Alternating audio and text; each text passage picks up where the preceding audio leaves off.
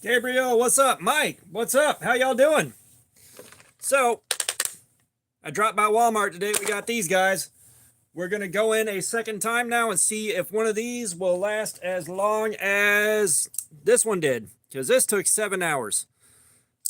I am probably sentencing myself to a hell of an experience tonight, but we got to know. These guys are really hot right now, and I just want to see how the edge retention is on these things because, did I get a fluke or are these consistently this good? Oh, yeah. No, that live stream went 8.5 hours total, but 7 hours of that was just cutting. So, thankfully today I didn't have to get up at 2 a.m. and go into work. So, I'm not already dead before I started. We're going to give it a couple minutes here, and then we're going to go ahead and go in on this thing. We've got the unboxing knife. I need to do a cardboard slayer with this thing. I need to put an edge on it and do cardboard slayer and see how quickly this dies. This thing came from a Walmart parking lot. I bought it off a guy in a Walmart parking lot. Yeah, I'm much more awake than usual when we start these. So, yeah, I'm looking forward to this. Which one do we want to do? Do we want to do the one on the left or the one on the right?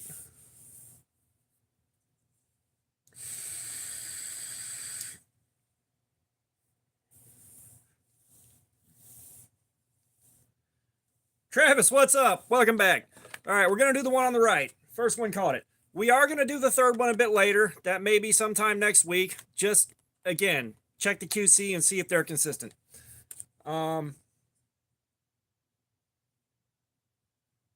No, Travis got there first. Travis got in on that one first. But let me run real quick. I'm going to grab the pizza box for the halfway point. I'll be right back.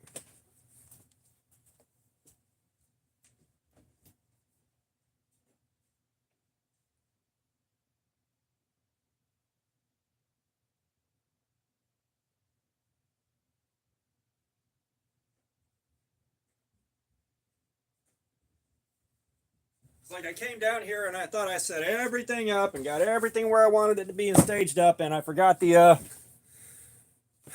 pizza box. So let's go ahead and cut this open. We'll take a look and see if we can spot any quality control issues that we didn't see on the last one.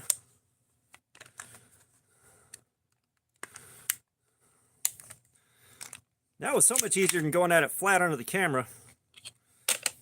And of course, we got our reservoir tip. Yeet! Okay, so that feels good.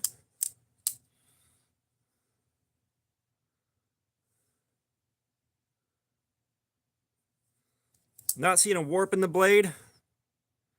Oh, it's not that well centered. Hang on, guys, hang on. Let me get something with a straight edge on it.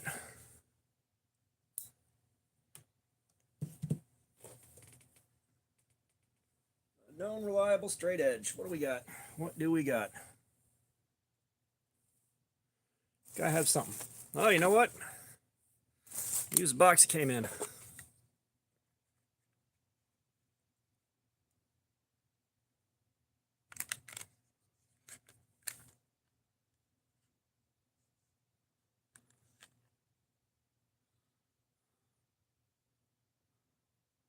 All right.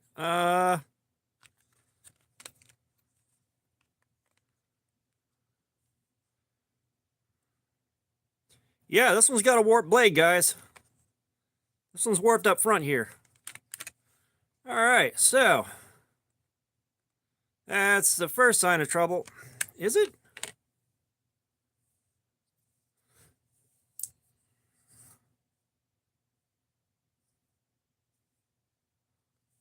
Oh, let me get a T8 here. Kenneth Williams, what's going on? Welcome back. I am quite well.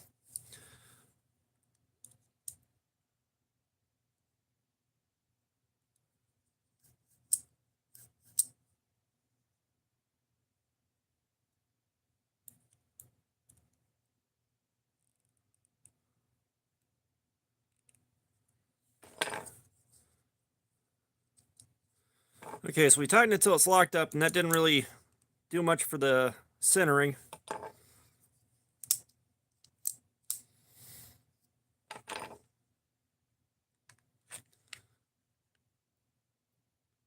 Okay.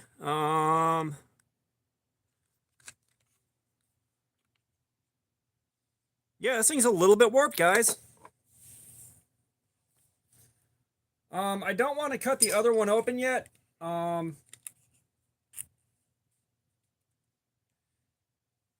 Yeah, no. One of these is going in my car. One of them's going in the wife's car, and one of these might go to my brother. Because like I checked and tried to look down the end of the blade whenever I was about to buy these, and I couldn't quite get in there. But yeah, this blade's a little bit warped. That's crazy. I mean, I'd heard about it happening before, but I didn't see it on mine. So that is something worth mentioning. Well, no, I mean, these were $9.97. You know, that's the whole point behind these things. They're basically $10 knives at Walmart. But let's take a look at our factory edge before we get going on this.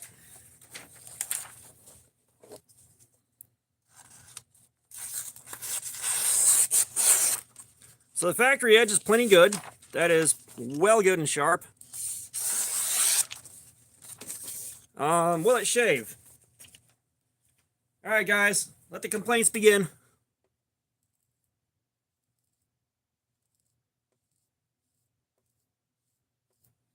All right, it shaves, but it's not happy about it. But that is a new bald spot. All right, so let's go ahead and get our first victim.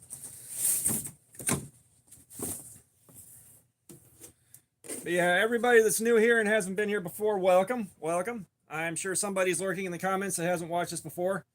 Yep, Arthur Cheetorelli, what's going on? Mike, what's going on? What's the smell? What's the smell?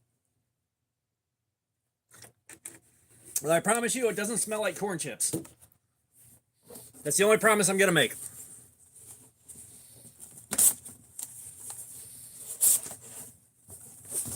So yeah, this is a case of check your knife very carefully before you commit to it. Be willing to return it and swap it out, because like the blade warp, that is a little bit of a surprise. Like so far the Walmart access locks have been a little spotty on their QC. Like we had that one from Christmas 2023 that had the messed up lock on it, that every single one that left the factory had a messed up lock on. That just surprising. Where is my old one? Where'd I throw that?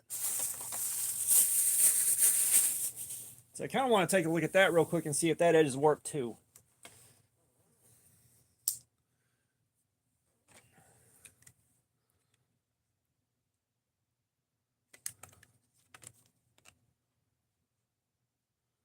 No, that one's good. Let me double check this, make sure my that's what it's supposed to look like. Yeah, it's definitely warped. It's not much, but it is warped.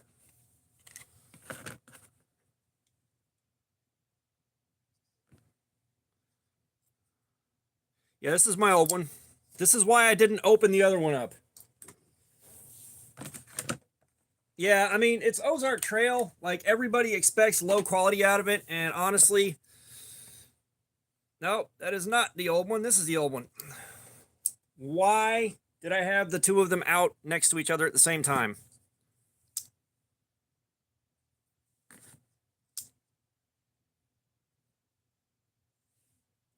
Yeah, this is the old one. It's still got the tape gunk on it. Why did I do that, guys?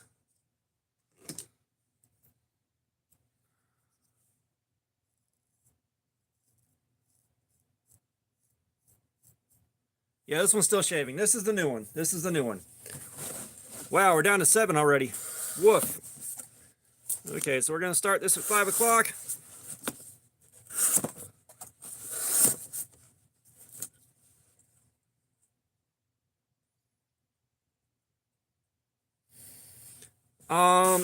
Are there new ones that I haven't tested yet? Because I've got one of the Duratec crossbars now.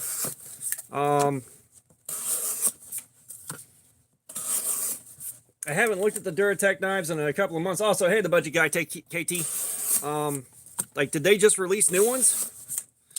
because I am happy to check them out. The last one that we did lasted, I think, 2.5-ish hours. I'd have to go back and take a look at my aftermath video for it, but I think that was pretty bog standard performance.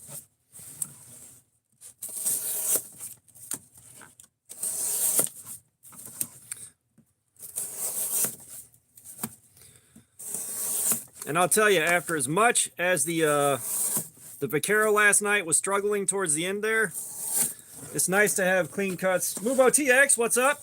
What is up? Happy Friday. Yeah, after as much as that thing was struggling,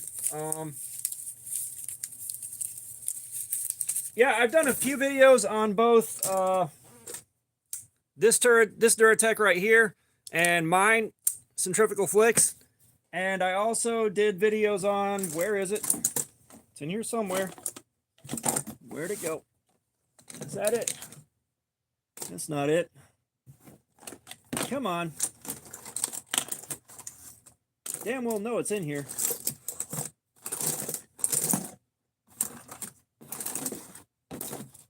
Oh well. It's the same knife but with a flipper tab instead of an axis lock. And I know I'd thrown them both in this box at one point or another.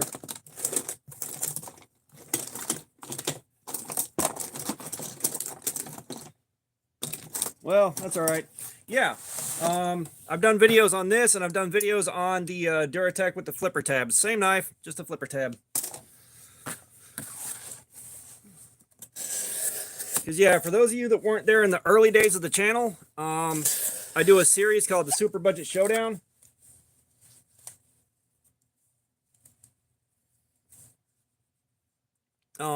Super Budget Showdown. And that was all knives that cost 15 bucks or less.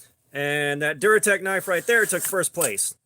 And I mean, I'll be honest to God, there are a bunch of $40 knives that I would recommend this over any day of the week. Just so much better. But I've also gone through so damn many $30 to $50 knives on this channel that I've kind of got a better idea what I'm looking at.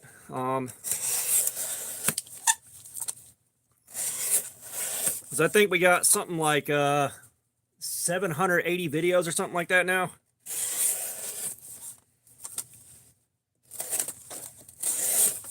It's like, do I think this thing is going to be good for a hard use environment?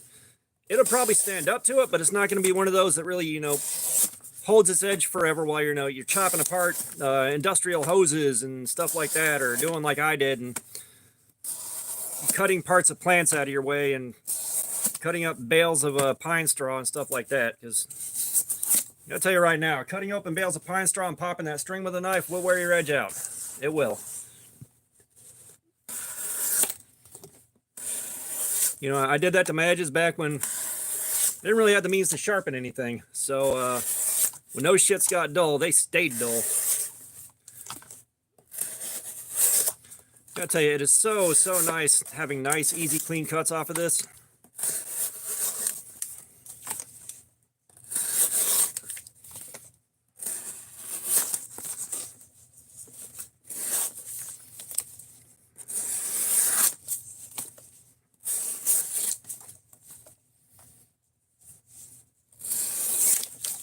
As I said, the price tag alone does definitely not make a knife.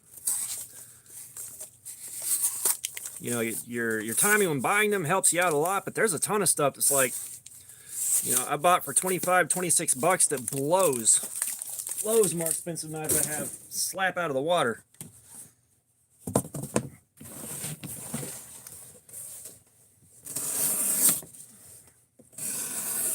So the question here for you guys is, do you think this is going to take another 7 hours? It's like I am buckled in for the long haul. I've got emotional support water. I've got emotional support caffeine.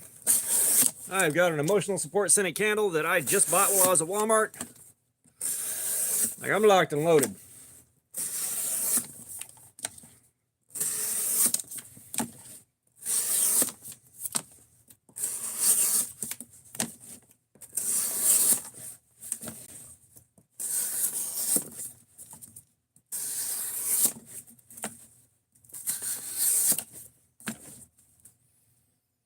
Yes, that 7 hours was with Factory Edge. Whenever we start Cardboard Slayer, unless there's a good reason not to, we always start on the Factory Edge. That's part of why I was complaining to Kaiser about the edge on that Nice Guy. You know, we couldn't start with the Factory Edge on that, so I didn't want to do Cardboard Slayer unless we were forced to.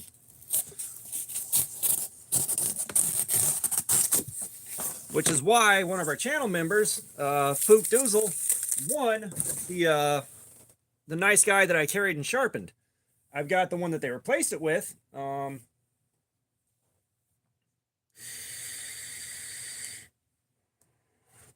I appreciate it. I would not recommend this over the 154 cm on the Sheepdog. That one took more time cutting. And if I remember right, 154 cm is a couple steps up the ladder from a D2. So over 154 cm, no. If this was the same price as a 154 cm knife with good blade, well, with a good heat treatment, there's no way I'd recommend this over that 154 cm. Fook's here. Big E, what's up? No. This is a new one. This is a new one. So I got this one. Did the last live stream. I bought this and I bought this so that we could do multiple live streams and check the QC on them. I will say this one has a slightly warped blade, just like KO Knives pointed out on his. That was a little unexpected, but we knew that was a possibility. So this is a brand new one. Because I want to see if that 7 hours was a fluke, or if that's just consistently what we're going to get.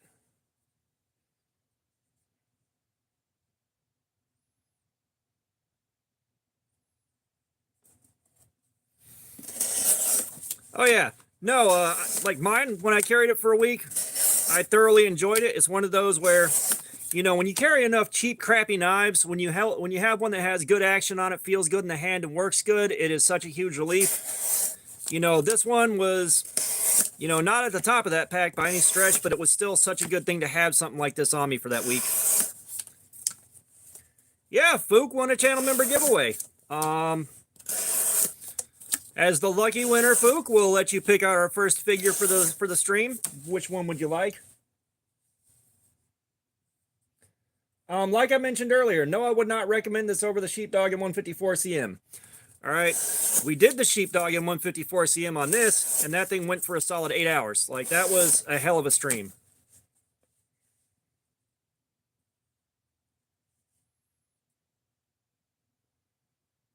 Maxilla, what's up? Yeah, well, I mean, you didn't miss too much from the old crossbar locks outside of a $5 knife with a neat party trick. All right, Fook, you got it.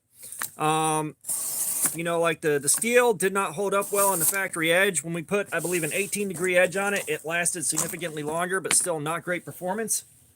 Oh yeah, dude, I'm the one that made these emojis. I know the icons.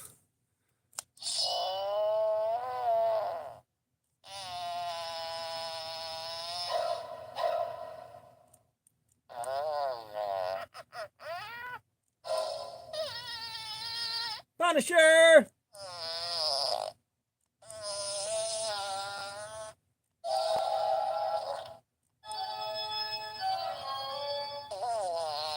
There we are. So, yeah, for those of y'all that don't know, Fook won the giveaway for the Nice Guy. So that'll be boxed up in the mail in the next few days here.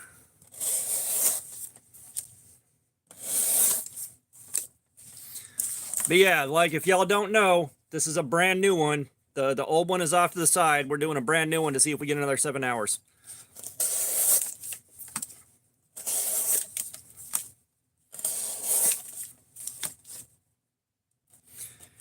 Yeah, I know. I've been watching all the videos and commenting on everything I can, just kind of let them know how the edge retention test went. This one had the warp blade that KO was talking about.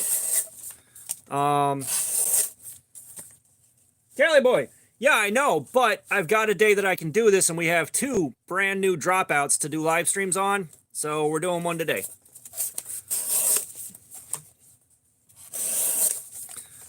But yeah, I will say the upshot, though, is at the very least, this is not endemic to every single one of these. Unlike that one axis lock that had the messed up action on it, this quality control issue is not endemic to every single one. The action's still good. Everything on it still works right. There's just a little tiny bit of warp to the edge.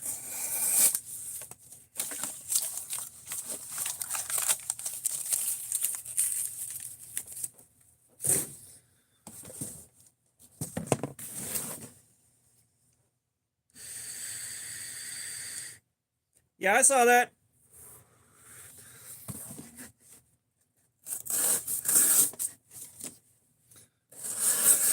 Trust me, I've been watching the comments on that and watching the reactions, and of course inviting people to live streams and stuff like that. You know, as much of a shill as I'm going to sound like, you know, I'm trying to capitalize on the hype train right now, like while it's hot. And since I was, I think, one of the very first people to do any videos on this on YouTube, I'm going to capitalize as much and as hard as possible.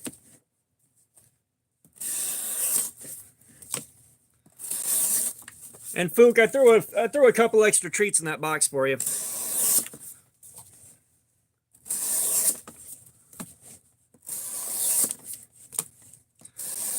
And the bits for the NAFs, the Weehaw bits, I had ordered my replacements and they got here. Unfortunately, I had ordered a second T8. That's the only one that survived the other ones being yeeted at Mach fuck across the room. I don't know where those are. So I had to order the T6, and that'll show up in like a week. So I got another wait.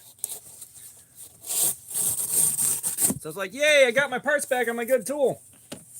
Yeah, no, me and him have been jousting for a while. He'd get more than I would, then I'd get more than he would, and his just kind of took off, and I'm not sure what the difference is. Like, I got a larger channel, more subs, more attention, I'm doing daily content, but, yeah, he took off and passed me. Because I think I'm at like 2.4, and the last time I checked, he was like at 2.8 or something like that. Yeah, no. The next time I spin that thing, I'm making sure both the O-rings are where they're supposed to be. But honestly, I was so tired I didn't even think to check. Because that NAFs tool is also what I'm using to hold the beads up when I take pictures of them. So that's also kind of... I pulled the... Oh, he's going to do a vid on it. He'll probably do, let's try 17 varieties of Frito-Lay chips. Then he'll do, I got coins in the mail. Then he'll do the Ozark Trail knife. And then he'll do, let's try 7 Japanese snacks. If I had to guess.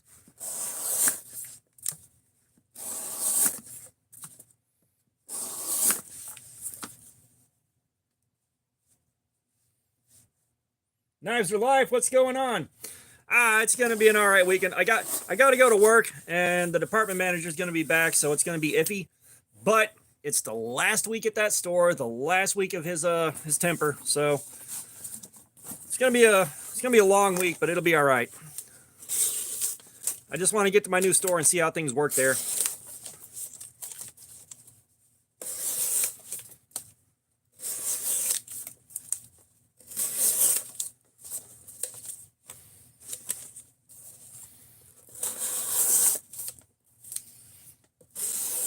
Every time I see a Toyota Tacoma, I want to write an N on the end of it so it says Toyota Taco Man.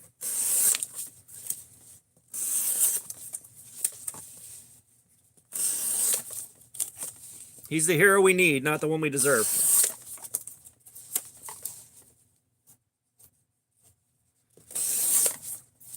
Oh, so Kelly boy, I don't know if I said hi. I think I did. Pretty sure I did, but if I didn't, hi.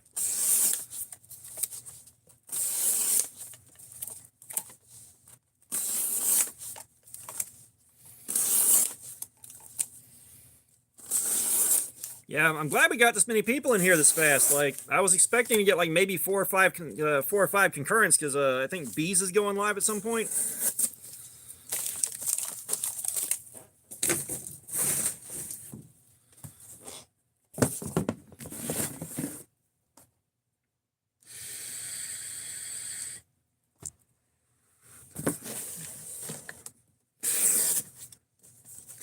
And yeah, I think Gotcha. I think I'm going to sharpen that first one we did up to...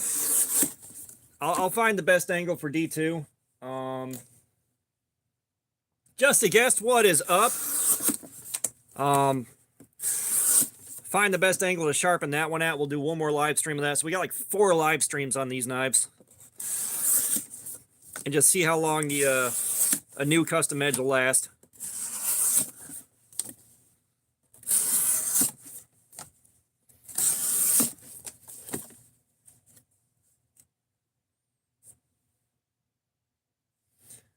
I'm not making a cardboard girlfriend, but that's not a bad idea.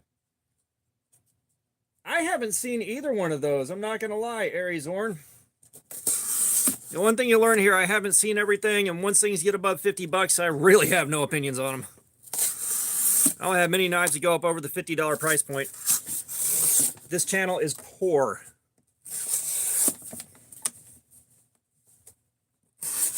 Now, that being said, off of the new memberships and everything else from the last live stream, I still don't know how much closer we are to our goal of getting the sharpness tester, but we got to be a lot closer. It always takes a few days for those results to show up on Studio.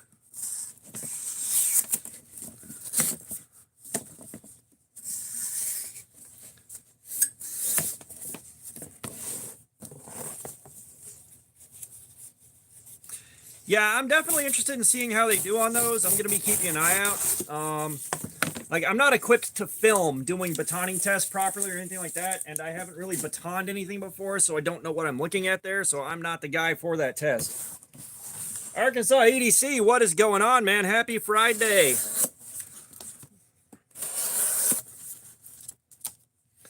So if y'all are just getting here, I bought 2 more of these, so this is a brand new one. We're going to see if we get another 7 hours. And this one has a slightly warped blade like KO Knives did, or KO Knives got.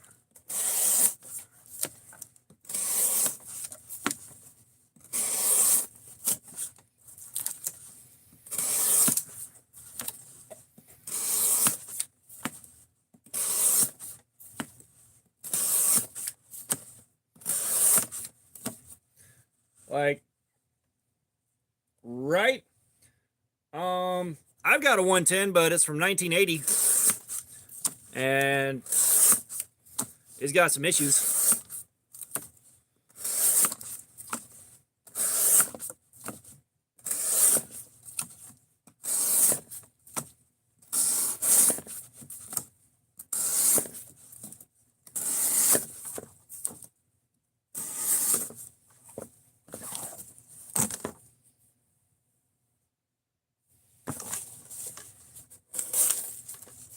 Sorry, I'm trying to keep up with the chat, and every time someone says hi to someone else, I'm like, did I miss that one?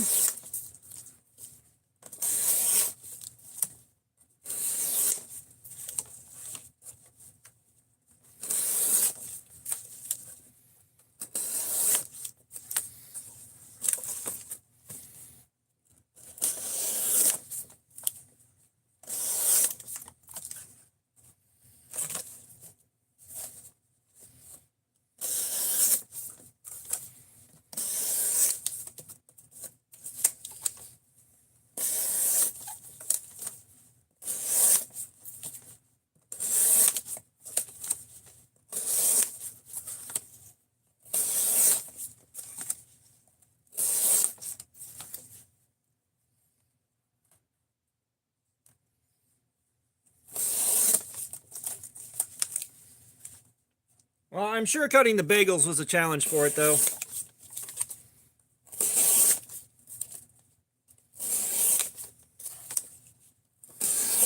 Bagels are just donuts that lived a hard life.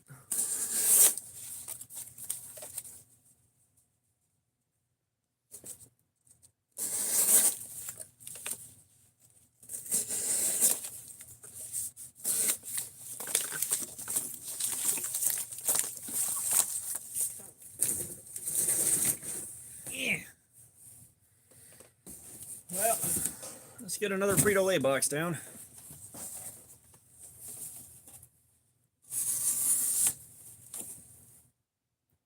I don't know if I said hi, me with knives, but hi. I'm losing track of stuff.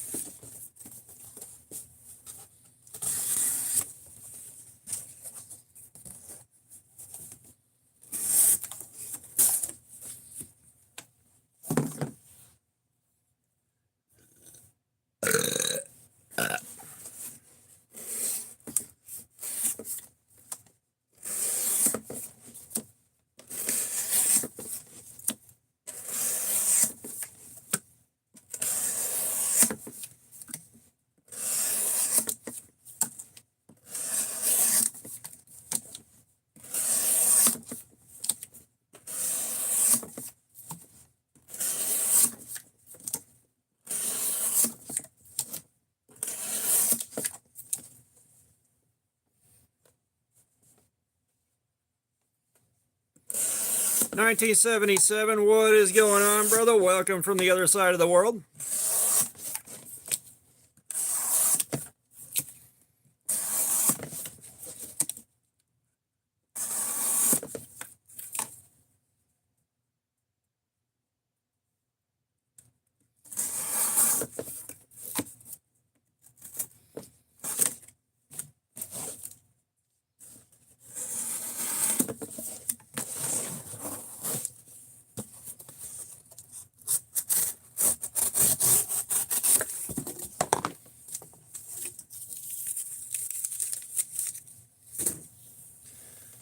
Probably shouldn't burn inside out. That doesn't sound healthy.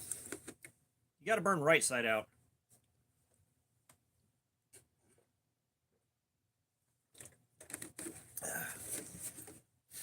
Drew Dragoon, what's up? Yeah, I'm up to 3 because I got the one I did the last live stream on, a brand new one right here. And there's one more for another live stream a little bit later, and to check QC and see if I've got 2 warp blades or just 1. So Grail knife, I get asked that a lot. I haven't found my Grail knife necessarily, but the ones I chase down are prototypes. You know, like the, what is it? The, Hogue knives, is it the Hypno? That probably counts as one. It's also one of those, like, I don't must have it. But I do want one. So right up here at the tip, it warps to this side just a hair. It's not drastic. It doesn't really impact performance of the knife, but it is there. It's kind of hard to get it showing on camera.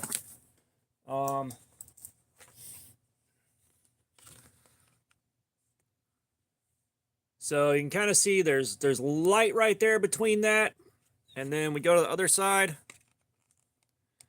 And where's the light? Where's the light? You can see there's not really that much light there. So there's definitely a warp.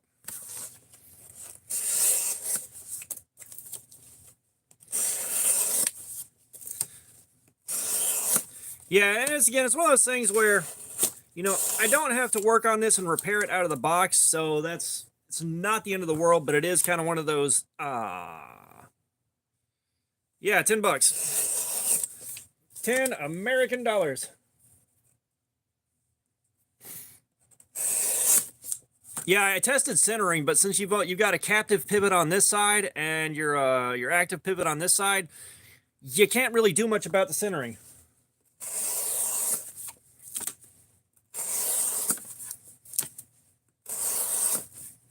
You know, either it's centered or it's not.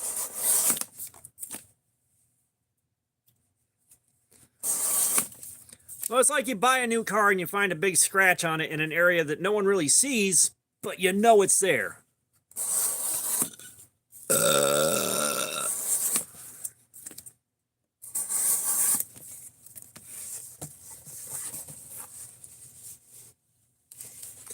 Well, I mean, and if I had opened it before now to do Cardboard Slayer on it, I probably would have taken it back and gotten another one. But I mean, I'm not buying this as the average consumer. You know, I'm not buying this as the home gamer that would want to return this if the edge was bent.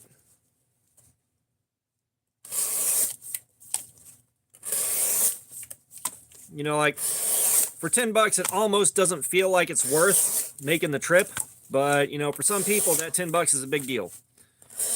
You know, for me, if I had bought this as a home gamer, especially with financials the way they are right now, I would have taken it back and gotten another one. And probably opened it there in store.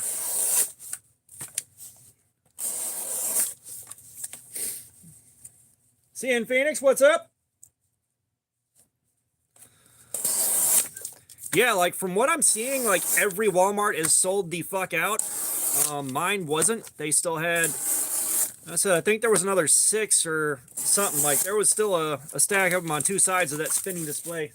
So like there was still enough left. I was kind of surprised that I saw them there.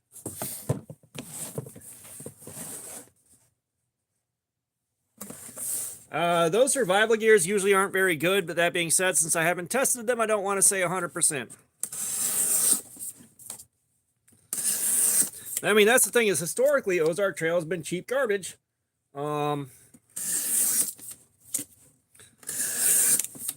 It's been cheap garbage. And it's only like, this is the best thing Ozark Trail has ever done by a huge margin. You know, the other axis locks were nice, but that was a $5 novelty.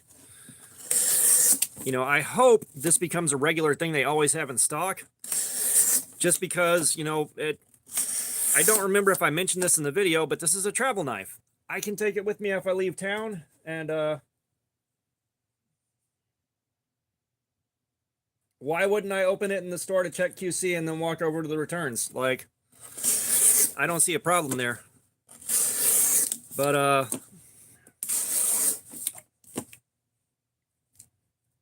oh no, we call it the Dropout. It has no model name at all. Ozark Trail does not name their knives. But yeah, like, you know, I would travel with this thing and be perfectly fine with it. And lost, broken, confiscated, doesn't matter. You know, I can always get another one. Like, I hope this isn't one of those limited run deals where, you know, Walmart has them on the shelves for like 3 months and then they vanish, never to be seen again.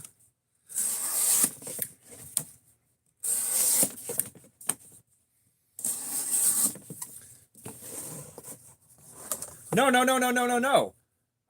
The Punisher 2 on this channel called it the Dropout. He's the one that named it that. I have been calling it the Dropout on as many videos as I can, trying to help make that stick.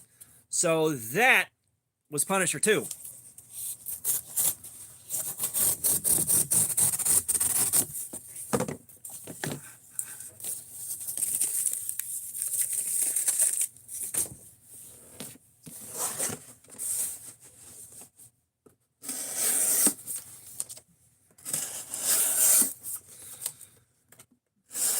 But, you know, I kind of wish that, you know, you could reach out to Ozark Trail and find out whether or not they're going to keep making these or it's a limited run. Jay, the blade's good. This one came out of the box slightly warped. The first one that we did, where'd it go? This one from the first live stream was good and straight. This one's got the little warp that people are complaining about getting. And then this third one, I don't know yet. We're going to be doing a third live stream just to check the consistency of these things. And, yeah, we'll have a better idea what's going on with that after the fact.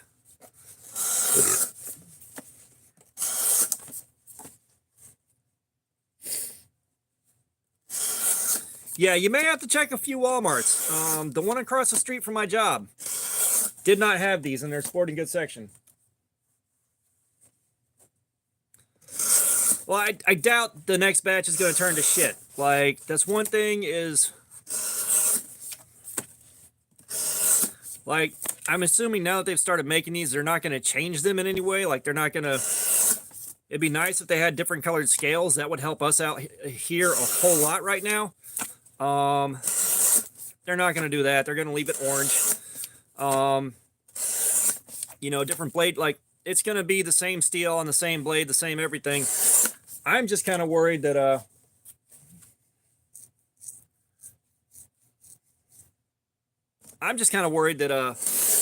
they're going to stop selling them in a few months. And, I mean, they did this for 10 bucks. They did, where is it? Yeah, man. I had just touched both of them.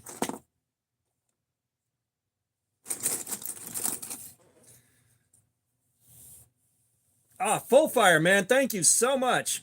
Thank you so much. But they also did this one for $5 over the holidays last year around Christmas. And they did this one for $5 last year around the holidays at Christmas. And of course, this one had problems from the factory that every single one they released did, but I fixed mine. This one was just good out of the box. The blade steel, it's garbage. We don't know what it is. It's questionable. It wears out fast, but for $5, I mean, you can just trash this and not care. Yeah.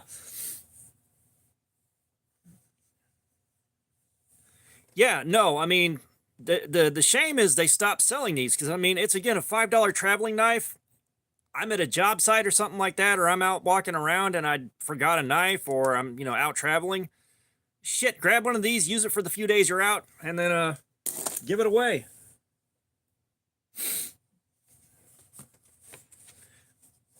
Yeah, like, so, again, the black one with the blue pivot collar, this one's solid.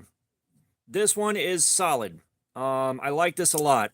The other one, like I said, it was so fucked up from the factory that it took me hours to get it fixed and working right. That one, yeah, not going to get some good reviews.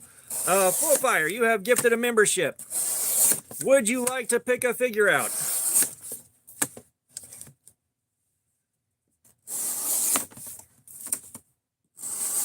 And like, I'm not going to know for several more days how the last batch of gifted memberships and stuff helped out towards the sharpness tester.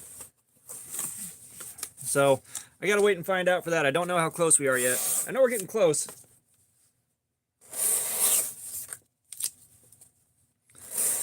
Yeah, that's the thing, is historically Ozark Trail has been known for just that level of crap. All right, you got it, Full Fire. And Full Fire, I am in the process of making more batches of beads, so you do have some. When I get a few of them made and set aside for you, I am going to email you. But, what do I do for sharpening? So, I've got two things to sharpen with that I use.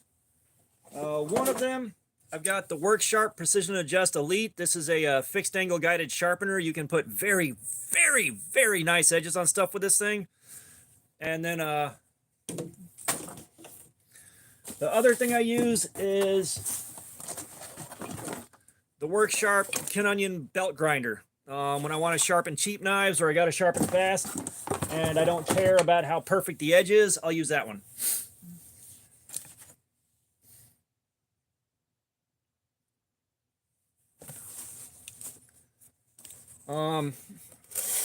Which one was 5CR? I think I missed something here. Because I don't even think the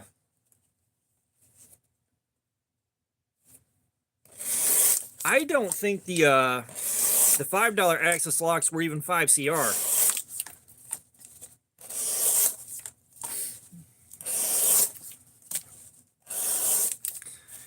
Yeah, it's like I ended up trading with Justin. It's my work wife. What's going on, man? How you doing?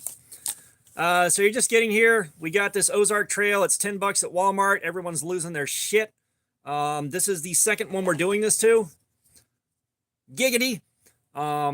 We did this. It lasted 7 hours. We're going to see if this one lasts 7 hours. And later on, we got a third one to see if it lasts 7 hours. Oh, okay. I got you. Yeah, we're about 35 minutes in on this. So, hanging out and shooting the shit. And I lost track of what I was saying before Justin rolled in.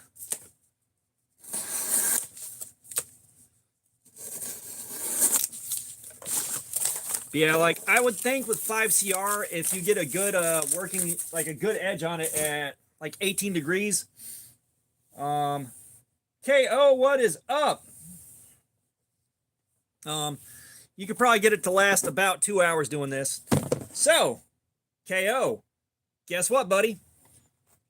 This is a brand new one. And let's get talking so that there's light here. If you might notice, you can see some light coming through on this side. And you don't really see the light coming through on this side. So this blade has got the same warp in it yours had.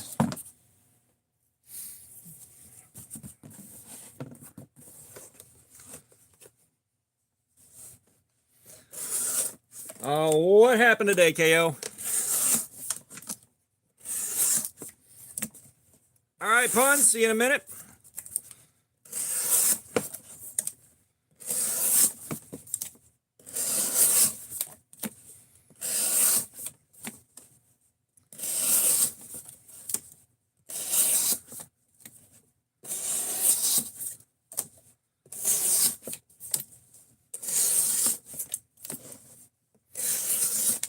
Yes, I mean, what really sucks is we had some mystery steel that we just couldn't really get to wear out. I forget how long we ran the live stream on it, but that was a Temu knife with no specs on it, nothing like that.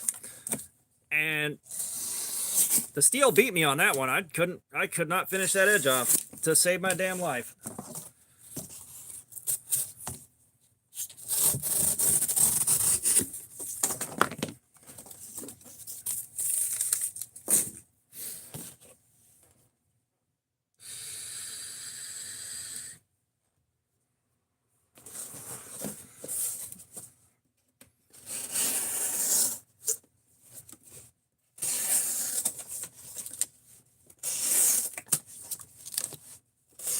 Damn, chat went dead. Holy crap. KO, you didn't tell us what happened today, man. What the hell? Inquiring minds need to know.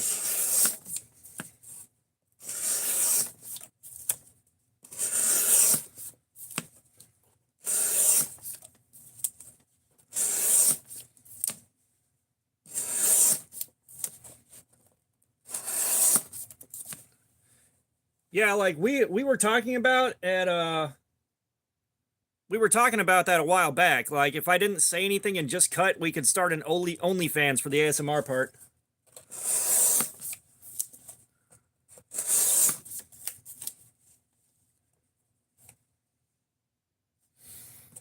No worries, Spook. Hey, someone check eBay for these things and see if they're up there for like 20 bucks now. I bet they are.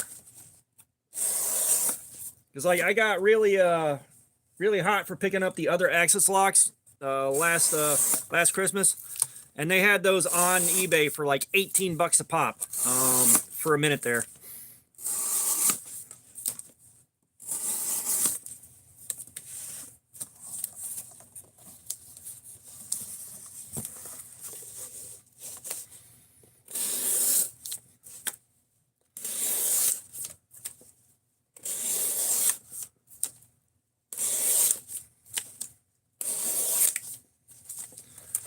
I thought KO was coming in here to tell me his video got more views than mine. Ah, told you.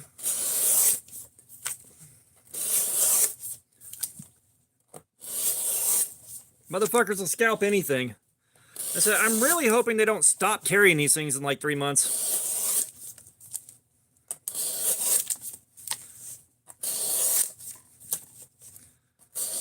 I mean, if they do, I'm covered. I've got mine, but still.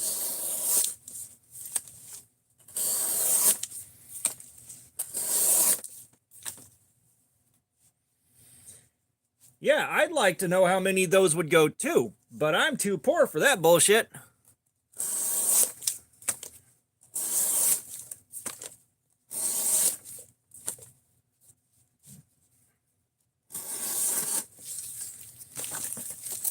All right, Cali boy, see you in a bit, man. Thank you for being here.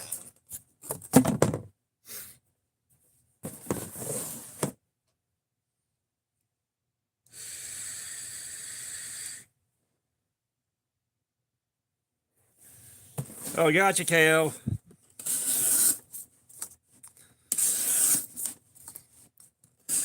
I've never had a passport, and I've got the feeling if I do need one, it's going to be with nowhere near enough time to actually get the passport before it's too late.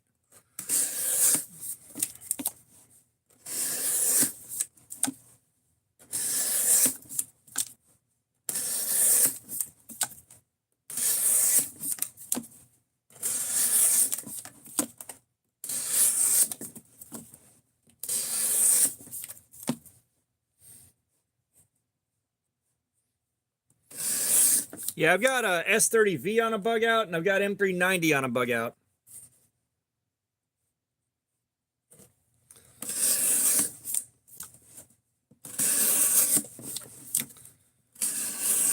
Now, the S30V bug out is in the box for the 20-sided die to pick it out eventually. But the longer it waits on that, the happier I'll be. Because if that happens while I've been on a closing schedule for a while, we'll actually be able to stay up and see that whole live stream through.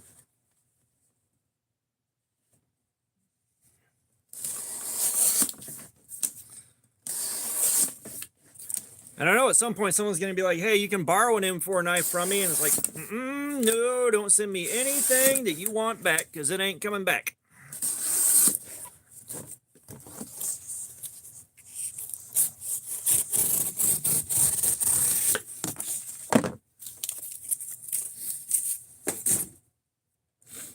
Trust me, I'm already procrastinating boxing up Fuchs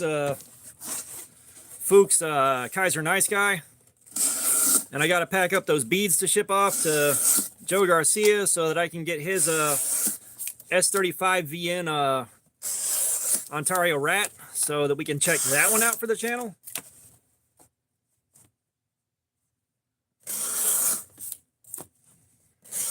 Yeah, that's what I'm saying. Do not ever send me anything you want to come back to you.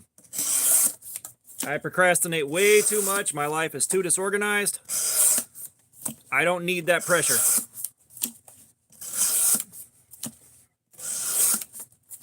I don't want the responsibility for that.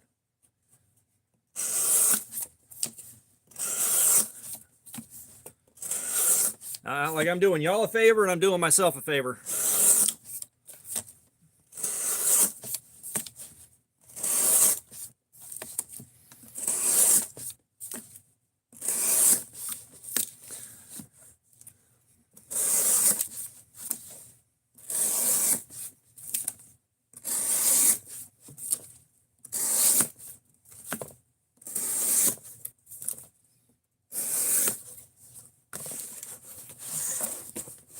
Yeah, you said it didn't have any lead in it.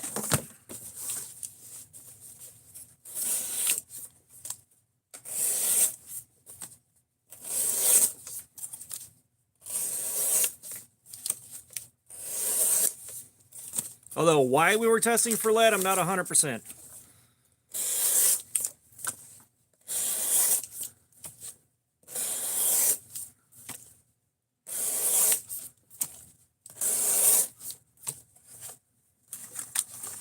Oh, gotcha.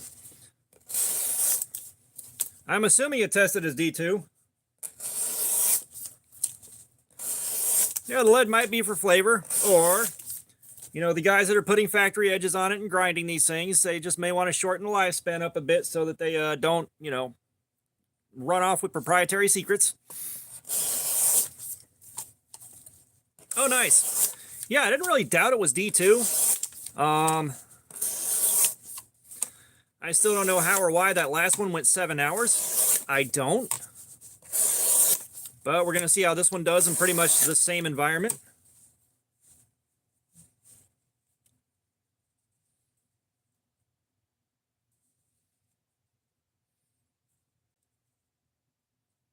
That is a good point. That is a good point. Now, I am waiting to see if I can get some S90V for the channel. Like if you guys have seen the Fireball videos. I've been talking to Kevin via email, and I might be able to get one of the production Fireballs if he's willing to work with me on it. And that's definitely absolutely going on the channel, and that is definitely absolutely doing Cardboard Slayer. It is doing Cardboard Slayer. No way around that. Let's see. Yeah, this will do.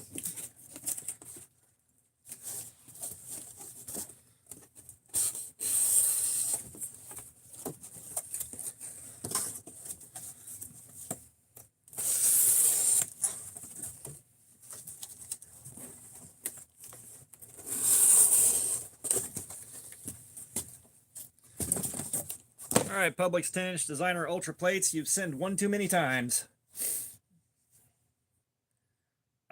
No, sir, Andrew. This is a brand new one. All right, we have the first one we did right here, and we've got a third one right here, so we can do several tests on this to see how consistent these are from knife to knife.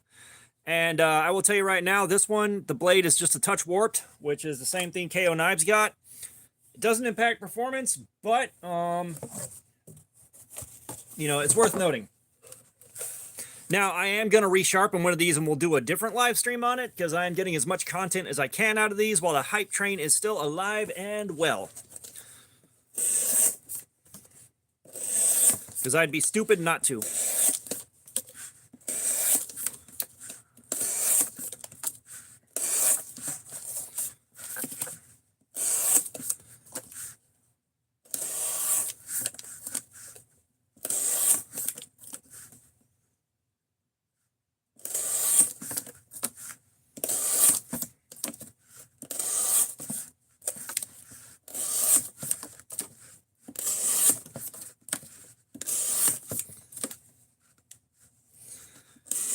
Now, I will say one thing I'm kind of looking forward to is if y'all saw this week's knife, the Revo Canyon.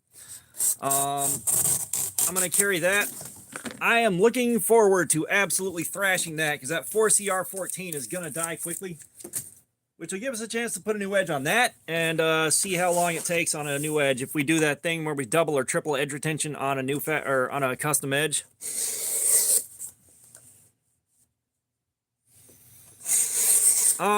It's sold out in a lot of places. I know the one next to my house, it was not sold out. There were still probably the better part of 12 of those on the rack. That's why I have 2 brand new ones.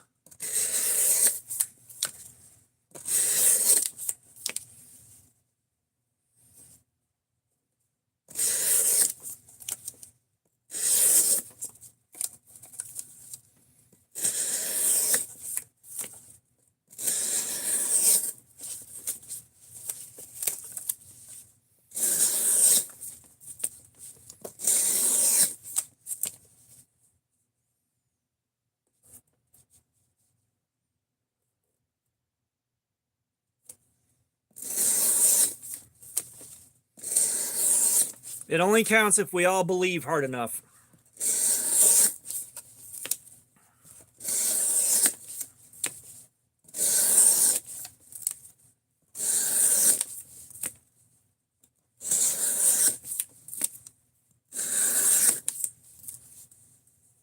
Pocket Theory, what's going on? Well, everybody here wants to know about the second Ozark. This one is brand spanking new. I just got this a couple hours ago. So this is our second edge retention test. Here's the old one. Here's the new one. And I've got a third one for another live stream too.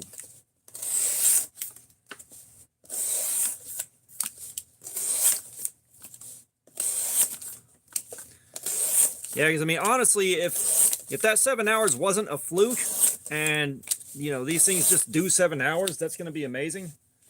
I'm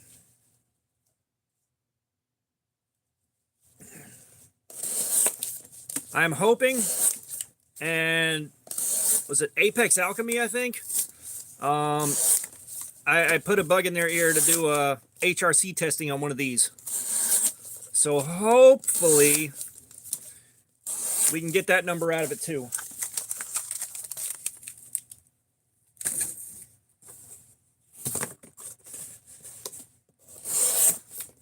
And for those of y'all that are just getting here, y'all say congratulations to Fook. He won the members only giveaway for that Kaiser Nice Guy.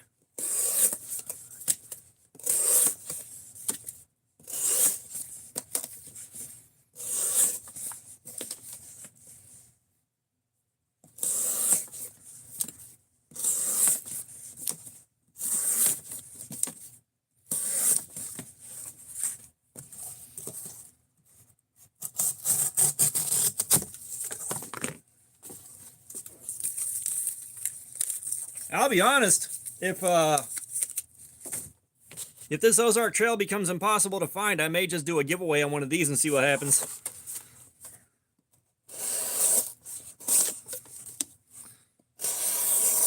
It's a shame the channel's not big enough for the fact that it was on the channel doing a live stream to really mean anything.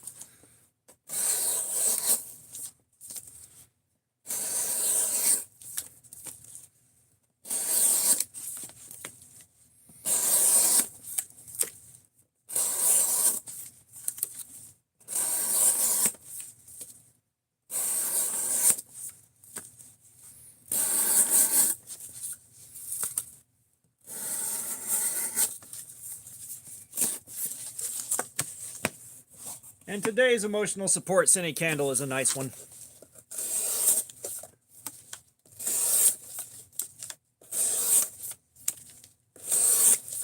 Just thought I'd mention that.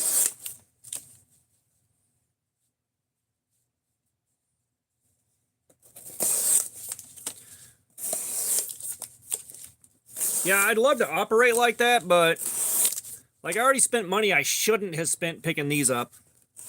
You know, I went looking at the new green Ozark Trail knife that's supposed to be pretty good, but that one's a tip down carry, and nope.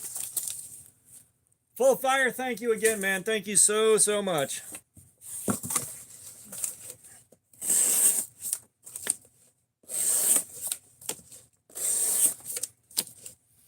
If you so desire, you can pick up another figure.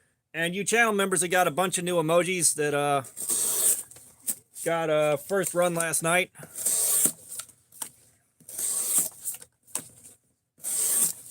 Bro, Full Fire hooks us up so damn much.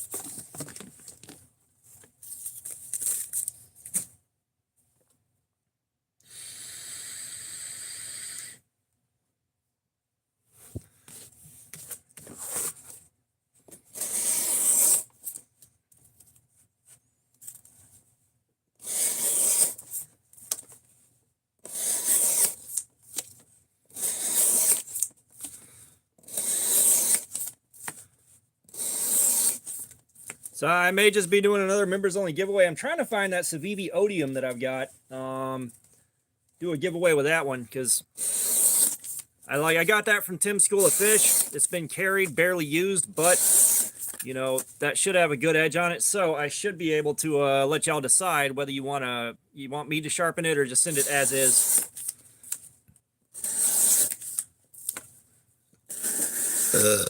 That is, if it's large enough to fit in the to fit properly in the precision adjust.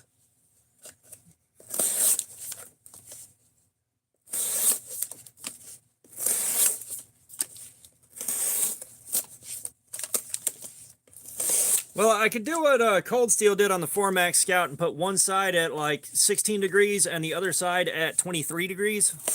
I'm sure that'd work out really good.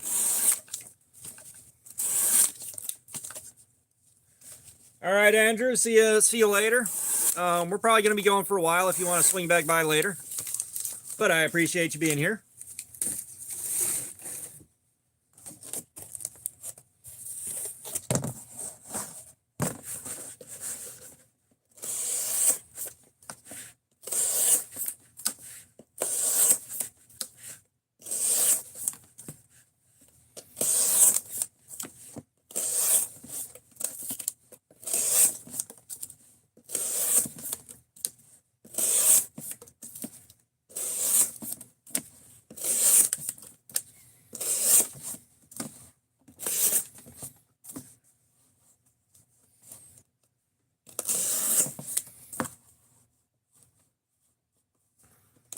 Yeah, I'm glad you like that, man. It's kind of one of those things where, you know, I look at Ethan Grows and stuff like that, and it's like I almost feel bad giving them away. And it's like, wait a minute, other guys like these a lot more than I do. I've had Ethan Grows that I bought that wound up being clones, so I don't trust them. But, you know, that was sent in by a viewer, a friend of the channel, that wanted me to either like carry them, do something with them, give them away. So they became giveaway knives. Yeah, and you got the last bead like that I can make. The blank for that material is gone. That was the last one.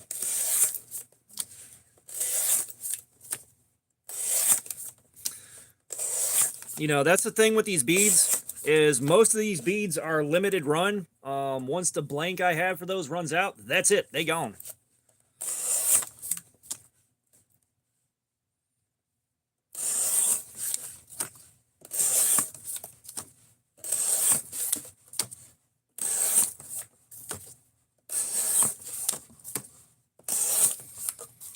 Speaking of which, KO, if you're still here, we never did get a lot of clarity on it on last night's stream, but like, how does VG10 stack up against 8CR? Because we got pretty much 8CR performance out of that VG10 core.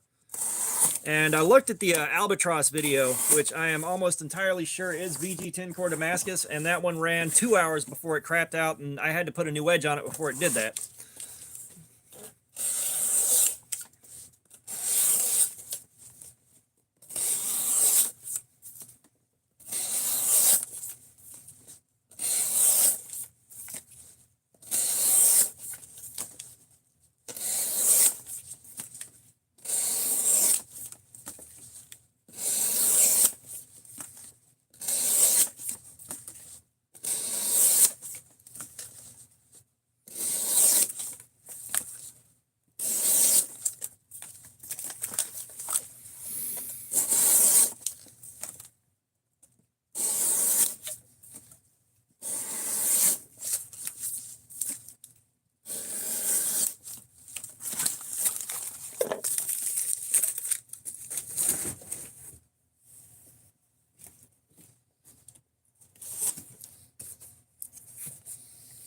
See, we'll get into that a little bit later on down the road. That's... Sorry guys, I'm trying to find some 44 pounders.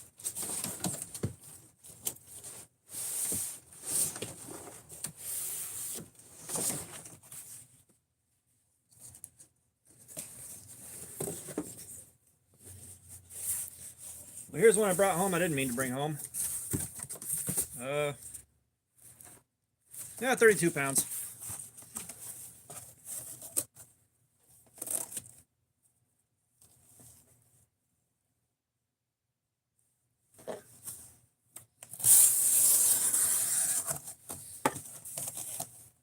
Yeah, I was gonna say, if you I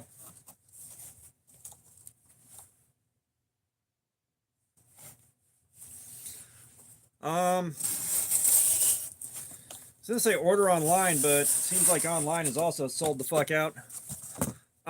Is there anything special going on with the bird crossbill? That is a question.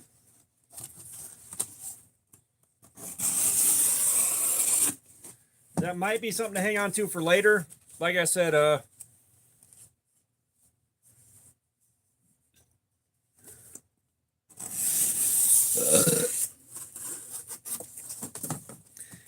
yeah, so evasive floppy disk, I dropped by Walmart and got 2 more of these to test out to see if that edge retention is consistent across the blades. So we'll see.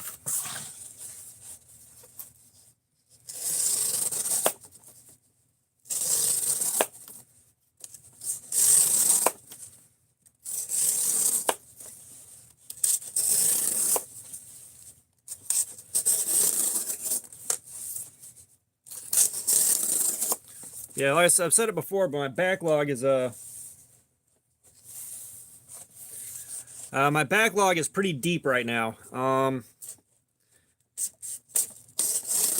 If you can make a few bucks off it, that's probably better. I'm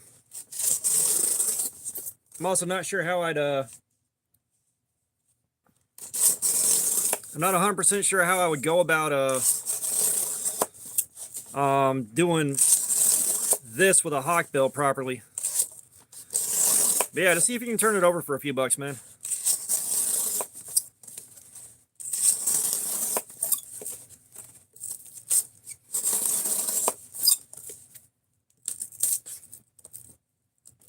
Come on. Come on.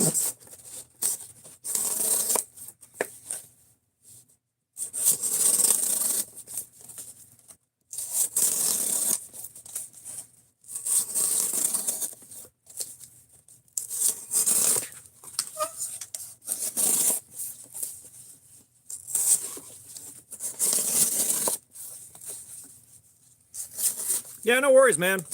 Like, I appreciate the thought. Just at the moment, I don't need anything new.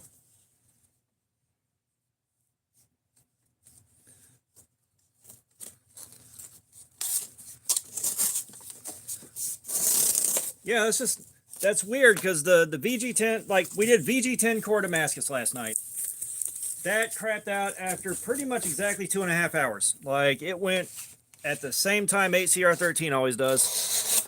And it picked up the same kind of hazing on the surface that 8CR does.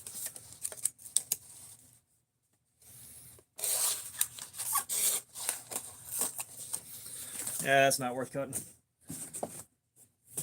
All right. Let me take myself just a minute here. Emotional support T, the last little bit, and we'll see on the paper how we're doing there.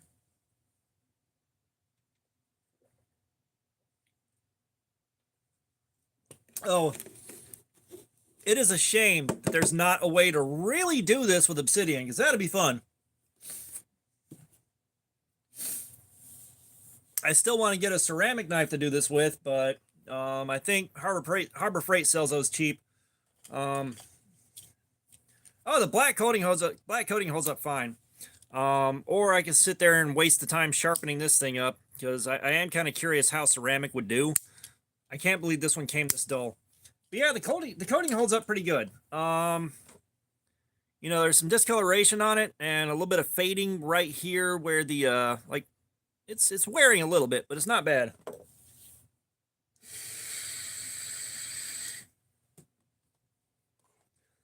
Yeah, obsidian blades are the sharpest thing on the planet. Someone may have figured out how to make something sharper, but you're talking about blades that are at the apex like atom stick. What the, oh, that's what I was gonna do. Yeah, yeah, see? We're still going strong. Yo, man, this is fucking nuts, guys.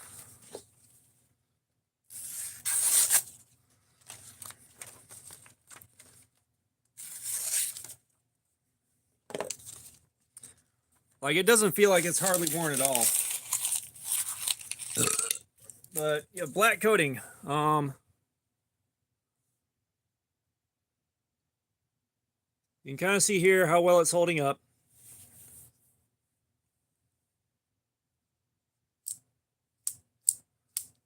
It's not exactly like a bug out.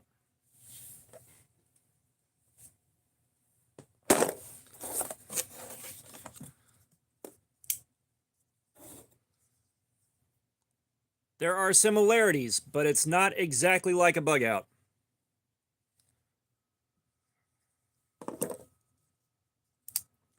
But, you know, it's kind of hard.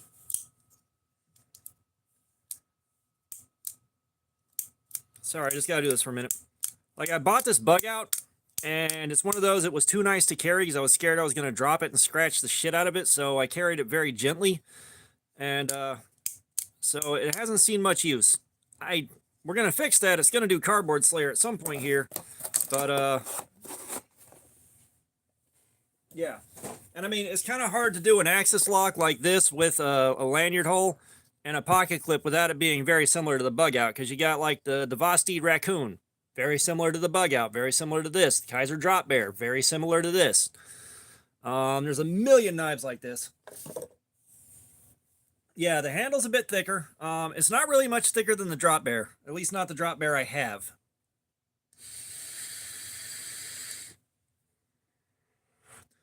And the weight's in between the bug out and the Drop Bear, like it's just kind of right there in that same arena.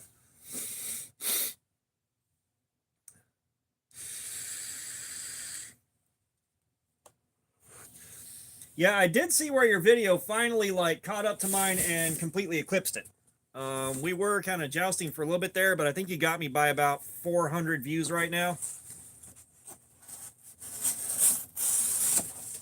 Which I'm happy for you. I am...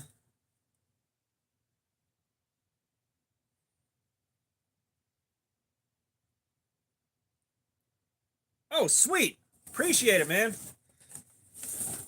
But yeah, like, yeah, it's like it surprised me that you caught up with me and kind of left me in the dust there on views for that for your dropout video. Only because I happen to have a larger audience right now. Like I have a lot more subs.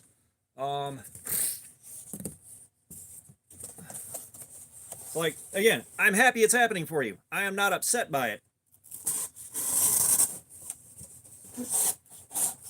But I'm assuming you're pushing yours on Reddit and a few other places. KO Knives. The last video I did on that first bug out, I think it was like at 2,400 or 2,500 views last time I saw it, and KO's was like at 2.8, which going into his YouTube studio is probably a much higher number. Why didn't you push it, dude? Like, push that everywhere.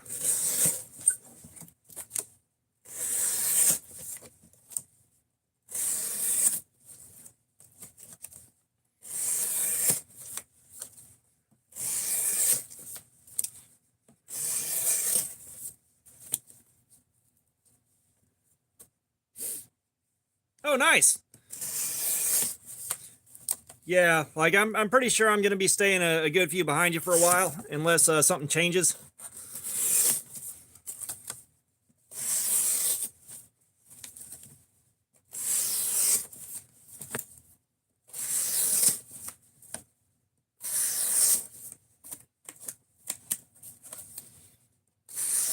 Well, that was the thing, is you got in early on something that's going to have a giant hype train on it.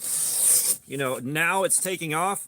So everybody that got their videos in are going to get some extra views on the back of that. You know, that's part of why I'm doing this. Yeah, my video is probably between commenting on max level EDC and getting pinned and a few other outside circumstances. I've picked up the better part of 100 subs just off of that, which, you know, in the big picture, it's not a lot, but for a channel that just now hit 1,500, that's a lot.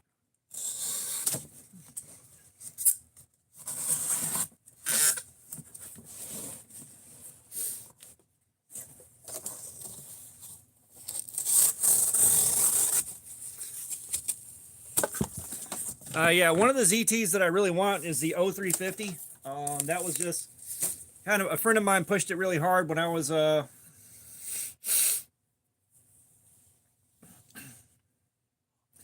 but you know, a friend of mine pushed it hard when I was like in buy a bug out mode and just gotten it, and he swore up and down that thing was superior to the bug out in every way. And it's like, bro, have you seen the kind of torture a bug out can stand up to?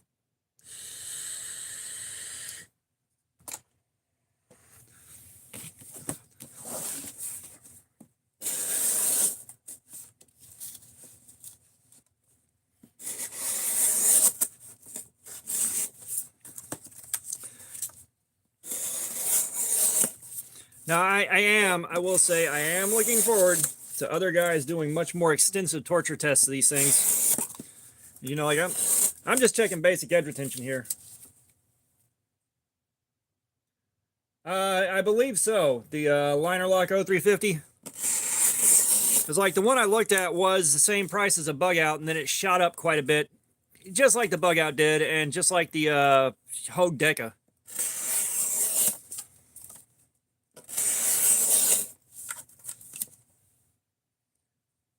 All right, Fook. I'm sure we'll see you later tonight.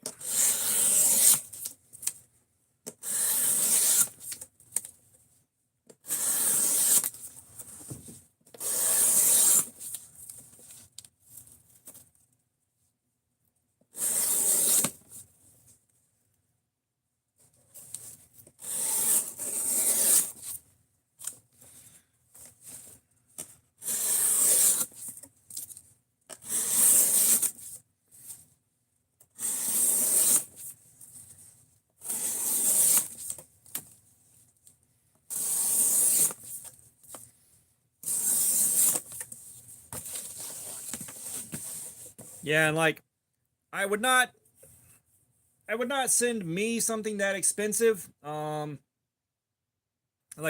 don't send me a ZTO 350 unless you have a way of getting them for free.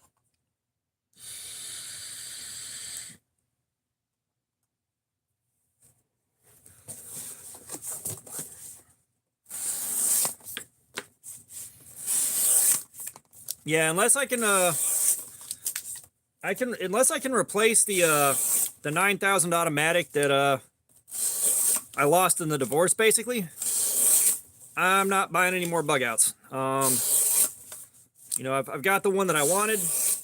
I got actually the two that I wanted, and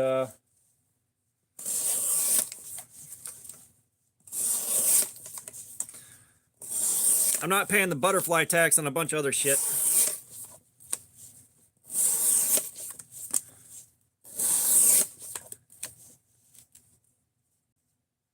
Oh yeah, that's a good win. That is a good win. You know, you want my honest opinion, the bug out should be about $100 even. The mini bug out maybe 80, but they have no business charging that much for a fucking bug out for a knife that's been around that damn long.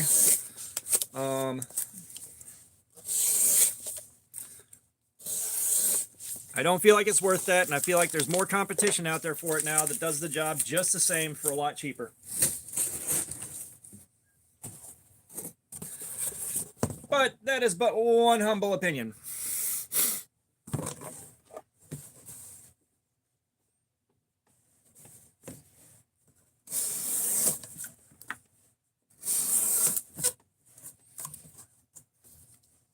Oh, nice.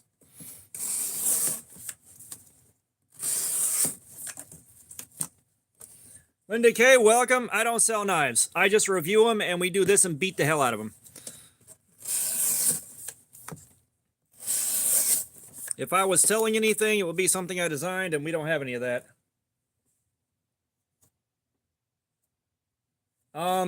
These hands are extra large. I have to buy extra large gloves for them. I am fine.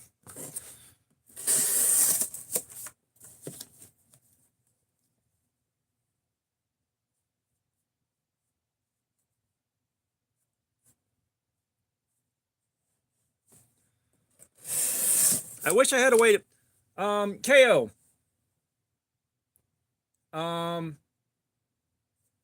KO, go ahead and save that link. When I do the aftermath video on this, I will pin that as the top comment, okay?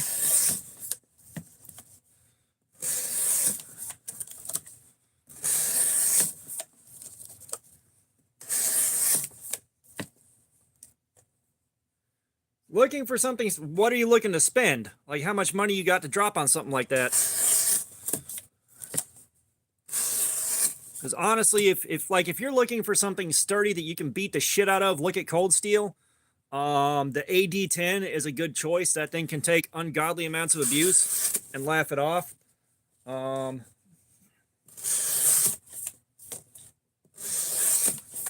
know, that would be my call, is like the AD10 or, you know, one of the newer ones with S35 VN and the Atlas lock on it.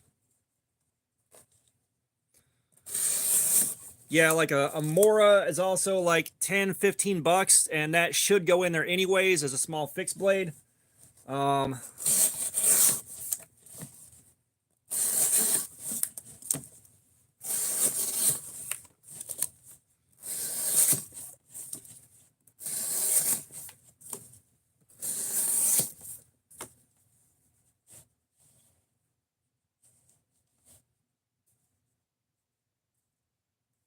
Oh yeah. Oh no, I got a little knife that's about that long that's going to get carried, and it's going to get cardboard slayer.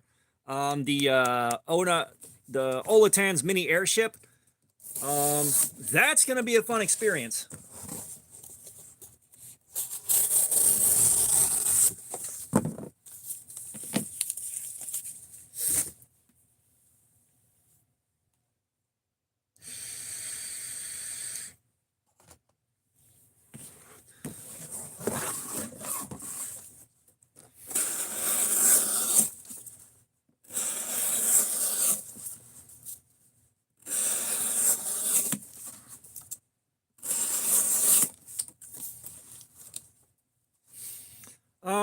Yeah, so an AD10 is going to get you everywhere you want to go. And like, so if you want some, an idea what it can do, there's a channel called Dutch Bushcraft Knives. And they took one of those AD10s and hammered it through a brick. Like hammered a brick in half with it. Little bit of edge chipping, nothing major. Now, I don't feel like any bug out bag would be complete without a Mora, just because this thing is super useful, it's really durable, and it's really cheap. I think this one cost me $10. And when I say it comes out of the box sharp, I mean it comes out of the box sharp. Yeah, so get you a Mora. Just get you one of the $10 or $15 Moras and throw that in your bag. But the 8010, that's what I would definitely recommend for a bug out bag, because that'll get you out of a lot of fixes. It's an absolute tank. It comes out of the box sharp. Like, it's got a lot going for it.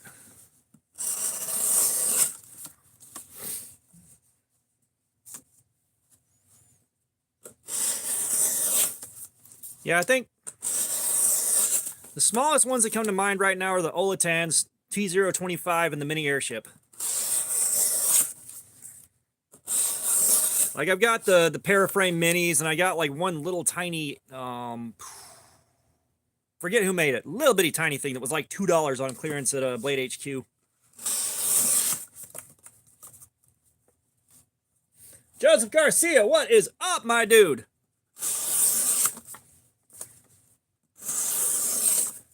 We were just talking about that S35VN Ontario Rat a few minutes ago.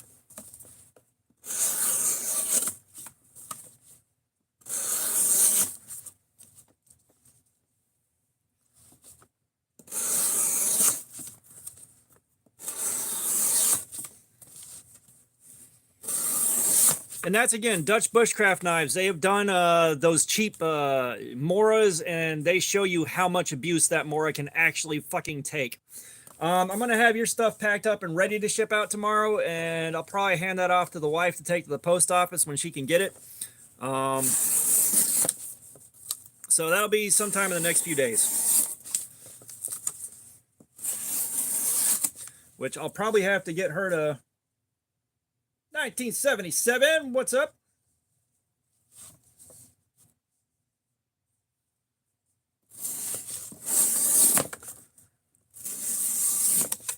Yeah, like, it's going to be interesting to see how the S35VN stands up to a live stream, because I've heard mixed reports, like it's not that much better than, or a little softer than OS 10A. And then some people are saying it's going to take, 2 days to wear out. I don't know.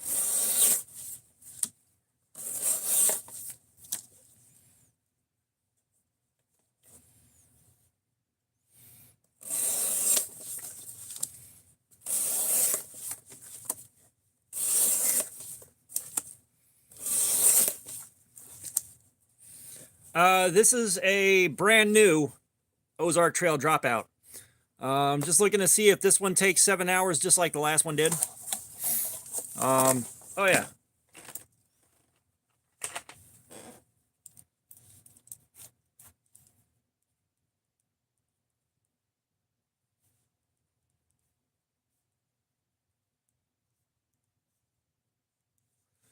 Sorry, I'm writing down some of the results.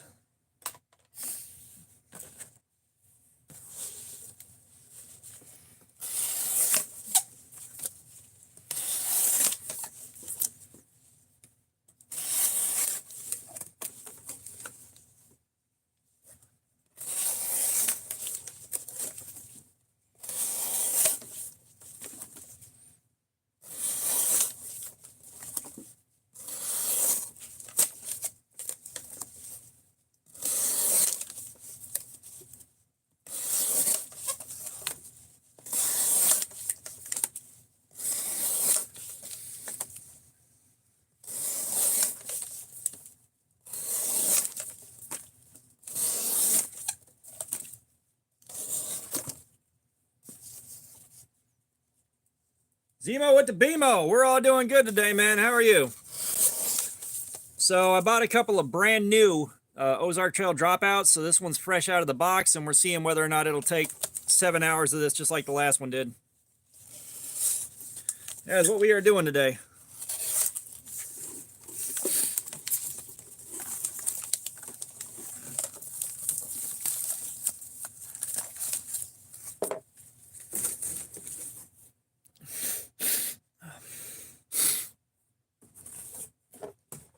Yeah, I wasn't gonna buy any more.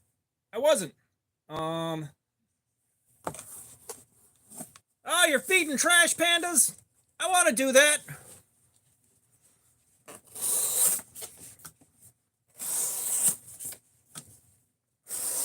But I wasn't gonna buy more of these. I wasn't.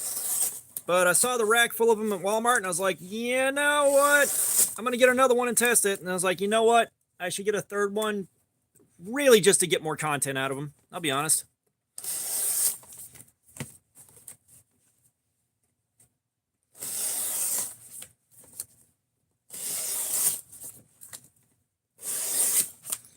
Yeah, I'm not sure that I have the patience or know-how to handle a pet raccoon.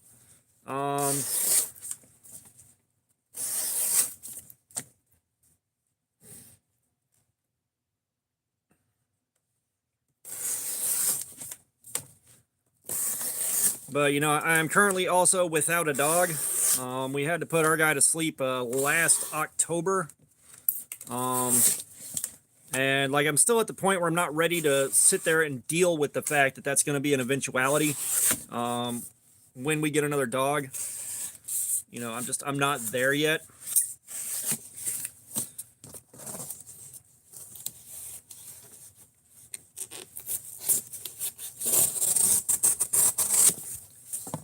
Oh, remember, Punisher, it's only illegal if you get caught.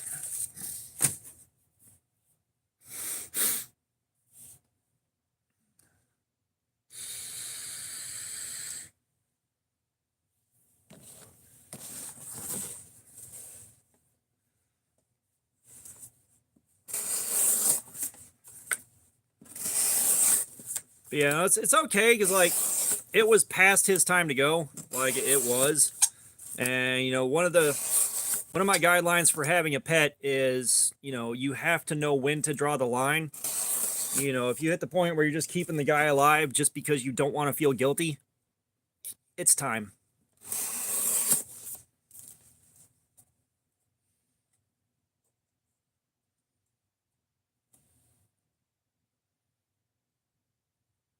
Oh no, we have had posted links successfully on these things.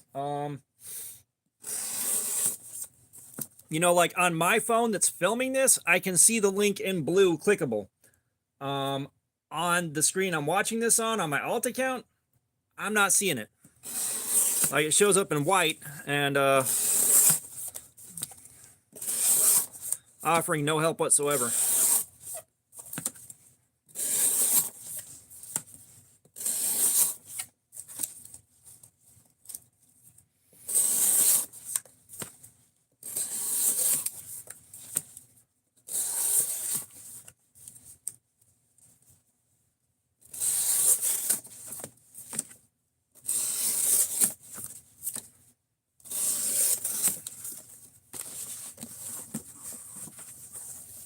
Yeah, but for the, like, every time we've done this before now, a moderator can post links, have no problems whatsoever.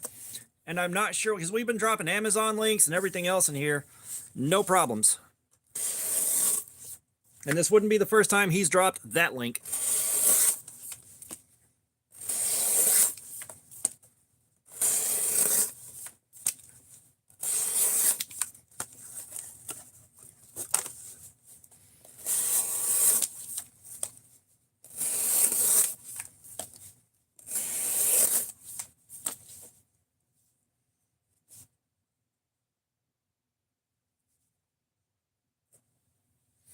Yeah, the vertical screen lives, yes. Like, that's all I do right now. I'm not set up to do horizontal lives at the moment. I don't have a way to make that work. So we just been doing these. And honestly, the jank of a vertical live fits this channel a bit too well.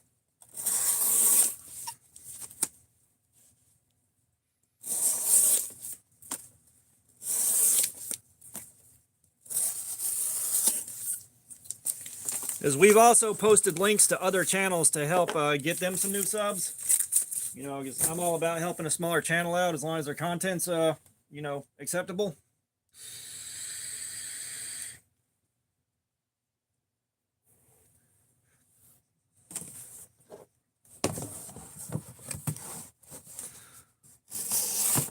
Like the last 2 times in my life that I have cried, which may have been the only times in my adult life, when my uncle passed away, that fucked me up real bad, and then when we put our guy to sleep last year.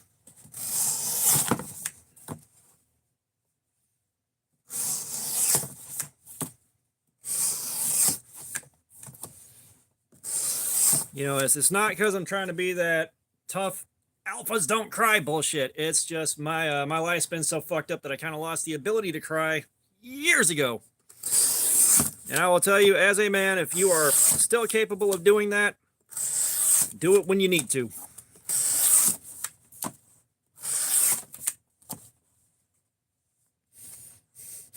Weird.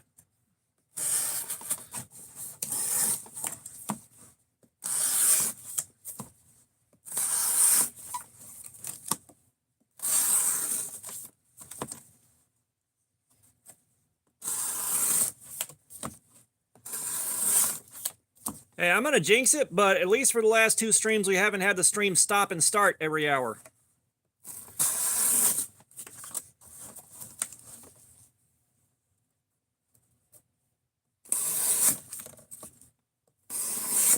Yeah, our guy Cody was a Chihuahua Dachshund mix that the wife had when I met her. And one of the things that... Oh, nice. But... Orbeck, what's up? Yeah, he was a Chihuahua Dachshund mix, and one of the things that got the wife's attention when we first met is I was like the only guy that had ever been around that he liked. For some reason, that dog really liked seeing me, and I don't know if it's because I wasn't an asshole when he was excited and barking, because he sounded like he was angry. Like, I'm not sure why he liked me that much. But that dog was an absolute dickhead to everybody that wasn't me or the wife.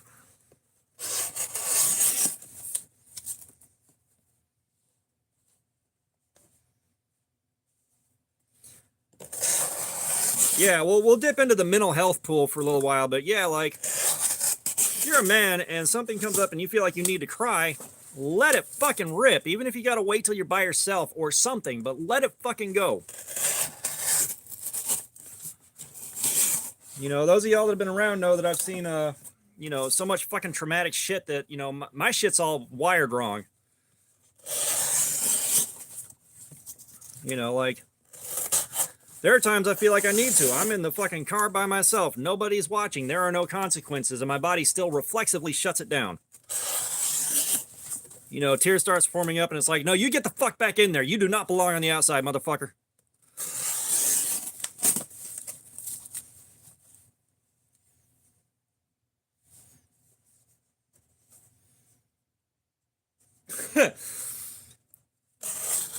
No, I did not have beef jerky on me, however. That would have probably worked.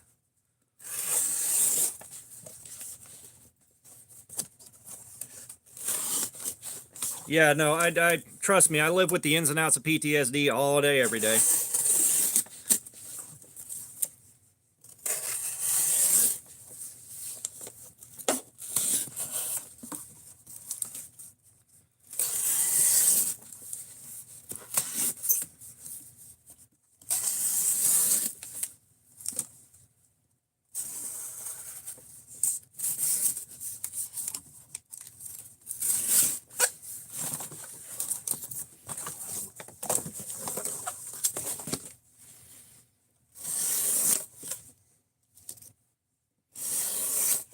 Because, yeah, like, at one point, I had almost killed him because I was like, you know, I treated him like I did my other dogs. Like, I had never had a dog that small before. You know, kind of like that Ron Swanson deal. Any dog under 35 pounds is a cat, and cats are pointless. You know, all of my dogs have been 55 pounds and up. You know, so, like, I was...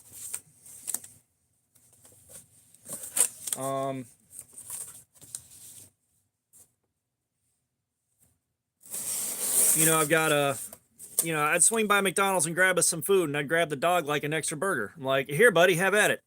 So I was doing that with him too. Like, every time I stopped by window food, you know, I'd grab like some chicken nuggets for him or something like that. Breakfast, I grabbed him a sausage biscuit. And I gave him pancreatitis from overdoing it. Which, that scared the hell out of me.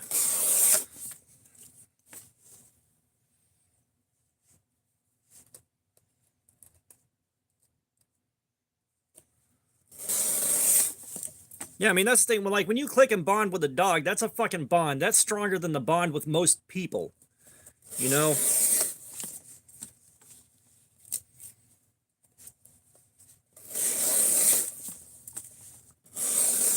You know, like, I had a stronger bond with that dog than I did with my mother.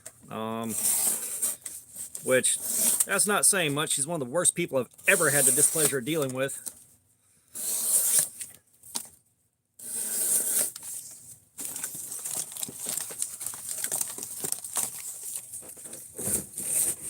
All right, we need to swap out.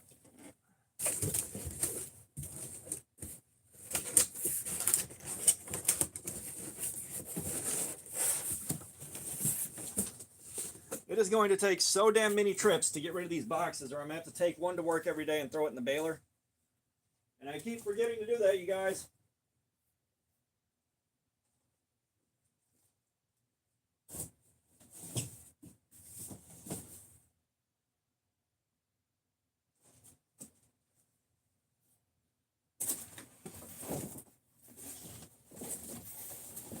This will work.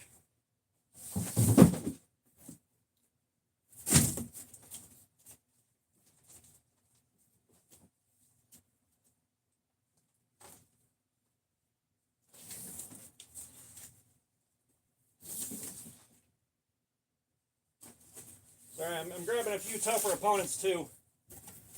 Multitasking. Yeah.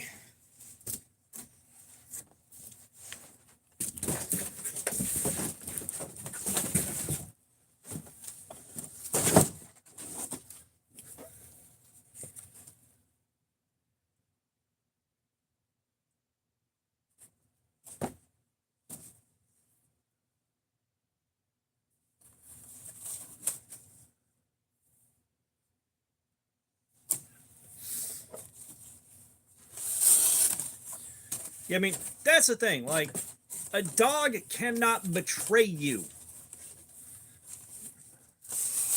A dog cannot do anything to you out of malice.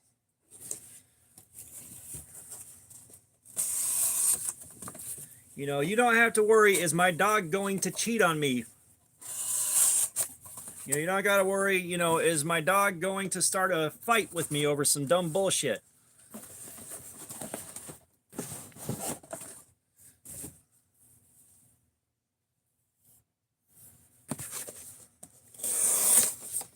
You know, I say as a general rule, people don't deserve dogs because we don't.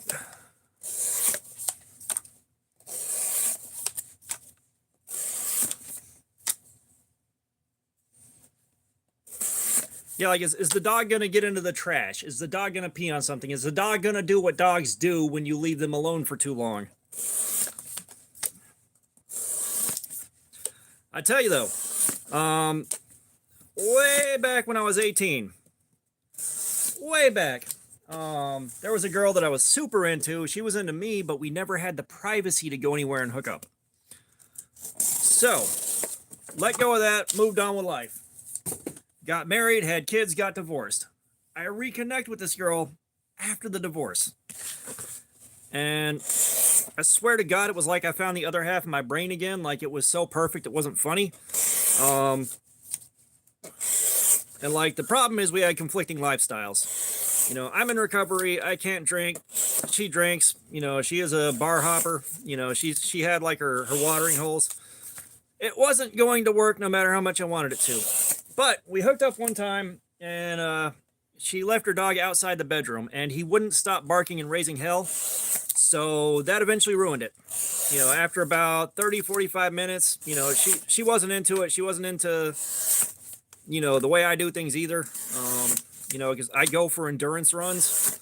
Like, that's what I do. And so we broke it off, and I was like, you know what? I'll just take care of it when I get home. No harm, no foul. We go out on the porch to smoke a cigarette, and she lets her dog out. That fucking dog That fucking dog goes up to my minivan, lifts his leg, and pisses on the front bumper while maintaining eye contact with me the whole fucking time. That motherfucker.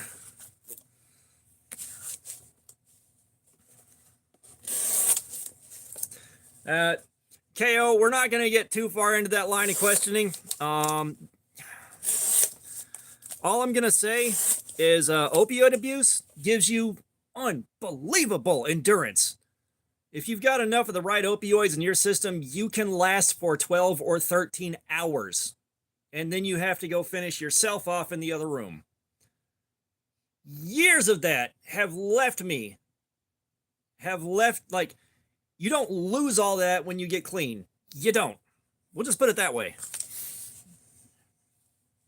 Yeah. Well, you can't say cock-blocked because we did go there. It was happening. Neither one of us could finish because of the dog is what happened.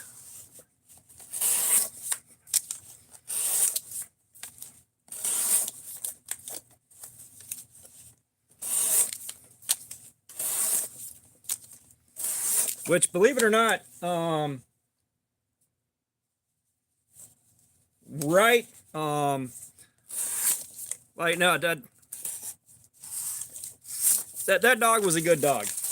But, funnily enough, like, she ended up breaking things off, like, things went really far, really fast for her, and she wasn't ready for it.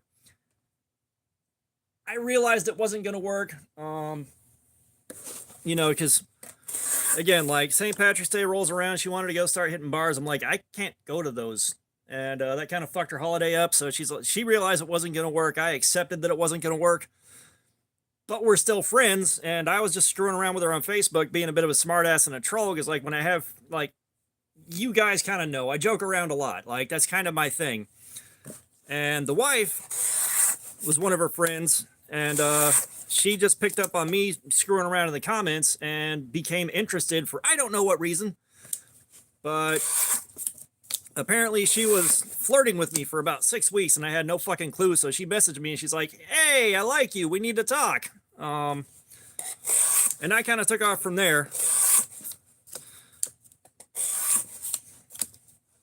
Nameless EDC, what's going on? Welcome.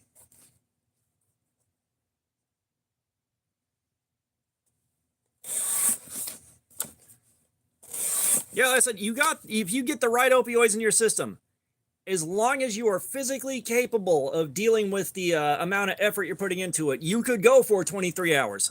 Totally doable.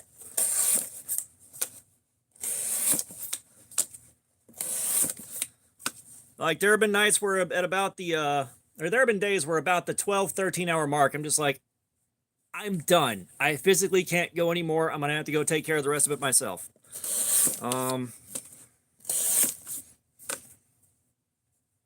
Yeah, that's exactly it. It's like, hey, I like you. Why? I haven't done anything?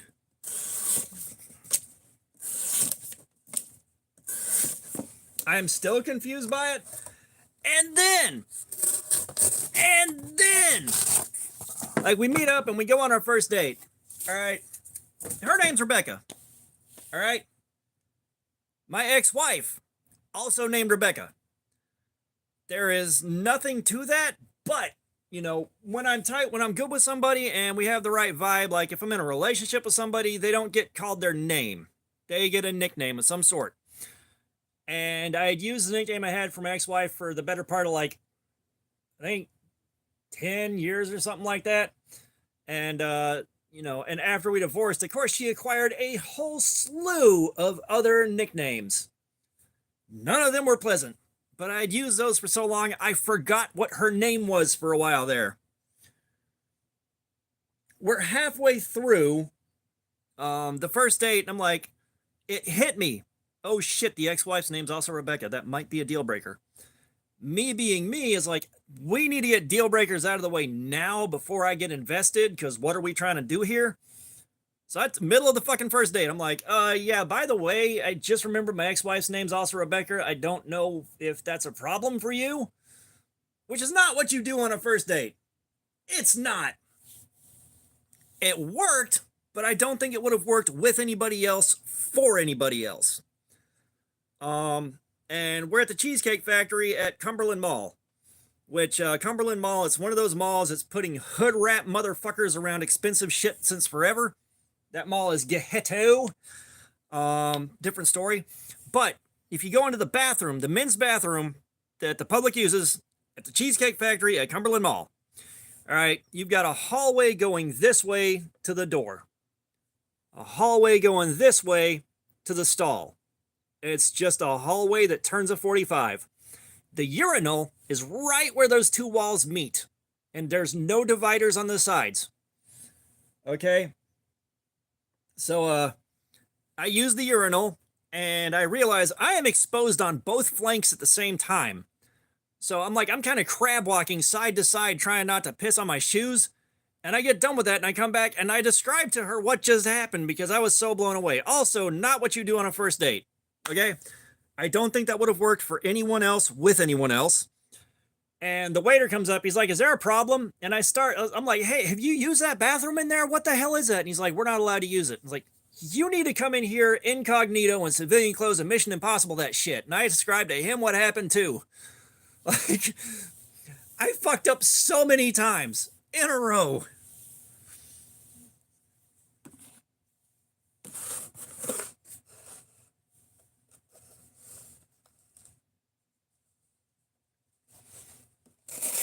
Work on your self-worth, man.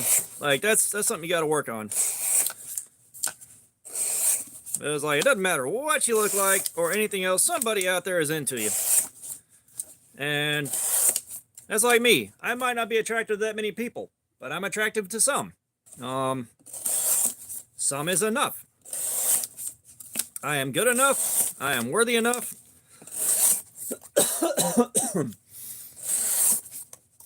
And I deserve it.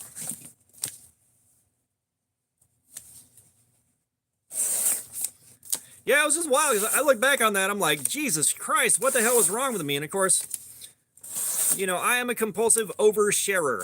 I compulsively overshare things all the damn time. And I usually don't realize I'm doing it until it's about 30 seconds too late. I mean, come on, you should have saw you and her. Giggity.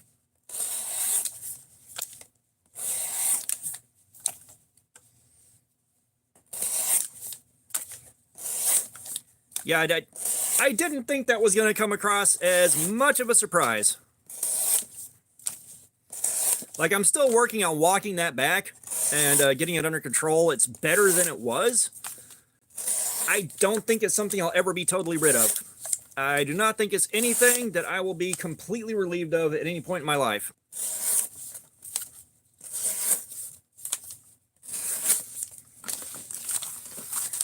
You know, about all I can do is try to be aware and stop myself sooner. It's like, oh, I know where this is going. All right, move on.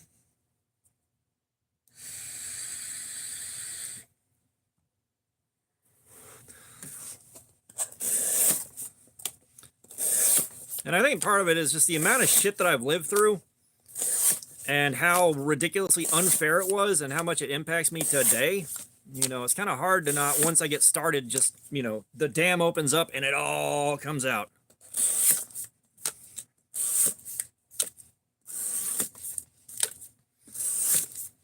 Yeah, it's kind of the same thing with my temper.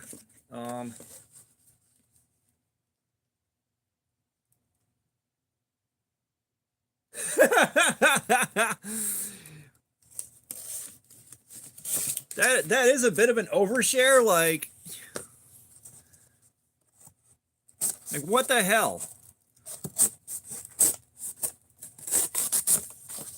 Was he bragging that he did a dude, or was he bragging that he went for 12 hours, or was he begging that he got paid for it? Like, what was the flex there? What was the flex?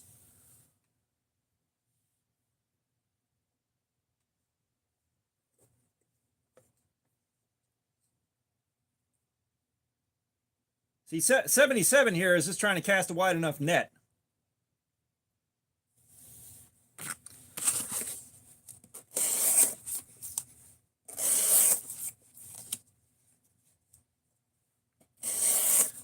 Yeah, that's what I mean. There was a flex in there, but I don't think any of us is going to figure out what it was.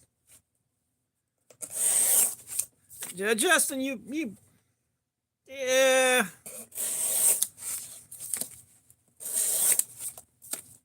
I think you might have done money. You might have done that for money for an Uber ride and then walked home.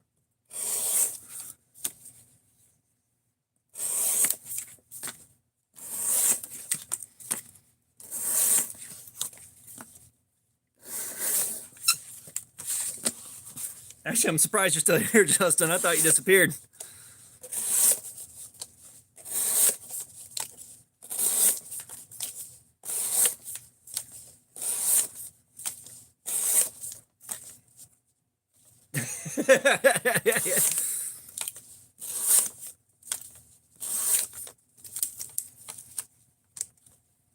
All right, KO, see you in a bit. Let me know what you sold and how much you got. That man walks into the pawn shop with a $3 Walmart knife and flips it for $7.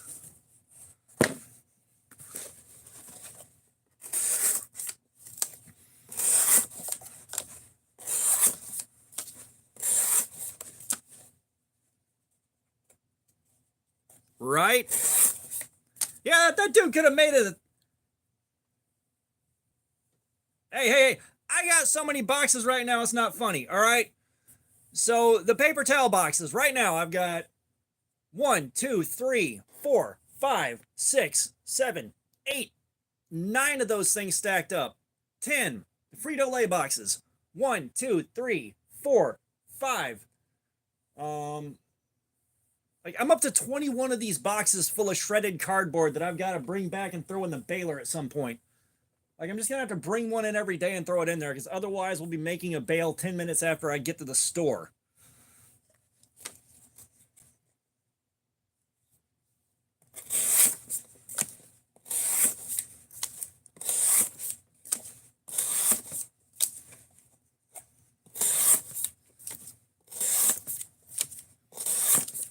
I'm not sure what you're telling the wife, but I'm sure she will not be impressed.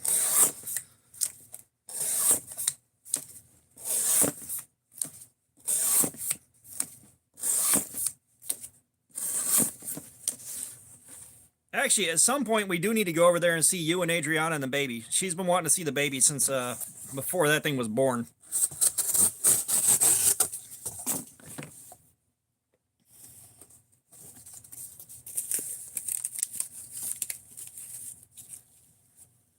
Yeah. Oh, Justin calls me daddy all the time.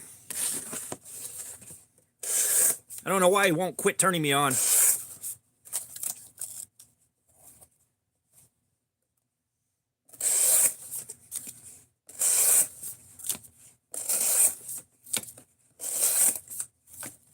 Now, Justin, I'm sorry, I'm a one-woman man. Like, you're not getting in that door.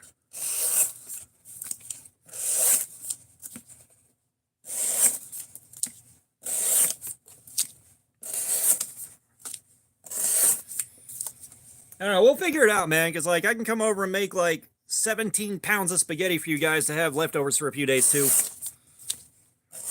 I'm really good at doing that.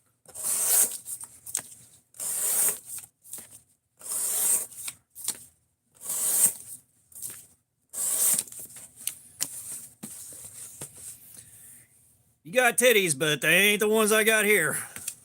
Lord, no.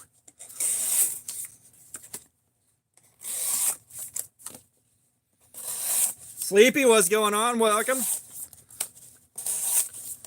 Oh, Justin handles rejection gracefully.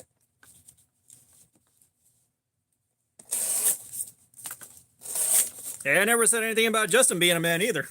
Yeah.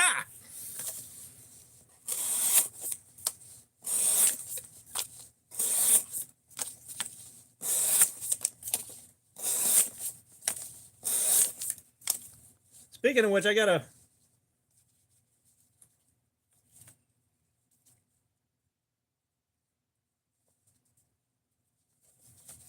Speaking of which, I gotta go work with Justin overnight. What? Next Thursday?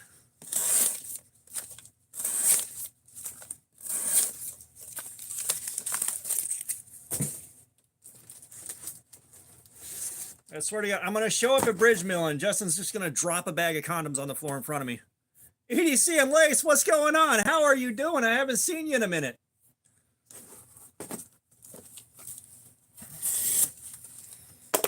Yeah, we're going in on a...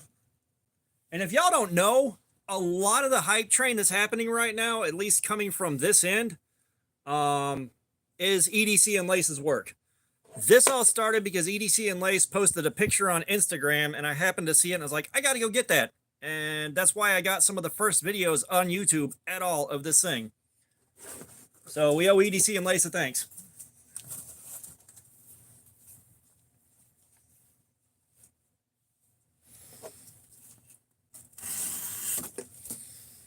And yeah, this thing is doing pretty much as well as the last one did. I still don't know how it hit 7 hours. Like the D2 on the Gen knife, 4 hours. The D2 on the O-Knife Sentry, 3.5 hours with some extra abuse we don't normally give them. I don't get it.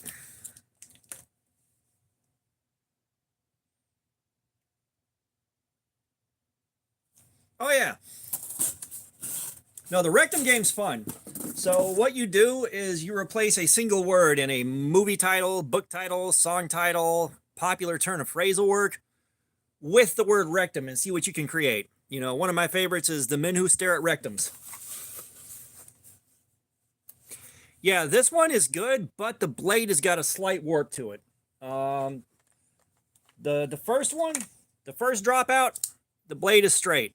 This dropout is slightly warped. We're doing another live stream with another new one just to see if it's consistent soon. And then we'll take one of these with a straight edge and put a... Well, we're going to put an edge... So you're the right person to ask. What edge angle would you recommend for sharpening these at? Because we're going to put an edge on, like a new edge on one of these and go back in to see how much we increase edge retention. And you're the perfect person to ask. Like, what edge angle would you put on these?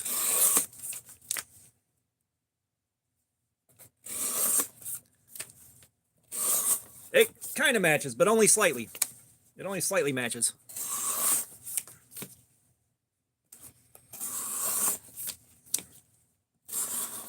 Oh shit, Justin, you're new here. Pick a figure out. You can pick between the Knight, the Mummy, the Alien, the Scuba Guy, the Robot, the Ninja, the Grim Reaper, and the Frankenstein. And I forgot to do the Robot for Full Fire, didn't I?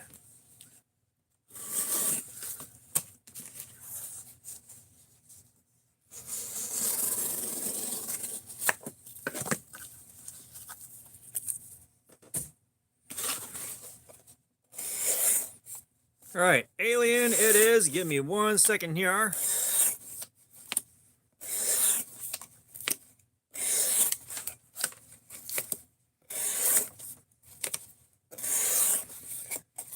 I think it's been 30 or 40 minutes since we had one of the figures show up.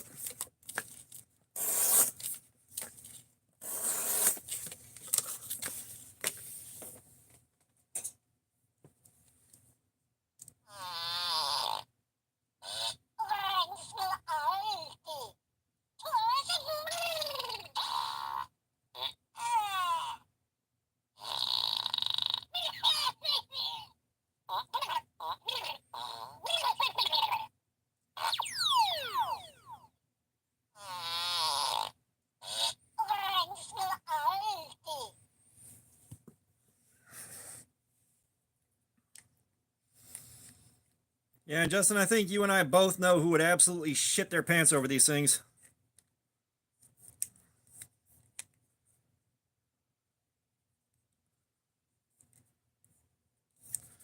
Why is the cape not going back on?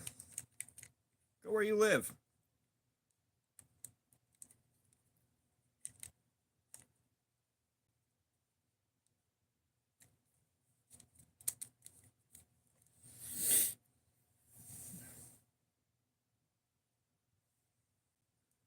But yeah, so one of my other favorites is the Rectum of the Christ.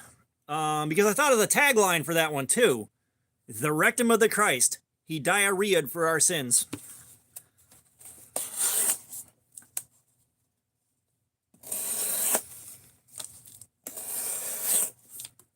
We got like Attack of the 50-foot rectums. Zombies ate my rectum.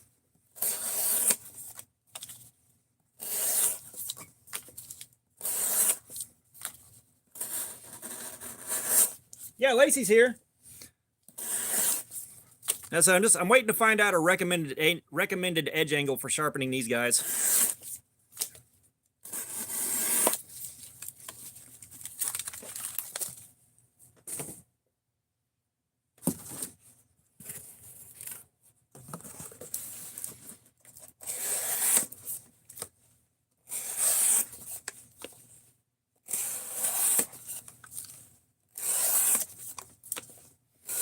Trying to think of some of my other favorites. James and the Giant Rectum.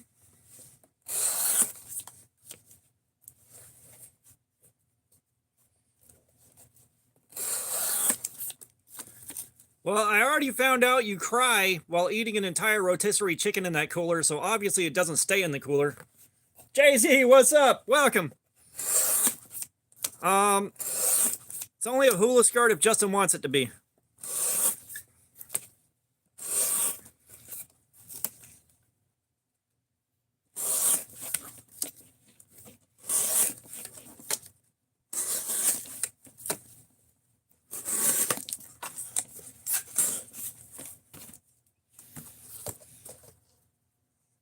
All right, KO, see you in a bit.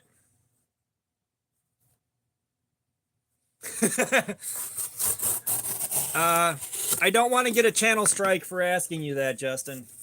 I don't. But I'm sure it involves Rick Astley and fisting.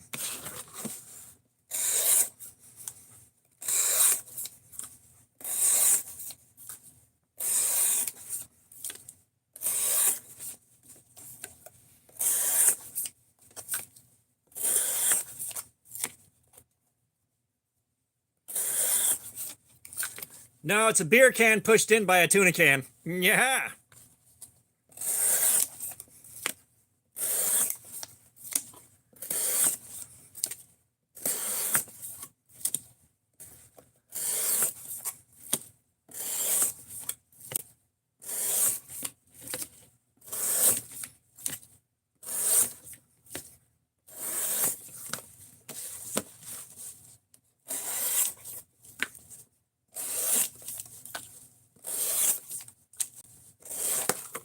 Aww.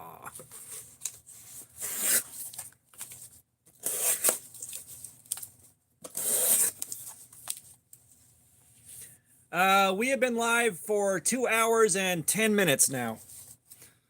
So we have been cutting with this thing for 2 hours. We're about to check the edge, give my hand a rest. Then I'm going to spoil you guys rotten with a pizza box. I know you guys love the pizza box.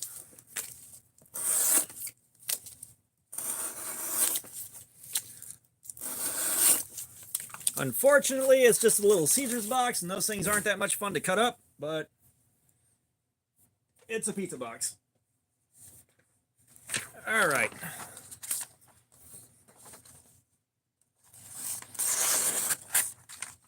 Really? You guys see that, right?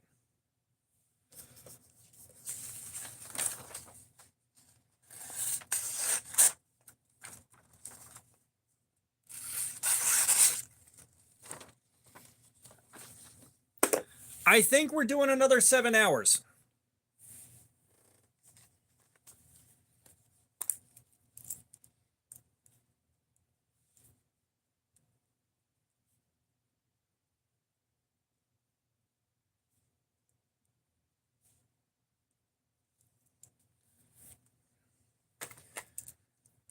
At least it's time for my version of a magic potion. However, it's not the magic potion that I enjoy that much.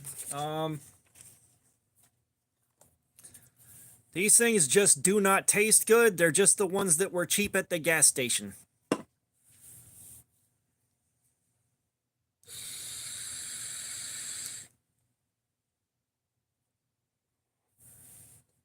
A blessed rectum to you too, sir. That's a good one. I like that. Blessed rectums for all.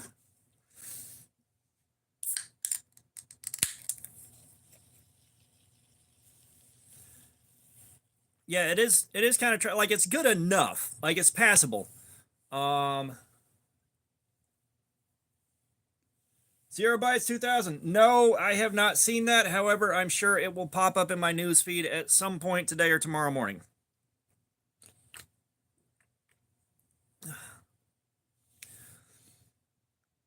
Not great.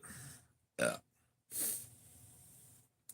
But it's crazy too because it's like, you know, it's again like these mass incidents could easily be stopped by an armed populace, and they're not. Like,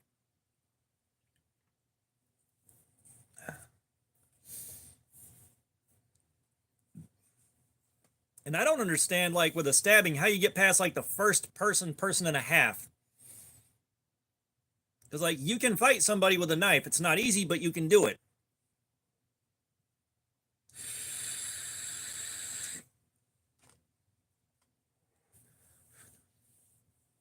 Like that's something that could be stopped by like two guys with ball sacks, like that know how to sack up and handle shit.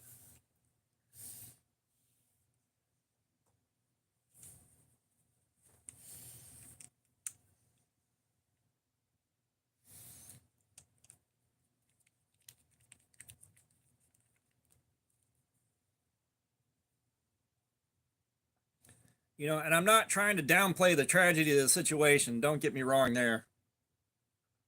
Yeah, one guy with two ball sacks could do it. You know, it's running there, all four balls blazing.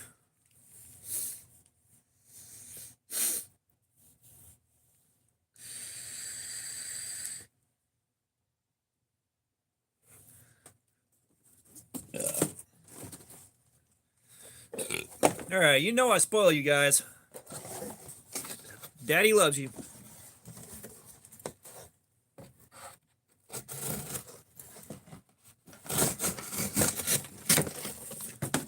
One day,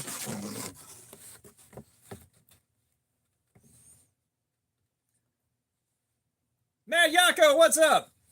Nah, you're not wrong, Sleepy. You're not wrong. You know, like I want to act like I'd be like, shit, I gotta protect some people. I don't fucking know if I'd actually do that until I'm in that situation. You know? You know, I've had people try to harm my brother, and I have fucked their shit up badly.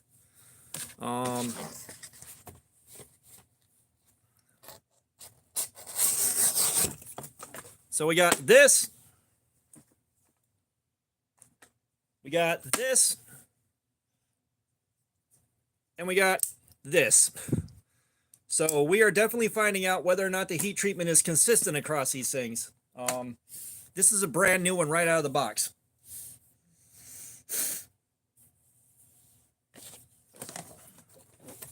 And this one came out of the box with a warped blade. So that's something to keep an eye out for.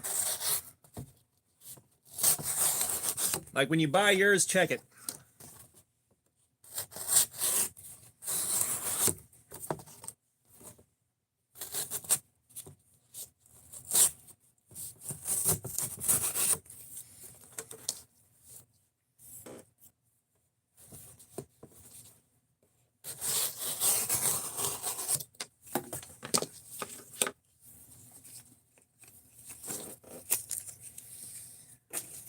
Yeah, that's where it's return it and get a new one.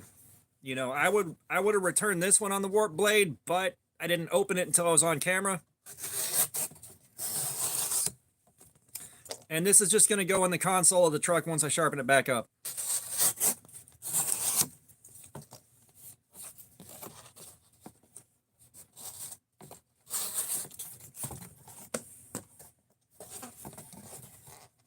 I'm hoping the third one that we have is not warped.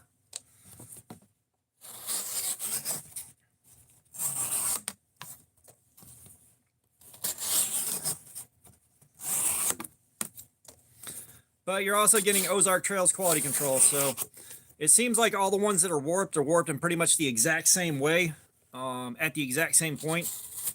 It's kind of like the last Ozark Trail axis lock that had the fucked up action on it. Every single one of them had the exact same fucked up action the exact same way.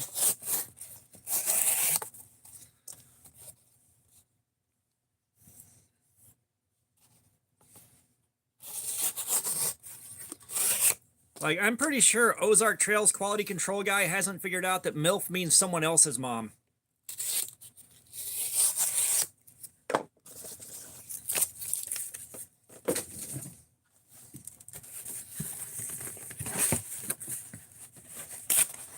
Come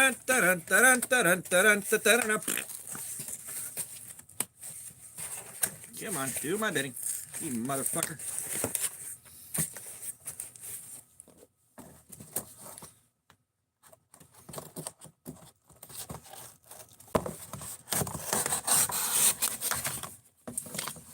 Maybe one day, the Lord will smile down upon me and I'll be able to afford to really spoil you guys with a Domino's box.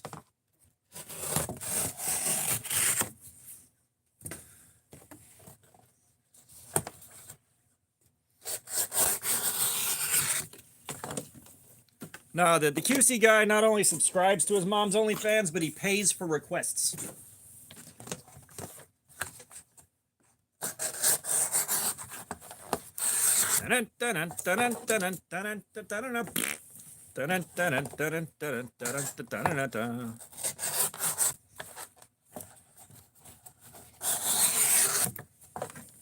Yeah, Pizza Hut's kind of trash. Domino's is kind of trash too, not gonna lie.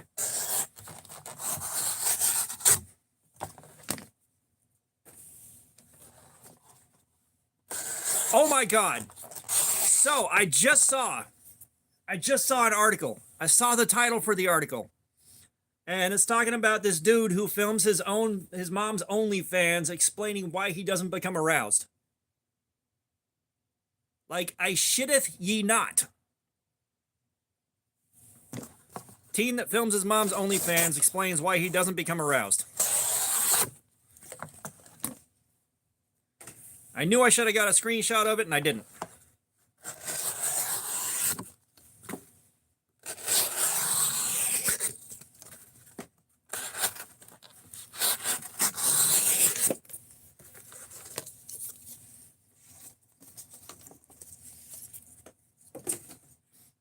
Like, and it's not easily to thoroughly shock me with stuff like that. I think that's kind of easy to tell after being around here for a few minutes, but holy shit, that caught me off guard.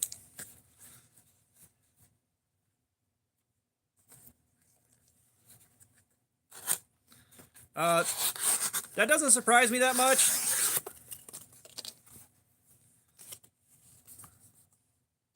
I mean, you gotta think, she already had a built-in fan base that was probably just begging for something like that. I mean, begging.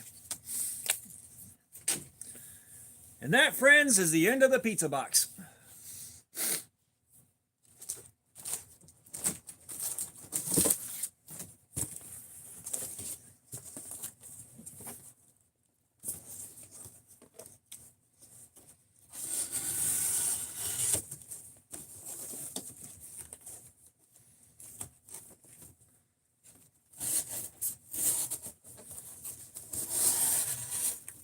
Like, I'm sorry, one, a little brave to admit that you film your mom's OnlyFans, okay? That's like, it's not information you share. Speaking of oversharing. But then feeling like you need to sit there and explain how you don't become aroused.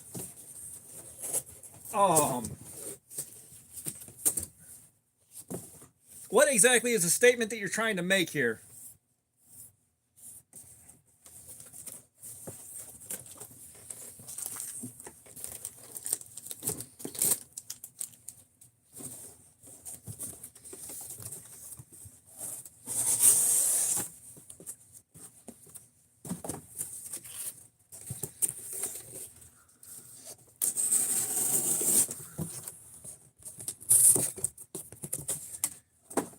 You've committed one too many sins, eggs.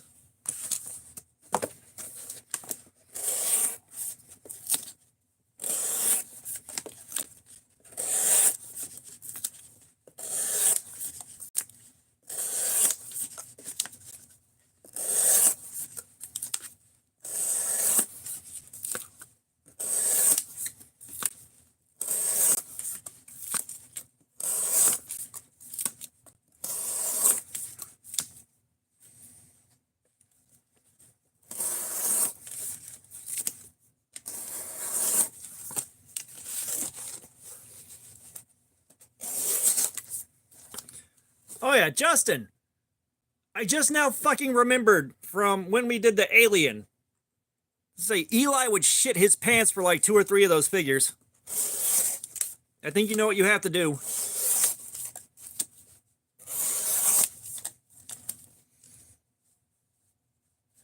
Yeah, it looks like it's holding up just fine. Like,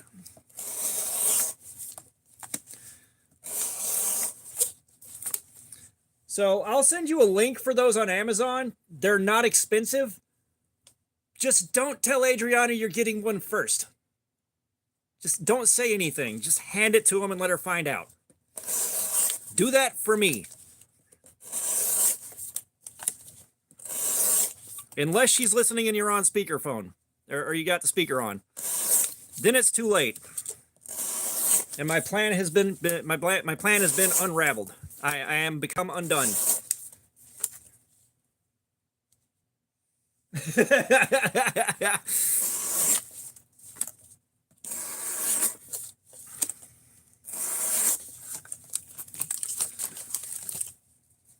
I'm gonna get a can of strained tomatoes thrown at the back of my head tomorrow.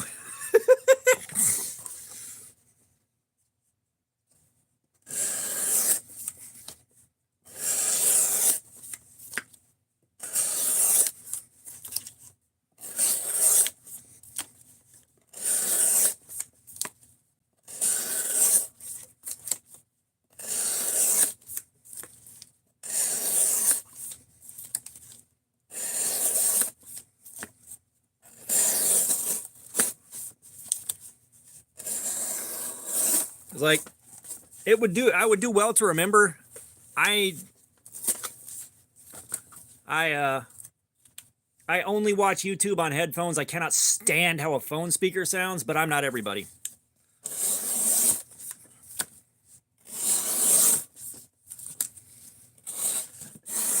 Like every time I've got to like turn the Bluetooth off to show the much better half something, I hear the sound coming out of the speaker. I'm just like, fuck, that's horrible.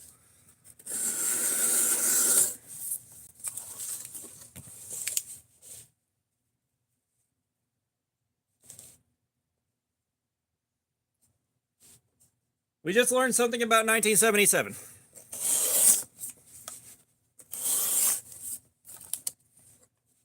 So, what about tattooed dogs and hairy women? Those do it for you?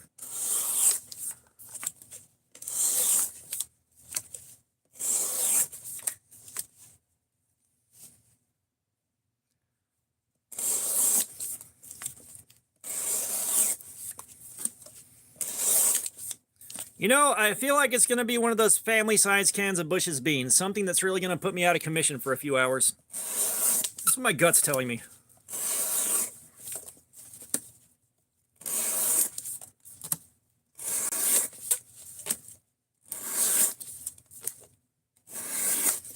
Again, it's going to probably come from aisle 7 or 8 where the cameras don't quite reach it.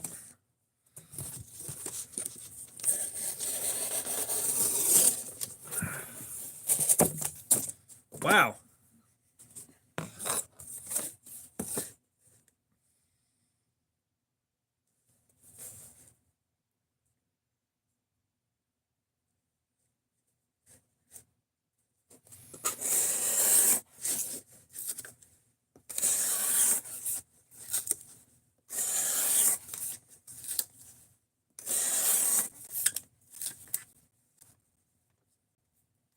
Probably the brown sugar barbecue. Those things have a little bit more weight to the can. You also get about as much. Now, that being said, small hands may not be able to grip that one like a football as much as needs to be gripped. Maybe a regular size.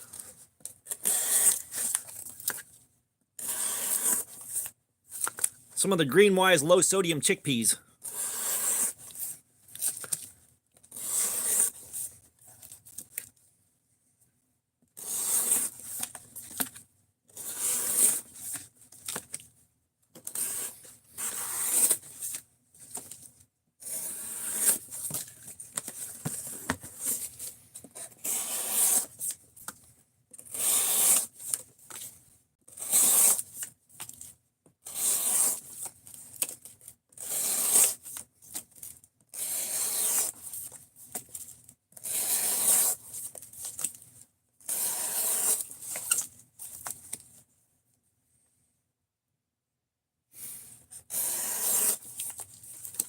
That might work, but you can't really put the oomph behind that to really, really send that home.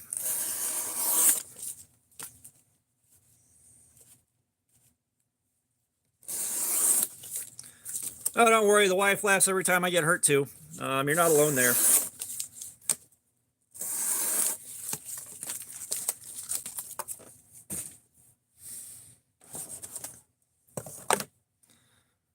Oh, we haven't done forbidden moonshine on these cuts yet. We need to do that.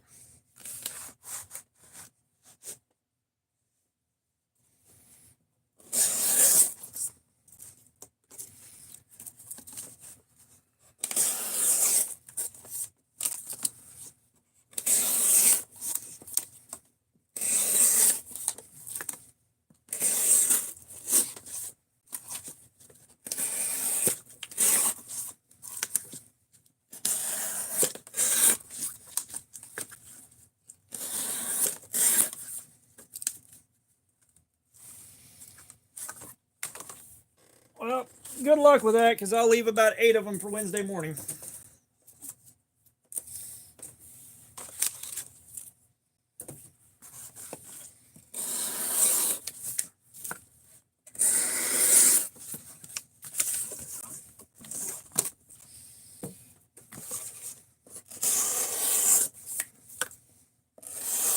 Actually, I do wonder if there's been a situation where, like,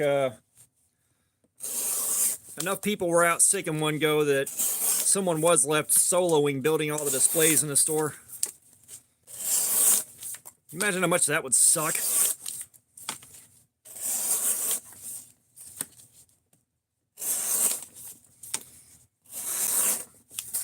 Let's just hang the green tags on everything. I'm going the fuck home.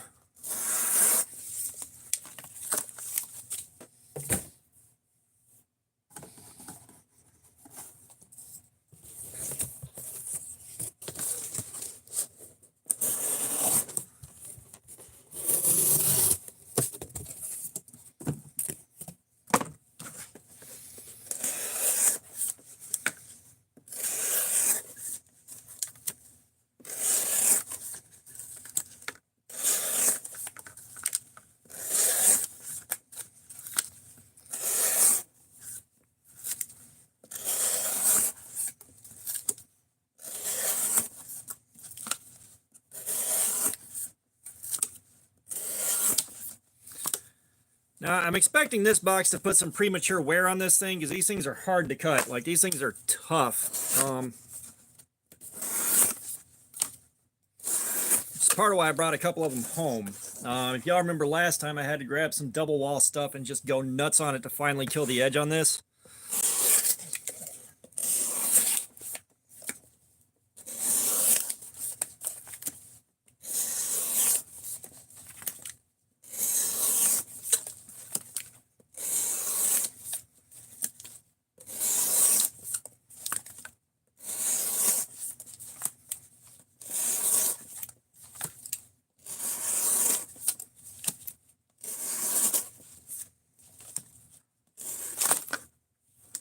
I hate it when it does that. It scares the shit out of me every time.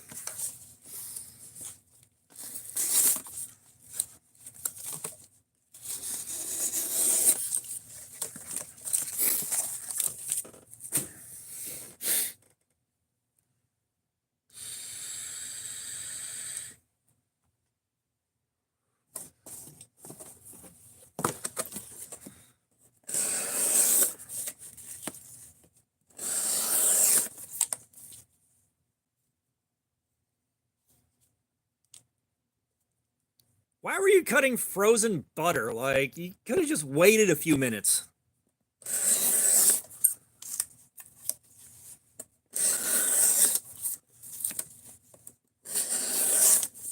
It's like, you know who doesn't have 5 minutes to wait for butter to thaw? This guy. Ow! Fuck! That's how your day went.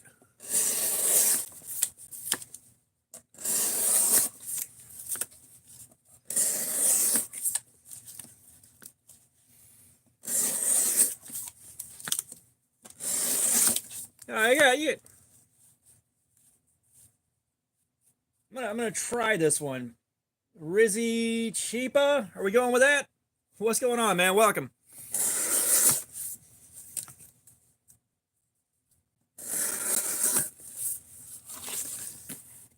Yeah, it's just like, yeah, we keep our butter in the freezer like normal people. You're only allowed to cut it while it's still frozen. We can't put it in the fridge. It might get soft. Nobody likes soft butter.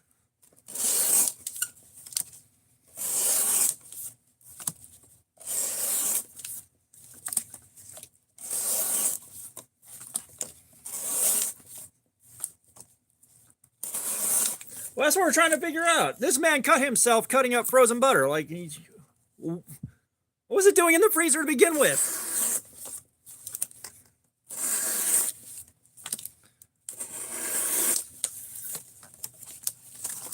Like, we had too much butter in the fridge. We had to put the extra in the freezer.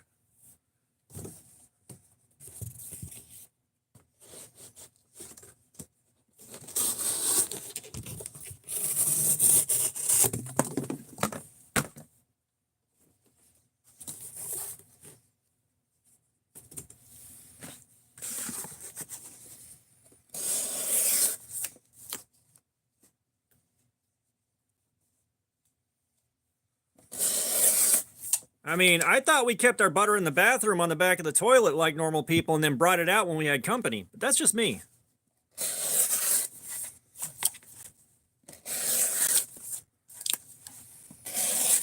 Sir, may I interest you in some toilet butter?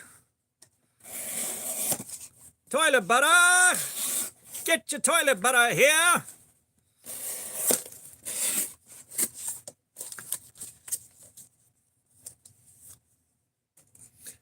That's what we're trying to figure out right now, Rizzy.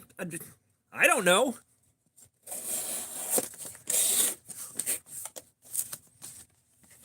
Get your toilet butter here!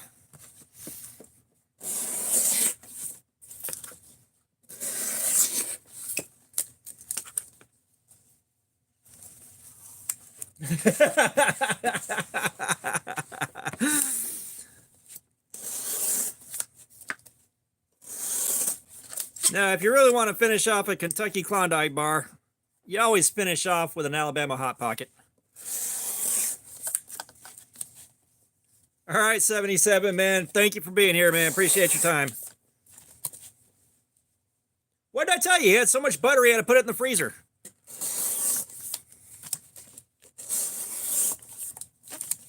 It's like, no, we haven't opened the fridge butter yet. I got to get it out of the freezer. Shit.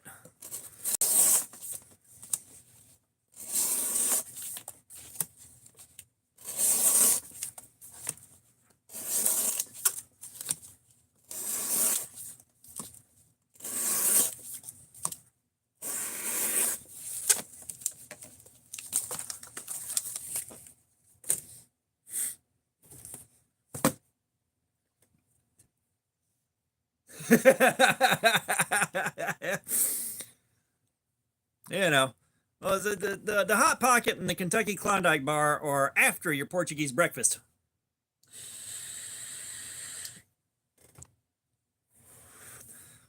Why is there butter in the freezer?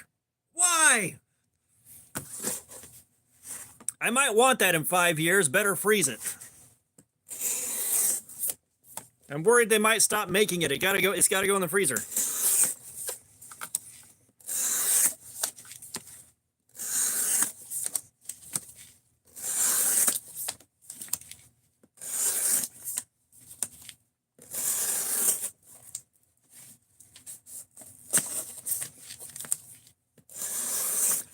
Oh, the Punisher 1 was the Punisher 2's hairless twin that he kept in his shed, and it got out and he had to put it down with a shotgun. That's what happened.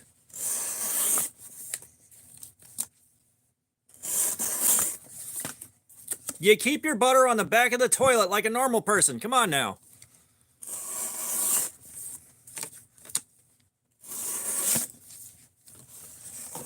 That's why that's how you keep it at the right temperature at all times.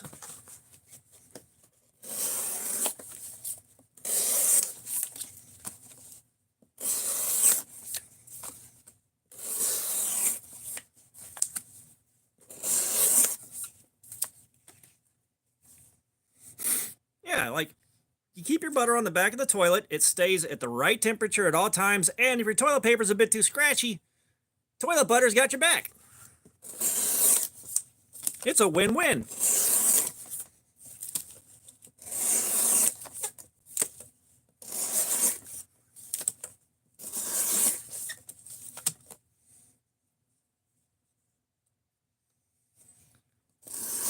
Clydesdale, I'm not sure what you're referring to there, Mad Yako. I don't know if I forgot what that was when you talked about it earlier, or if we just haven't talked about it.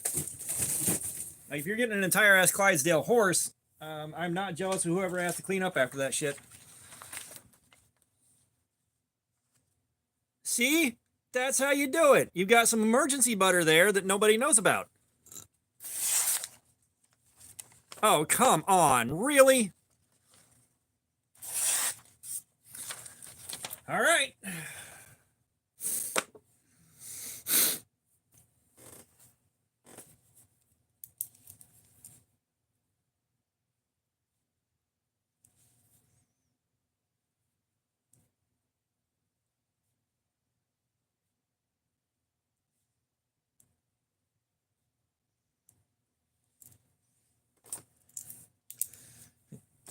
That's where we keep the secret butter. Just calling anything secret butter sounds gross.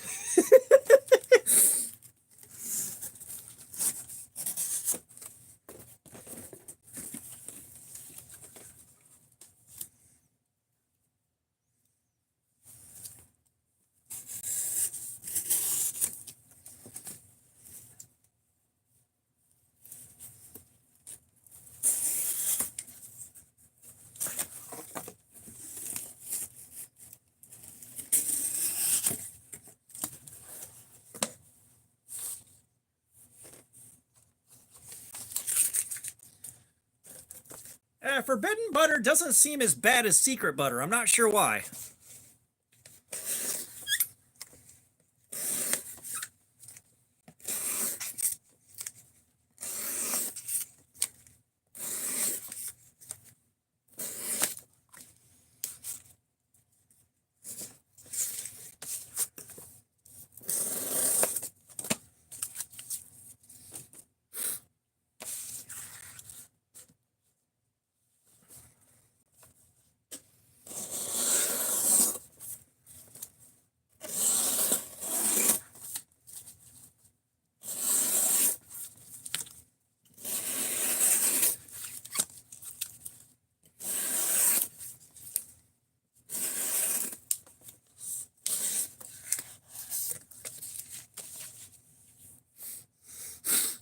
Well, Yako, you know what you have to do now, right?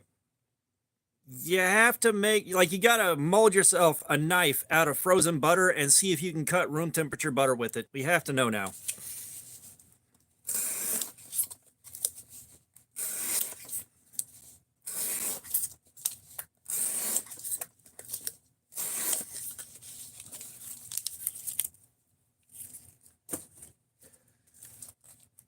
There once was a girl named Bernice, who circumcised men with her teeth.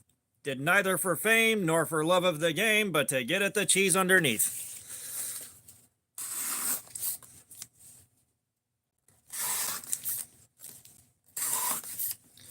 Can my frozen butter cut my toilet butter? Only one way to find out.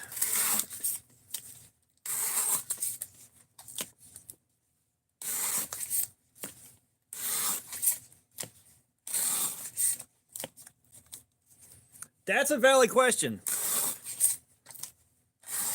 Yako, are you freezing salted or unsalted butter? That's gonna tell a lot about who you are. It's gonna tell us a lot.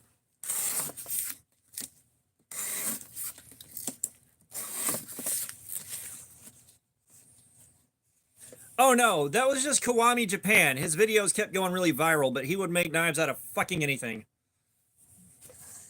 Alright, so knives or life is right. Mad Yako's wrong.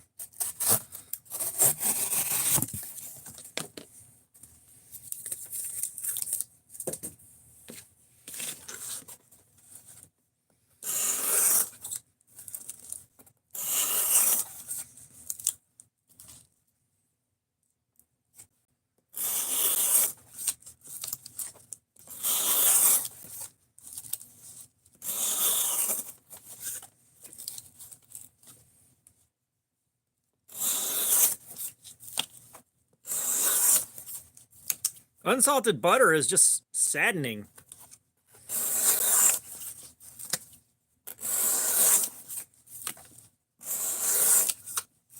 Like, why even bother?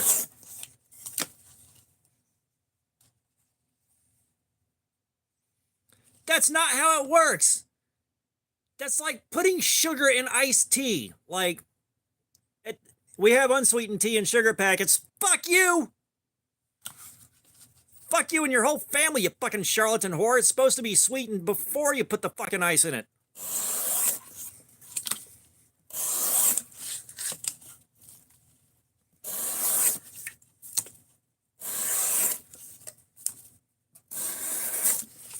Now, I will say there's one exception. One exception to that. If they have simple syrup and not sugar, you can get it right. Punisher, what the fuck are you doing with your life?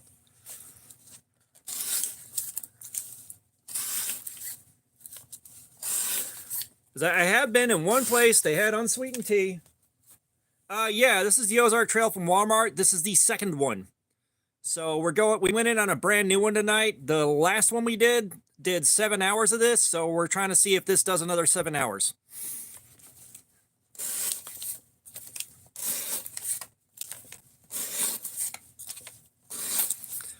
Like, I was at one place.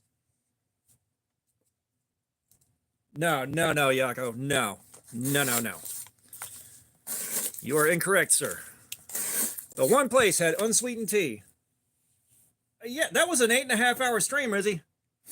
Like, if I'm going to do this, I'm going to stream it. That way, one, there are receipts. There is proof that I did this shit. And, two, I get to hang out with you guys for 7 or 8 hours.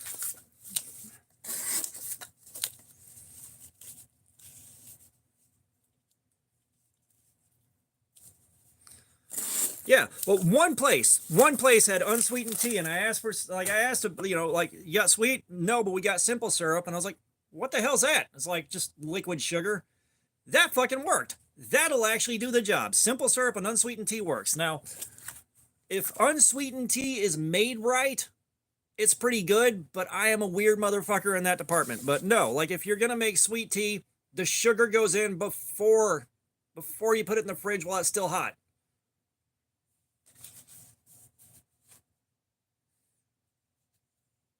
The ergonomics on this are actually really good. This is very comfortable to cut with.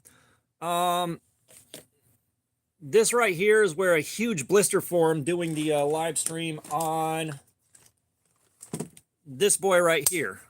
This one right here definitely tore my hand up really bad. So,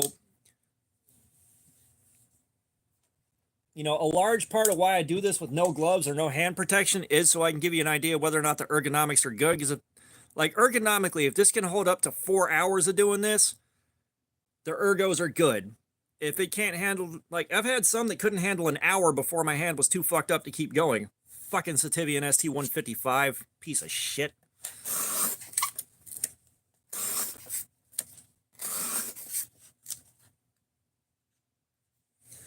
That cleaver, I think, is like 60 bucks. That was a gift from one of my friends while we were riding out to Blade Show. He gave me that in the truck on the way there.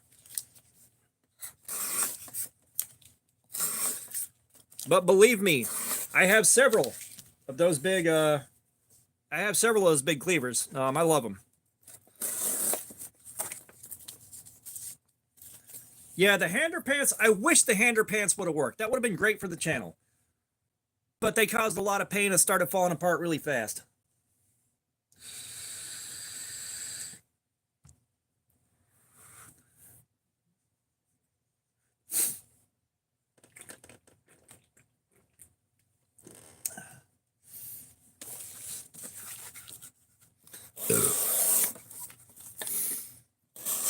Like, that was disappointing.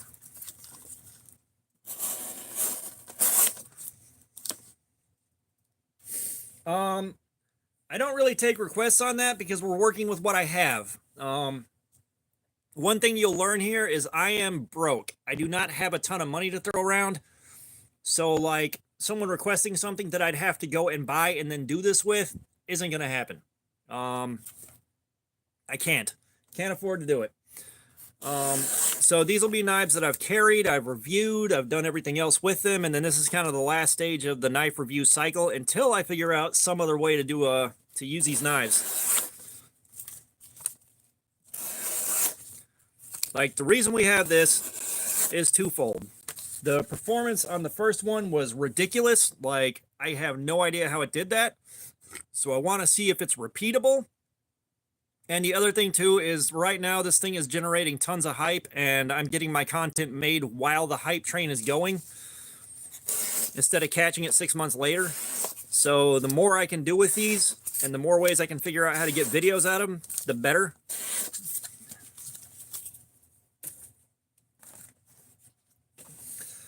So we're doing this. Listen, I got another live stream with another brand new one to do, and then I got to sharpen one and put my own edge on it and see if that increases edge retention any.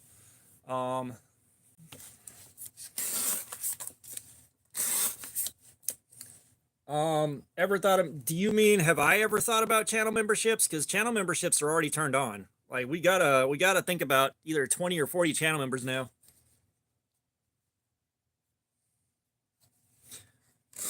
Yeah, one thing I don't do, I will not knowingly do a fake knife. I won't knowingly do a clone. I'm not cool with that. Some clones have showed up on the channel. When you're buying knives under $50 and you don't know what every single thing out there is, you're gonna get a clone or two. But when they are clones, they get identified as clones, removed from circulation, and I give them away or toss them out. You know, I don't need that on this channel. I'm trying to maintain some kind of integrity with it.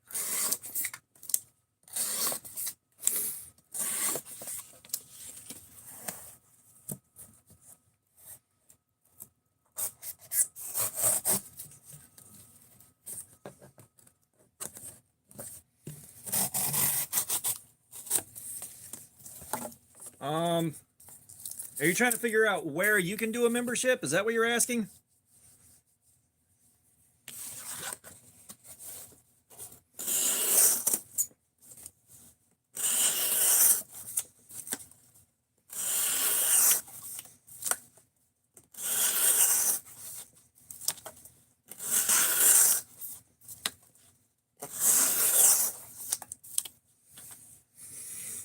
Because if you go to my channel page, there should be something on there that says join, and that'll be where you do a membership.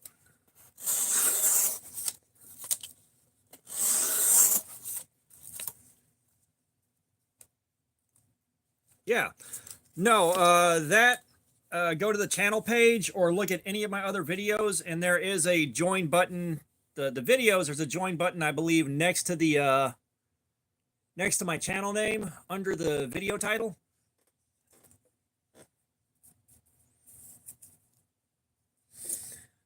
Yeah, it's one of those things, like, I can't jump on every trend and jump on everything that's getting attention when it happens. I just got lucky. I saw an Instagram post about this one, and I grabbed it and started doing videos, and I realized there aren't any other videos on this thing out yet. I think I saw one short when I searched this up to see if I was missing something.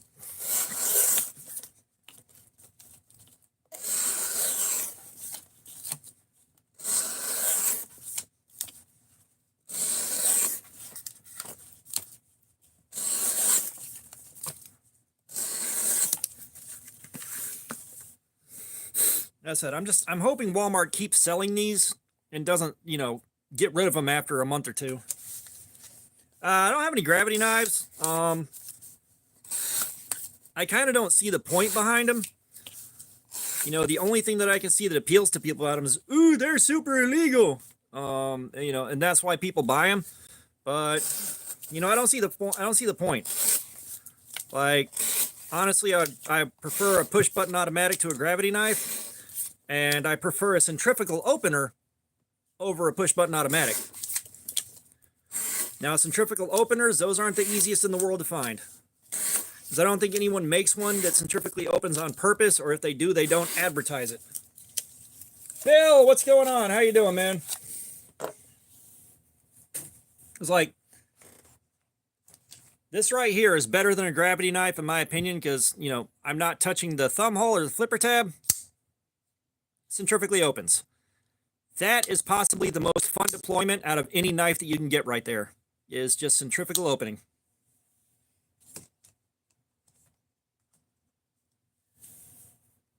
What'd you sell for $10?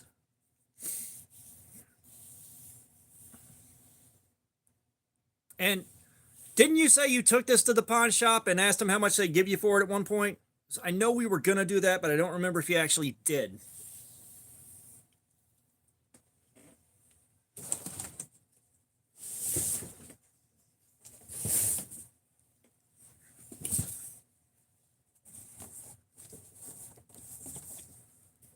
Were those Mall Ninja throwing knives? Because I bet they were.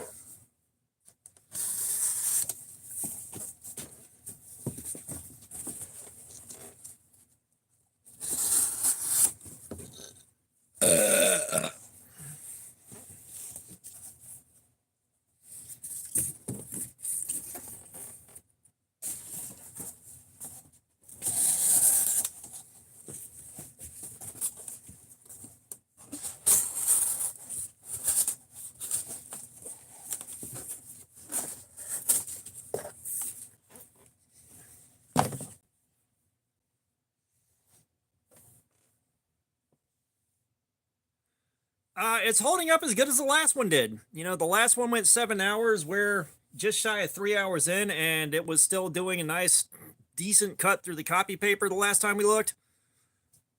It's been doing fine.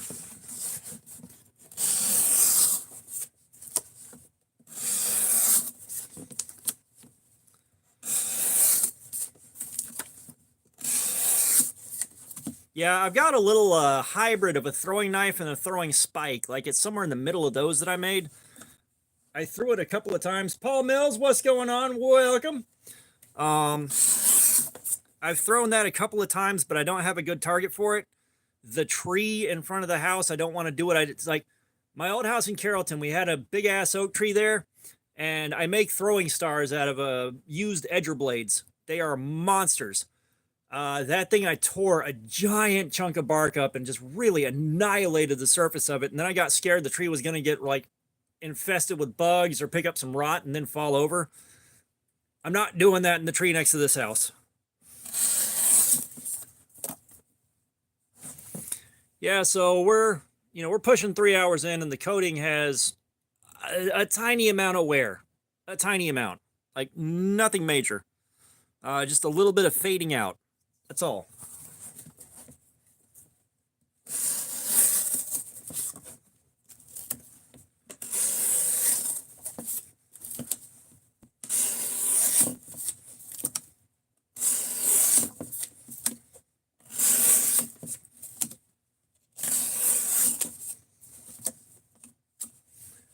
No, Patreon, I don't do that because I don't know how I would even go about making extra content for Patreon or making it worth someone giving money to Patreon. You know? Like we can do what we got to do through channel memberships and super chats, which, if you're new here, the super chats and the memberships, everything that gets donated through that goes back into the channel. Right now, we're saving up towards the best electronic sharpness tester, the nicest one they make.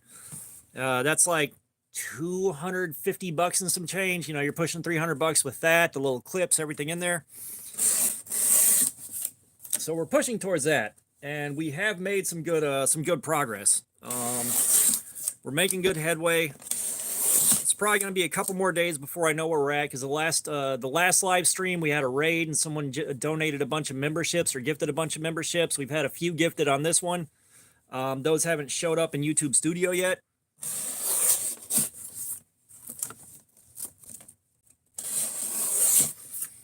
So the most current information that Studio will show me is like $177. So we're getting there. We're getting there.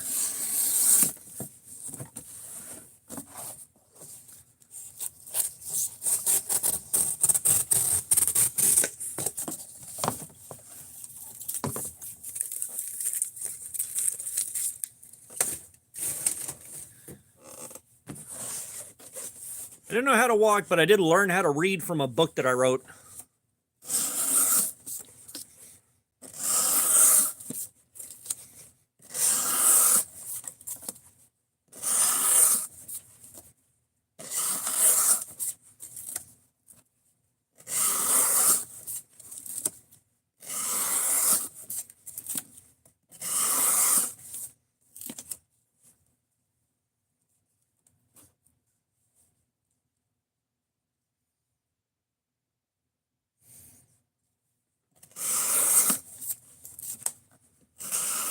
Yeah, that's one thing that kind of makes me miss one of my old jobs is, you know, bags of fertilizer. Those will corrode the shit out of anything they are in contact with. You know, we had aluminum, like we used aluminum on the beds of the trucks, and it ate through that shit. It was slow, but it ate through it. You know, we'd have to clean that off with sulfuric acid every few days, and those aluminum beds had so much corrosion on them. So like cutting open bags of fertilizer day in and day out, that would be a great test for corrosion resistance. I don't have that job. I don't want that job back. That job was worse than mistaking a colostomy bag for a Capri Sun. I don't ever want to do that shit again. If I do that shit again, they're paying me about 35, 40 bucks an hour to fucking do it. And that'll never happen because they can hire people that'll do it for 15 bucks an hour.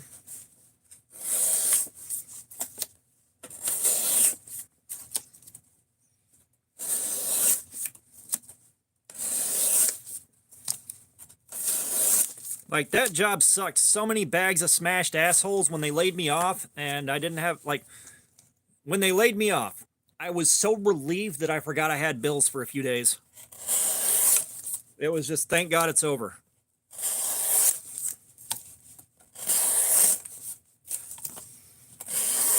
And that's one thing, like, it's a good thing that I have changed who I am at the core as a person, especially right now. Because those guys, the management there were absolute fucking bullies, and they were complete assholes. And I went to war with those motherfuckers. They couldn't fire me because I knew more than anybody else that worked there about what we did. You know, I was the best technician they had by a lot. I could do every job they had there. So, like, I got back in their face and gave them so much fucking hell when they tried to push me around that when they laid me off, they brought in one of the guys that always had a gun on him because he worked near the stadium. But so they made sure they had somebody armed in the room with me whenever they laid me off. Like, they were that fucking scared.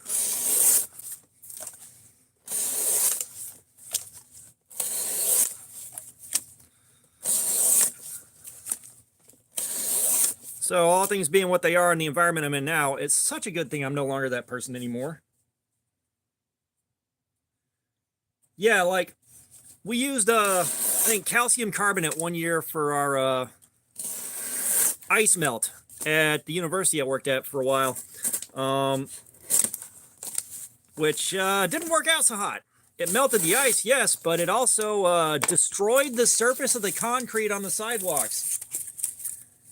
It was fairly new concrete. It was like a couple of years old. Catch up, what's going on? Welcome. I haven't messed with a Cobra Tech. When I was at Blade Show, I went looking for the Cobra Tech booth to see what they had because I wanted to buy an OTF. I couldn't find the motherfuckers. Like, I walked around for probably the better part of an hour and a half looking.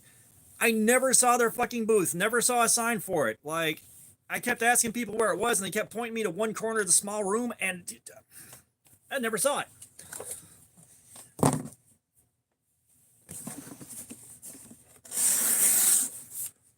Like, I've got two OTFs, or three, really. One of them is the Schrade Viper, which, I'll be honest, it's like a $35, $40 knife on a good day. I've got a Lightning OTF that I need to carry and review. And then I got a little $25 OTF out of a fishbowl at a knife shop in Blue Ridge. And that's all I've got. Yeah, that calcium carbonate. So the concrete was pretty recently poured.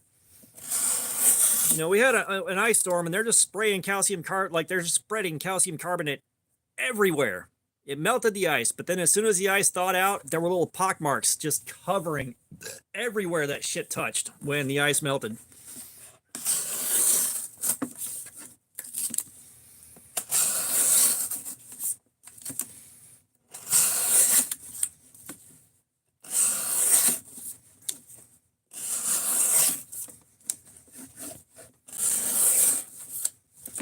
I'll be honest, like, we never get ice or snow here anymore.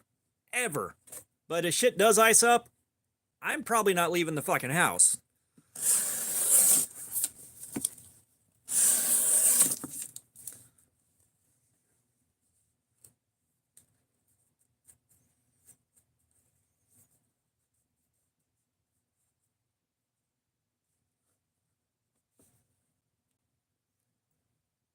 What do you mean watching people get scammed? But yeah, like where I live at, I am surrounded by fairly large hills. There's no way to leave my neighborhood and go anywhere without a very large hill in every fucking direction. Um, if I go to the end of the road my neighborhood's on and hang a left, big ass hill. If I hang a right, even bigger hill. If I go out the back way, even bigger hill, going through woods with a lot of sharp turns. There's no safe way for me to go anywhere if it fucking ices. That's gonna be a call to work. Like, oh, okay. But yeah, I was like, we get ice. It's like, I cannot fucking come in. There's no way for me to get there safely. No, I'm sure I can't come in. No, I'm absolutely sure I'm not coming in. That's one of those days I'd love to go in. Like fucking retail with the store being empty all day and nothing happening. Relaxing day you get to experience maybe once a year. If that. But yeah, there's no safe way for me to leave the house and go anywhere. I got lucky when I lived out in Carrollton because there were no large hills. The only large hill we had was easy to navigate. And the worst thing that happened is after about a week with that ice storm, everybody started leaving the house and there were still quarter-mile long sheets of ice that hadn't melted because everything was in the shade. Going uphill, this one guy was going so fucking slow that I could not go slow enough behind him to stay on that hill. I could have gotten out of my car, walked up to his window, told him to get his ass the fuck off of the road, walked back and gotten into my car and still be on his back bumper. I wish that was a joke. Like leaving my foot off the brake and just letting the transmission pull the car forward was too fucking fast. I got stuck behind him on that one hill, and I was going so fucking slow that I started sliding backwards, and there's another car 2 inches off my back bumper, and it's like, fuck.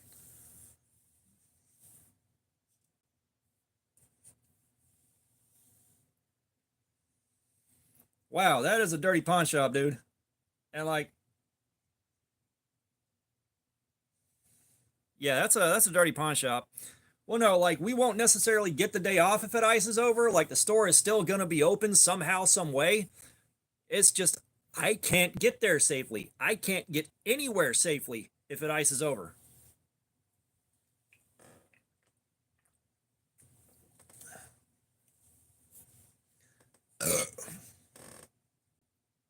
Snow I can deal with fairly well. I've had a lot of experience going out and playing in the snow. That's fine. Once we get ice, no. I've gone out and played on it. I used to be pretty good at dealing with it, but it's been like well over a decade now. And, you know, my vehicles are a bit too large to be fucking around on ice. Palmer Connolly, what's going on? We're doing a live stream on our second Ozark Trail dropout. This is a brand new one that I just got out of the box when we started this. And we're going to see if this goes for 7 hours just like the last one did.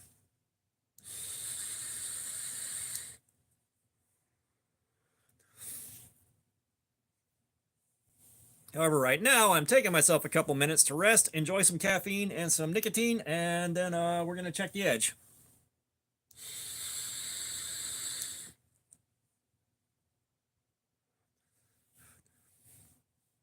This is where I wish we already had the sharpness tester because I'd love to know how much it's deteriorated.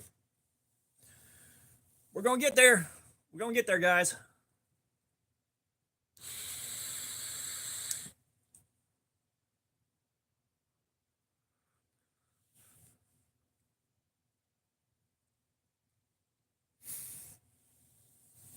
Ugh.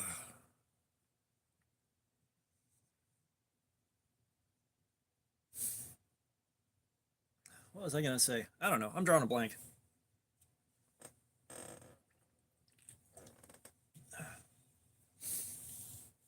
I'm in way better shape than yesterday. I didn't have to open at work today, but yeah.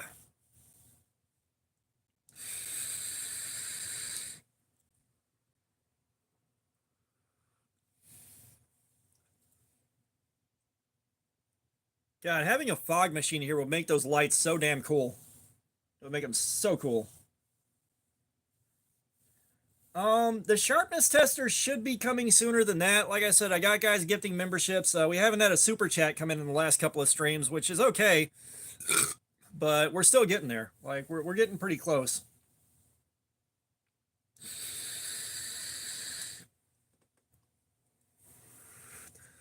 Like I got to see what all the gifted memberships from BEEDC yesterday did, and of course the ones from Full Fire did, all that.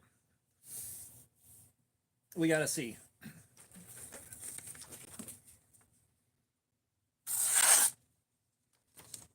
That is fucking ridiculous.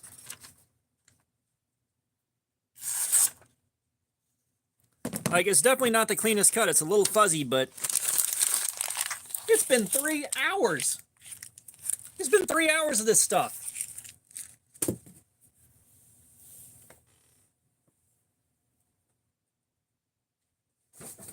Let me get some of the card stock out and see if that shows anything.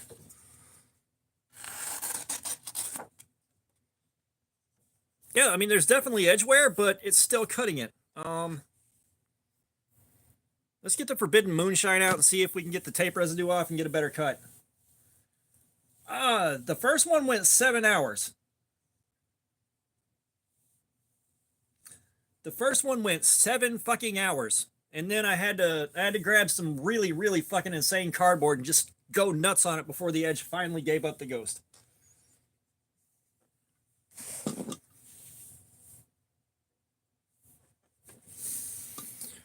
All right, gentlemen, Forbidden Moonshine time. I've got to get more denatured alcohol, guys.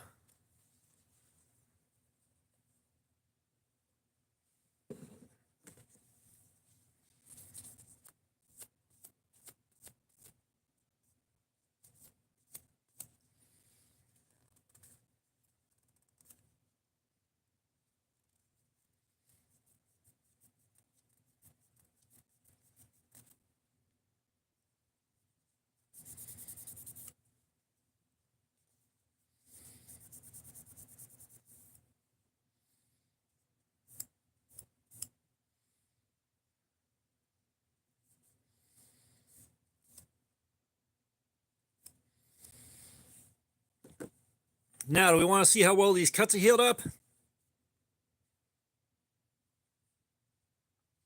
Apparently, they're healed up pretty good.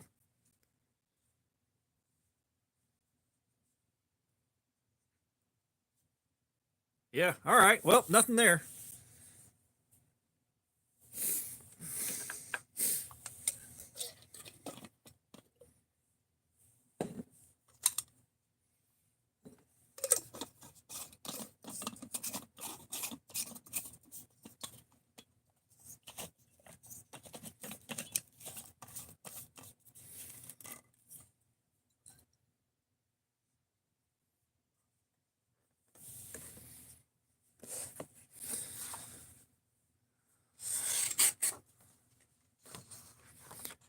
Yeah, that's kind of ridiculous. Again, it's not the cleanest cut, but so little wear for that much effort.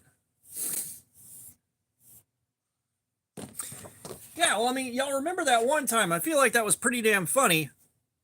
I figured, yeah, I could do that for you guys again. No, every cut that I've done that to since then has been healed enough that nothing happened.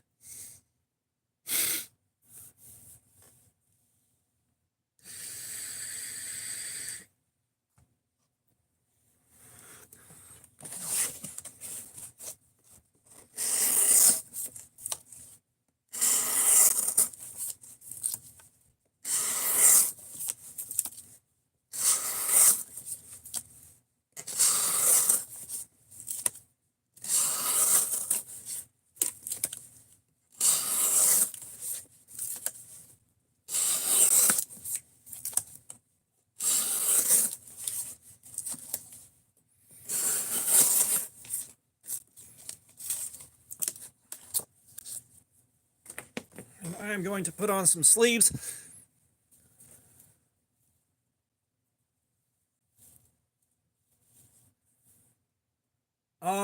This one is still going quite strong. Quite strong. let's say the first one did 7 hours. We are 3 hours in on this one, and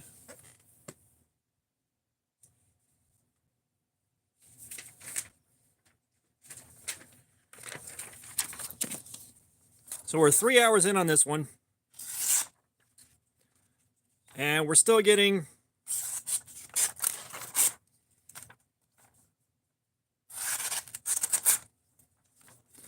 relatively clean cuts. If my hand would quit shaking,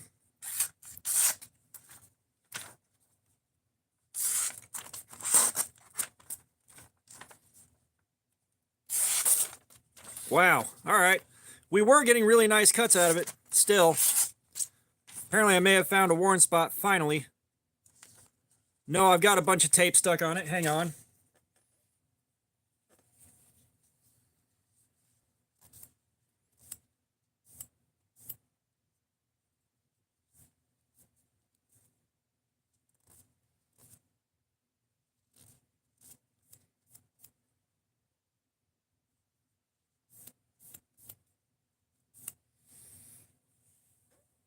Remove the shmoo.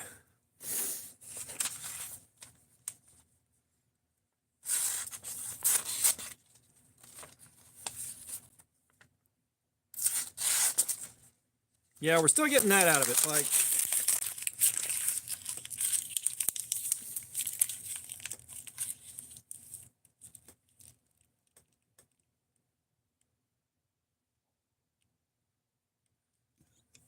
yeah. Like I said, this has exceeded every other D2 we've done these tests with by a lot, and we're still on course to do another 7 hours. But again, EDC and lace. Give me the best angle to sharpen these things at, because we are going to sharpen one and go back in for another test a little bit later on.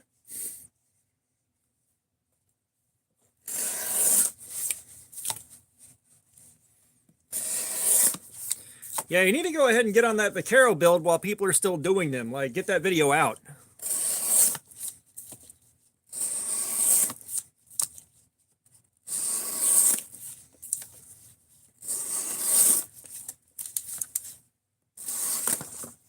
I hate it when it does that.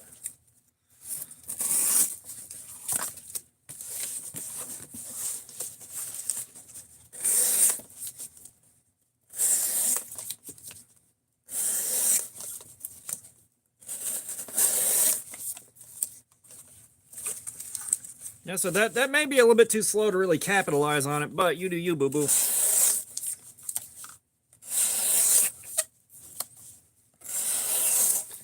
I will say you're probably going to really like the Vaquero once it's built.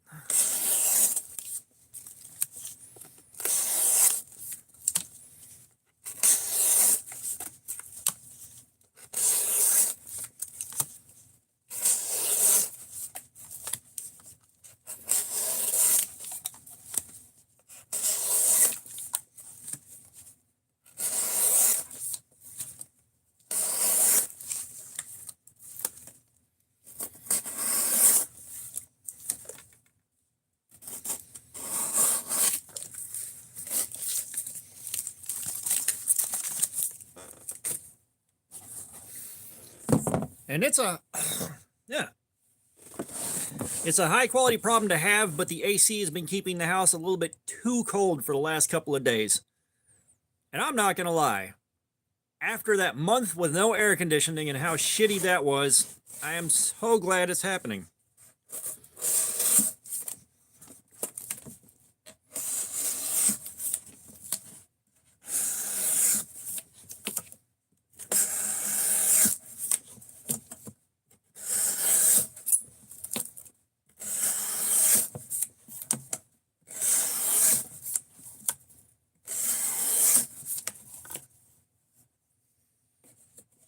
All right, brother. I appreciate you being here, man. We'll see you in a bit.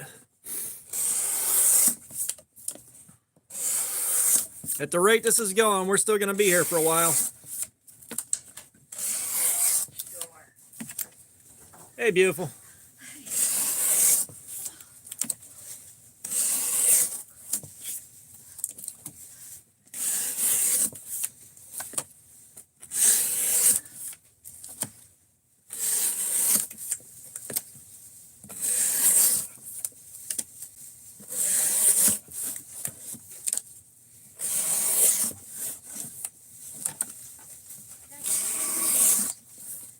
Oh, nice. I got you some cream silk.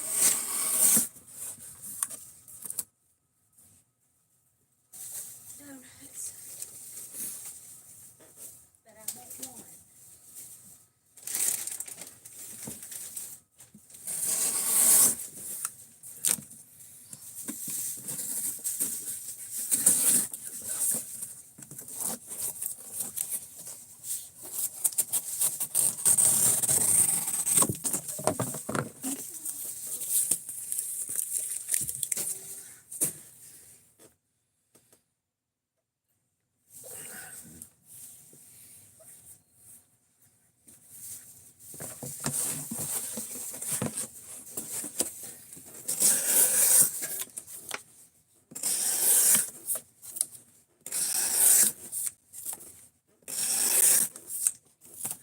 We've reached the ASMR part of the stream where the comments go dead.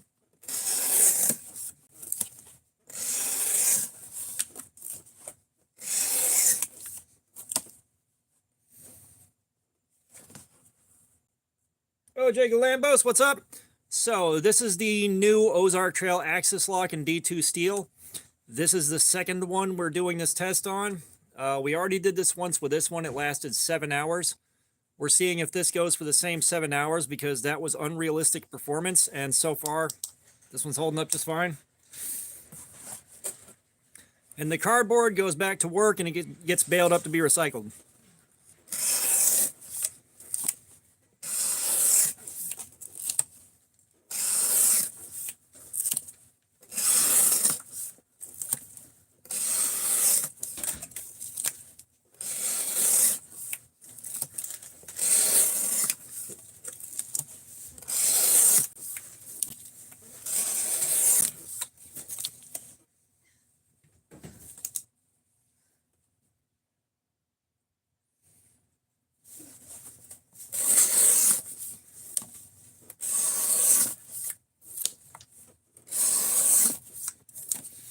Yeah, I think there was at least a dozen of these still on the shelf when I picked these up today.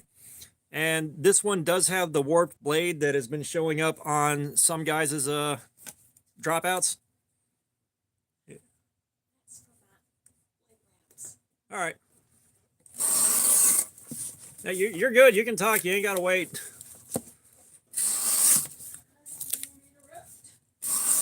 No, you're fine.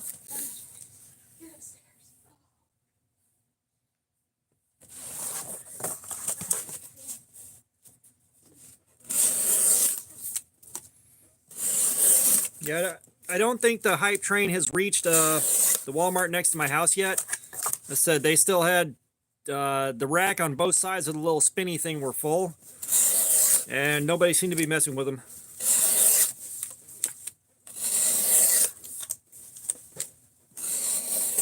I got some chicken tenders and those enormous tater pots. I got a pound of those. Nice. I love you. Love you.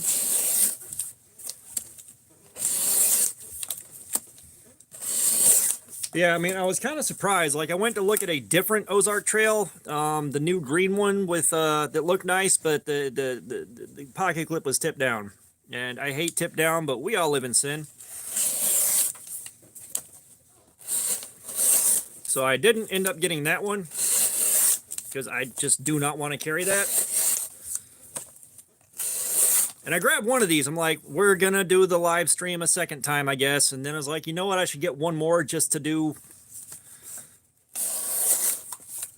get like 3 live streams in on these guys. Get that content out there. And then, you know, I've still got to sharpen one and go in again on it and see what, you know, a new edge will do on it.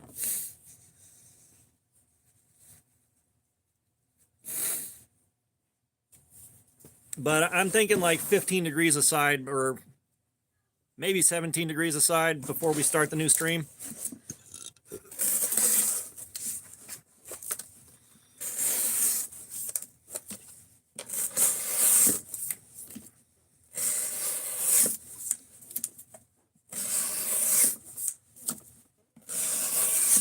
And if I didn't have to go to work tomorrow, I might even do like I would have probably even sharpened this and gone back in for a second run after the edge wore out. Try to go for like just a massive record live stream length. But thankfully for my health and sanity, I got to get up and go to work and be there to close. So I do have to be awake and at work at some point tomorrow.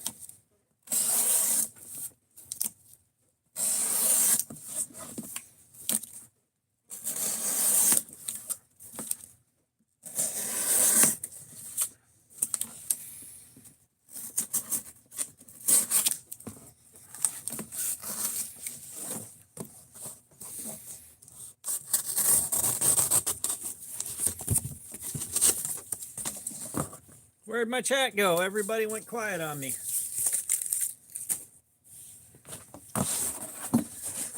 Yeah, it'll pick back up in a little bit.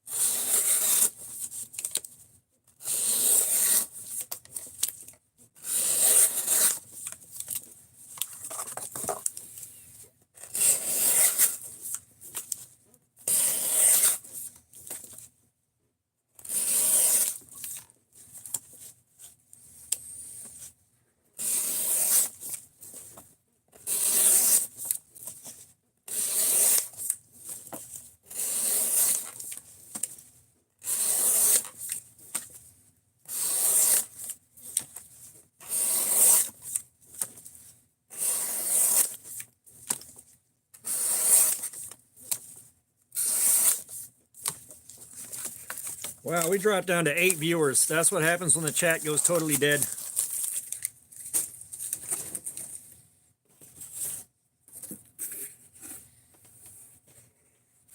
Ugh.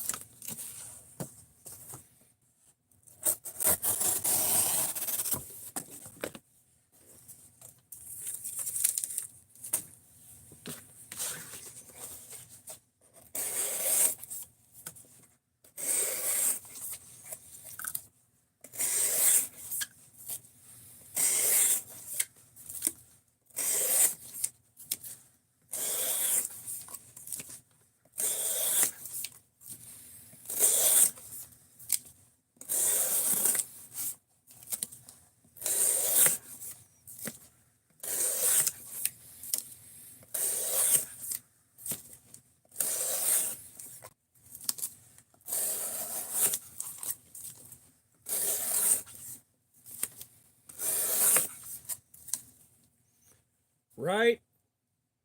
Like chat went dead, so I was like, maybe if we ASMR it for a while, something will happen, but yeah, the chat went totally dead.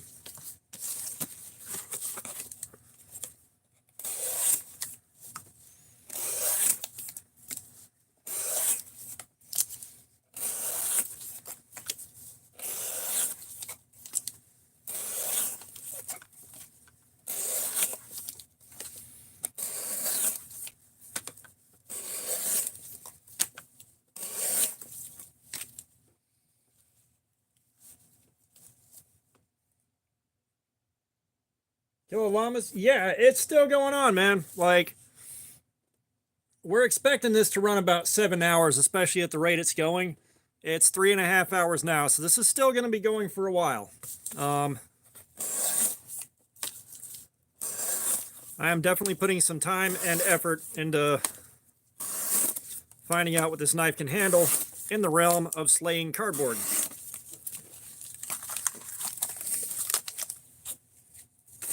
Well, I appreciate you saying that. I mean, you know, I know some other guys are talking about doing some other torture tests, batoning and stuff like that, but I don't see anybody else doing this with them. Interesting facts. There was one time, and one time only. Royal Howard, what's going on, man? One time, I got to set foot on land that literally no other human being had ever seen or set foot on. I was the first human being to be there. You talk about a fucking head trip. It's like back in my younger days, my dad used to take us spelunking, a lot of cave exploration, and one trip that we went on, guys were working on opening up a brand new passage that had never been opened before, and they got a very small entrance. They had managed to work out a really, really small entrance, and I was the smallest person there, so I was able to fit through and go in there and look, and it wasn't a big area. It wasn't. Like, you had one passage, about maybe 9-10 feet long, and then it branched off, and there were, you know, about 7 or 8 feet on either side, but there were holes going straight down to the next part of the cave, and I was not roped off. I did not have the ability, nor the skills, nor the experience to go down into those and actually look and see what was there. But I got that one small little area.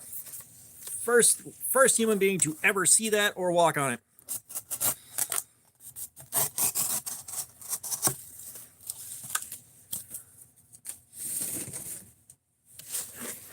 Yeah, like, I was hoping doing this live stream would bring some new eyes in, you know, bring some new people in and kind of share what's going on both with this thing and the live streams as a whole.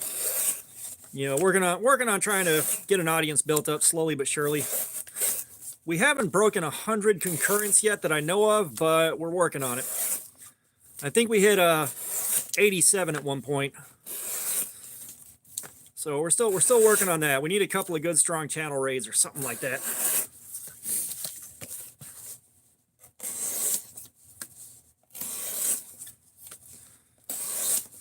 Like, we'll get there eventually. You know, it's like, I'd like for these live streams to get as big and as active as, you know, some of the other ones. Part of that is just for my own edification. And the other part of that too is there are times like April of every year, a friend of mine raises money for Make-A-Wish, Georgia. And I'm trying to help him with those fundraisers like this last year. Maybe Dr. Disrespect's name will bring some people in here. Maybe. But, you know, last year, every live stream we did for that month was raising money. And of course, it was plugged at the end of almost every video I did. I don't think we did a whole lot to help out. But I'd like to be able to really make a profound difference at some point here. Super Elite, what's up?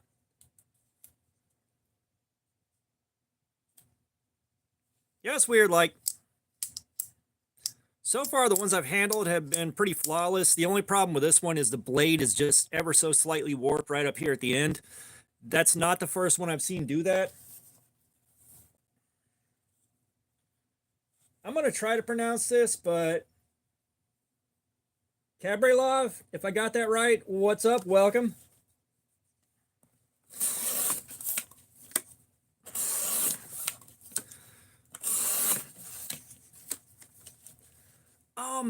I think this might set the course for Ozark Trail going into the future. I'm hoping it does. All right, one, they need to cut the bullshit out with the fucking tip-down pocket clips. I swear to God. Just at this point in human history, the mark of a cheap knife is tip-down carry. I don't care. You know, someone did not design that with the overwhelming majority of consumers in the market in mind. However, I'm looking forward to seeing what else Ozark Trail does if they learn what they need to learn from this. You know, somebody got a lot right when they were designing this, and you know, I'm looking forward to seeing what comes out of them. Like this right here really sets some high hopes for Ozark Trail in the future. You know, God knows I'd love more $10 knives of this caliber to come out of them. And then, you know, gem knives, which, you know, if you guys haven't been around for long or haven't seen any of the videos that I've done on them, oh yeah, I know Ozark Trail is Walmart's house brand. Like, I think everybody knows that. But like historically, Ozark Trail's knives have been just raw garbage, just below gas station grade. And you know, the Axis locks from the last few holidays, you know, I've been kind of setting them up for something. And, you know, last year when I got mine, I played with them, did my reviews on them, did my live streams with them, all that. And one thing that I said is the next one, they're probably going to put it on bearings. I got that right, but I would not have guessed that D2 would have been the thing.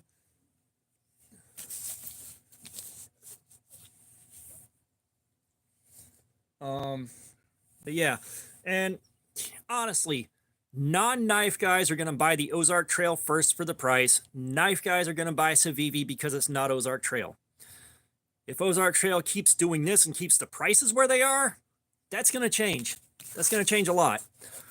Like, guys are still going to buy Civivis because, you know, there's going to be a lot more niceness, a lot better quality control, all that. But yeah, Ozark Trail keeps doing this, they're going to be amazing. But D2 is not as good as S30V from what I understand. However, I haven't done this with S30V yet. What I know is all the D2 we've done, except for the Ozark Trail dropout, is it's lasted 4 hours, almost like clockwork, and then it craps out. This one that we did the first live stream with lasted 7 hours, and I'm not sure how or why it did that. This one is on track to do that. I don't know how or why, but I do have S30V waiting to get done with Cardboard Slayer. Like, that's one thing I got to point out every so often. I don't have the money to be spending on stuff, on like higher end stuff. I don't. You know, most of the stuff that I own, buy, and review is like $35 or less. A lot of it's in the $20 range. So, what we know the most about here is like CR series steels, D2, VG10. We've done 154 CM. We've done OS 8. We've done OS 10A. We've done 4116. We have done some mystery steels. We've done 440 stainless from 1980. RH Bowhunter, thank you. How you doing, man? Welcome. Yeah, like this is the Ozark Trail that everyone's been going nuts about, and I think part of that might be my fault. A little egotistical, but I got some of the first videos on YouTube of this thing at all. Just a little brag, a little humble brag. But we are 3 hours and 43 minutes into cutting with this. Call it about 3.5 hours maybe, accounting for short breaks. And this thing is still going surprisingly strong. It's just like the last one did. It's still going. But yeah, like, I really hope Ozark Trail learns from this and starts releasing stuff that's good for $10. Just a variety of things.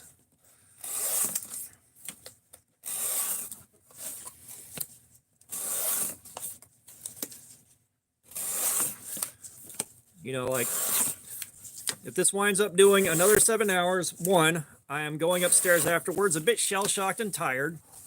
And two, that is going to be at least some indicator that, you know, the vast majority of people that buy these are getting the same quality of steel and the same quality of heat treatment.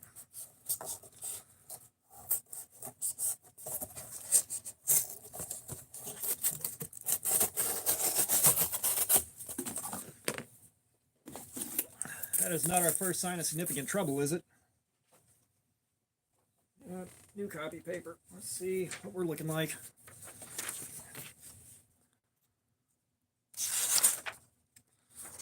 We might be starting to see a noticeable edge wear finally. Then again, we're still getting some clean cuts. Yeah. That is a hair over 3.5 hours of doing this to it, and it's still cutting like that on copy paper. Not the most reliable metric, but it's something to go on.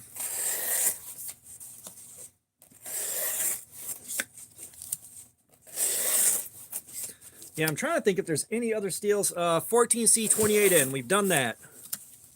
S30V we're still waiting on. I've got my bug out in the mix. Because normal live streams, I'll have 4 knives set out, and a 20-sided die will pick out which knife we get to use. The last few live streams have been specially set aside for specific knives. The next live stream we do is set up for the Kaiser Nice Guy, so we can do a Nitro V, see how long that holds up. If it keeps up with Kaiser's 154 cm, that's going to be another 8 hours of cutting.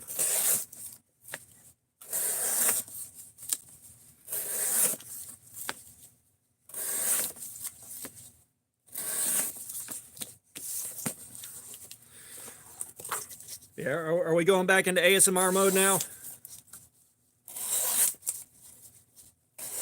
So I'm trying to think of anything else interesting that's worth talking about. Yeah, I know. That's, you know, it's part of what caught me off guard. Like, I first saw it and I figured this will be a bit better than the $5 axis locks. I wasn't expecting this much. I really wasn't. You know, we've done this to the $5 axis locks from the holidays. They didn't perform all that great, although one of them with a custom edge, you know, with me sharpening it on my equipment to the angle that I wanted, it did a lot better. Didn't quite keep up with HCR13, but, you know, it did significantly better.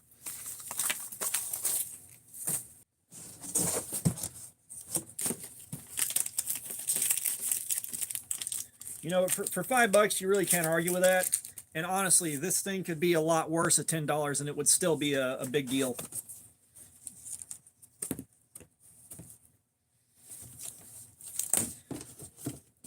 Oh, gross.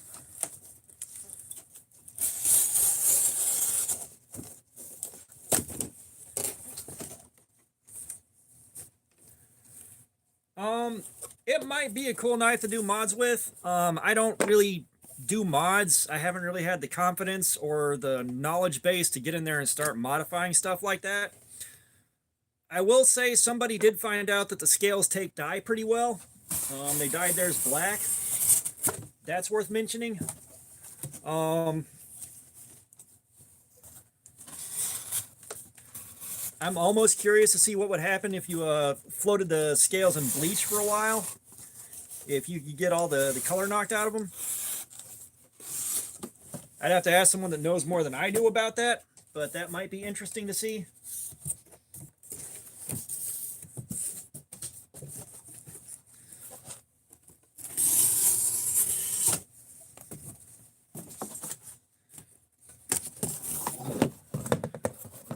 Yeah, like, I mean, I don't mind the orange color that much, especially when you've been through so many black and olive drab knives. You start looking for colors and stuff that makes them pop. But, yeah, it'd be interesting to see, because, like, you know, a lot of guys want colors that aren't orange. You know, I get that.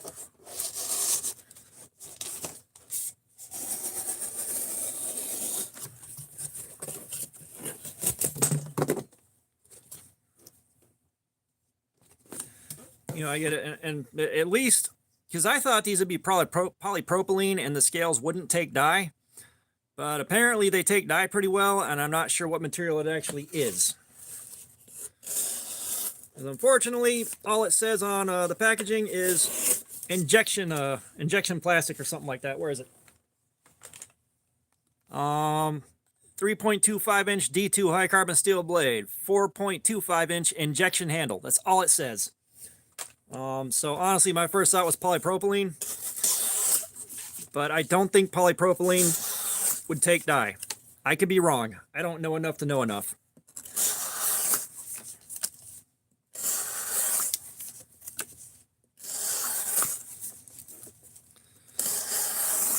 Now, that being said, I'm definitely keeping an eye on the Faceballs groups that I'm in, because that was one of the first things I did, was blast this thing all over Facebook. Is like, heads up, you got a new meme knife coming in.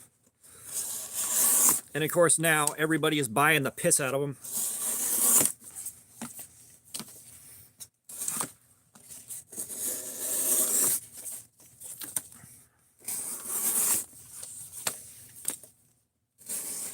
You know, honestly, I would have been happy that I got on board with this thing early. Well, I don't think Ozark Trail's known for lowering the specs necessarily.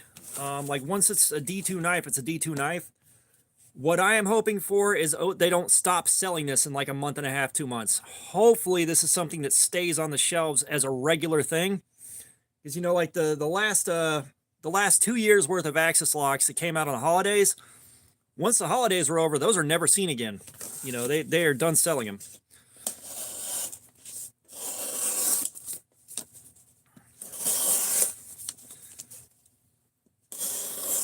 But I am hoping for more knives that are of this quality at that $10 price point, because if they can do this and repeat it, shit's gonna change.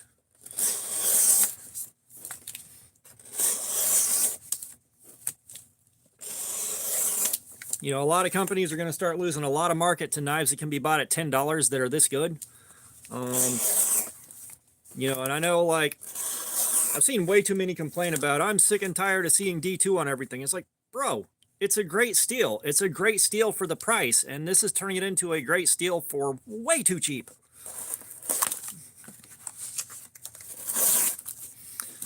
It's like, honestly, this could have been 8CR13, and for $10 it still would have been a steal.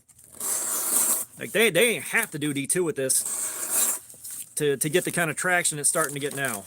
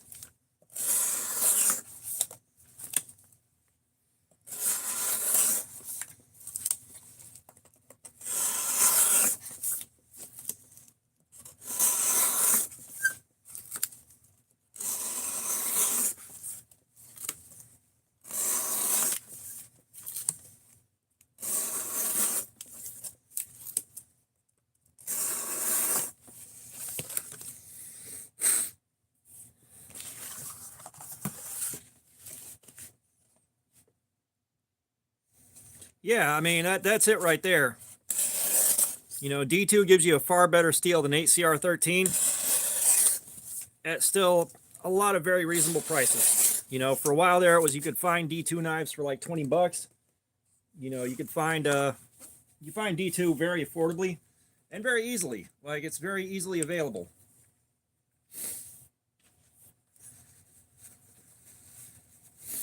And it's just, I think guys got tired of seeing D2. He's like, oh, it's on everything nowadays. Like, yeah, there's a reason. You know, we should be at a point now where D2 is just replacing 8CR for the budget steel of choice, outside of 8CR being stupid cheap.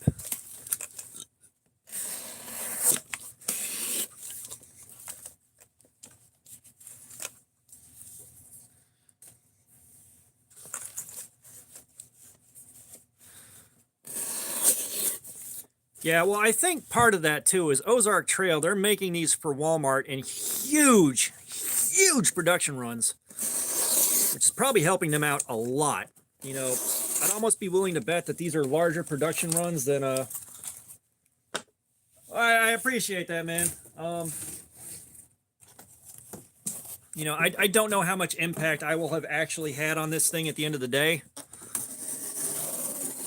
You know, the only thing I can really say with any confidence is when I bought this and started doing my first videos on it, when I searched for this Ozark Trail axis lock, there weren't any other videos up yet. You know, I don't think I'm going to be responsible for the whole knife game changing. Yeah. This is not the thickest cardboard we have. Where is it? Did I even bring it over here? I've got some really, really thick double wall stuff. And the last time we did this, we hit the 7-hour mark, and I had to get that double wall stuff out and really just go nuts on it to finally break the edge down.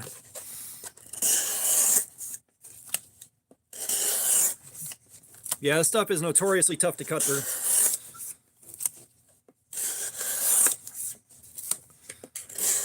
Yeah, I mean, if nothing else, I can be happy with the fact that I kind of got on this thing before everyone else did. And, you know, it's helped my subscriber count. It's helped the views on some of these videos. Like, it's done a lot of good for me.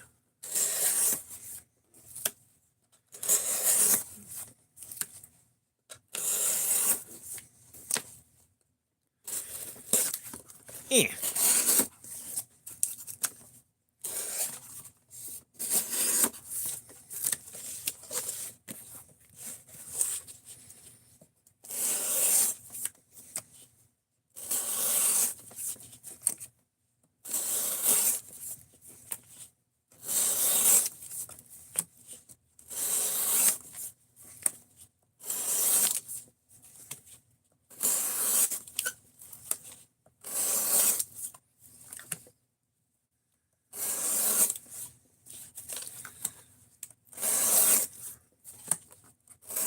And we are definitely pushing up on the 4-hour mark here.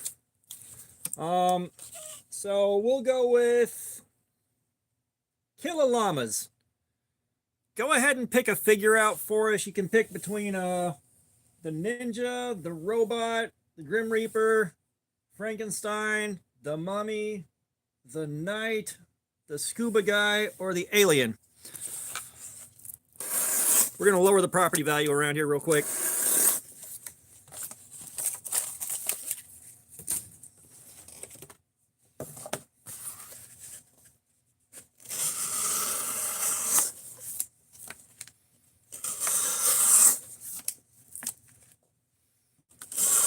What property value?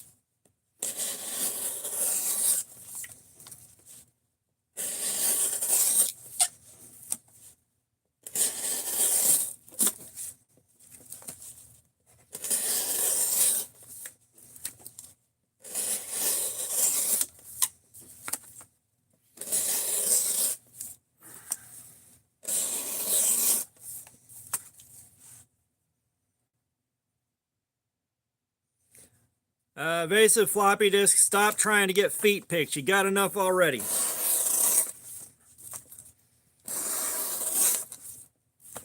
And you already missed me shaving a bald spot on the top of my foot when this thing came out of the box.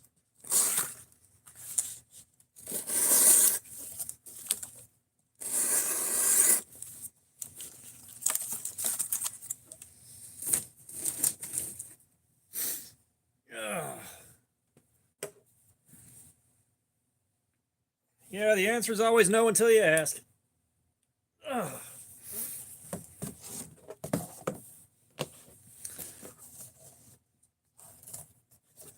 Oh, catch up. My poor sweet summer child. When the chat gets active, you will hear so much shit you've never heard on another knife stream. Like, this is a totally different beast. This is 100% a different beast than everybody else's streams. So I said, there's only so much sitting here and cutting up cardboard someone can watch without the chat with the audience being engaging and interesting. We go so far off course from knives, it's not funny. Like, this is completely different. You know, this is right now, the chat hasn't been active and I haven't been really given anything to respond to. Like the usual crowd where things start getting rambunctious is all broken off to take care of adulting stuff.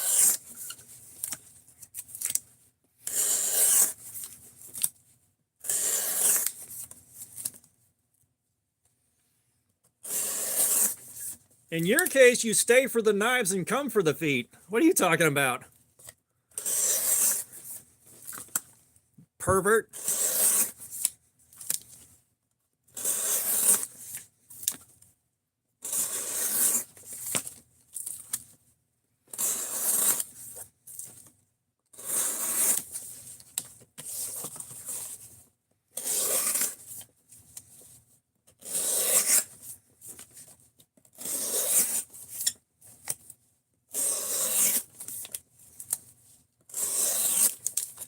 Well, I gotta tell you, this stuff is thick and very tough, and we're doing more of it than we did last time just to get some extra edge wear on here. But Jesus Christ, this part of my hand is definitely getting the hell beaten out of it. And other days ending in Y, come on, man. We don't even do streams on Tuesdays. Very, very poor attempt at covering your ass, sir.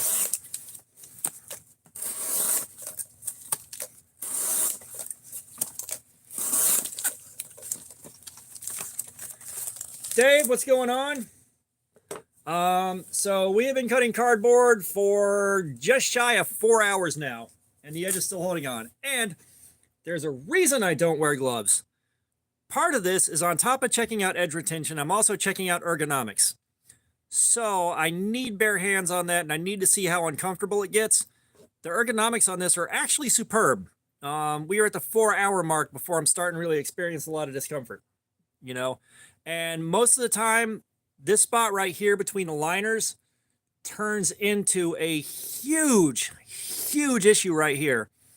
This one hasn't been doing that. Like, the ergonomics on it are really, really good.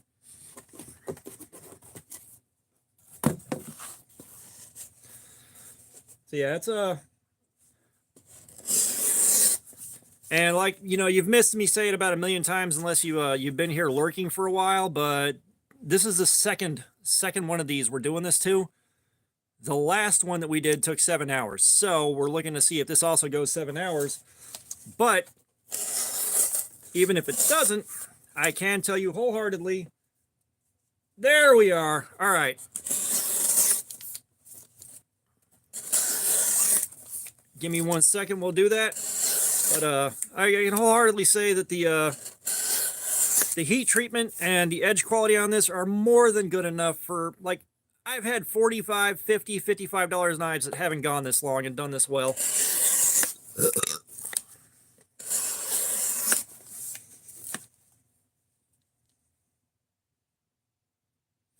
Like I said, this one did it for 7 hours. 7. All right, D2 normally lasts 4 hours before it craps out on factory edges. 7 hours. I'm just seeing if a new one will do 7 hours too.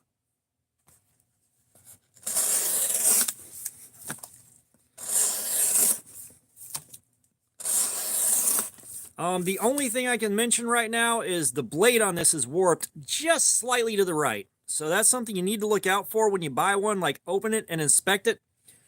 You can take your, oh, where the hell did I put it? So you can take this part and you can just lay it up against the side of the blade. All right. Lay it up against the side of the blade. You can kind of see the light going through here on this side. If you put it on this side, you're not getting so much in the way of light. It's definitely got a warp to it. KO, what's up? Welcome back, man.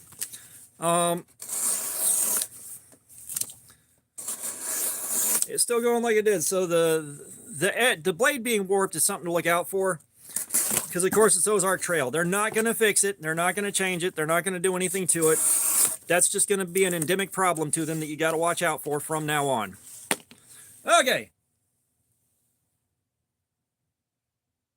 Evasive floppy disk, thank you very much. Thank you, sir.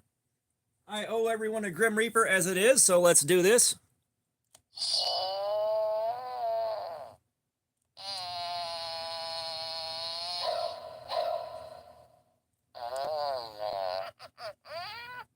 Clyde Frog, what's up?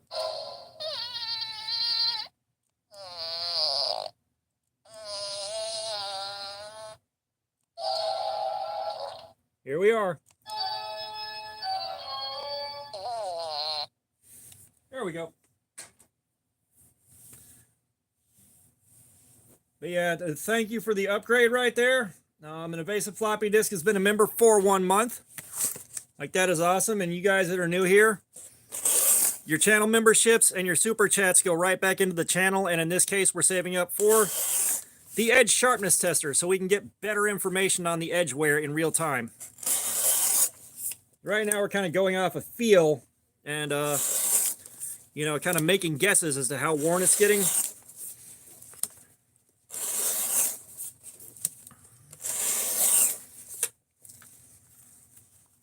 Oh, bro. Like, gifting them out now, thank you so much, man. I don't know how close we're getting. It's going to be probably another week or two before it really shows how much the last 2 live streams worth of gifted memberships and everything is. But we got to be close. Like, we got to be almost there. We have got to be. And yeah, let's just talking about, hey! Yeah, just look out for the blade being warped. That's the only thing. Is like, I've seen one guy complain about his lock sticking, and that's it. But, you know, that is a very, very smooth action. Like, just the fact that it's on bearings is already an upgrade. But yeah, and it's a shame y'all weren't a few days earlier, because we just this afternoon did our first members giveaway. And Fook Doozle won a Kaiser Nice Guy. Oh, I didn't cut this in half.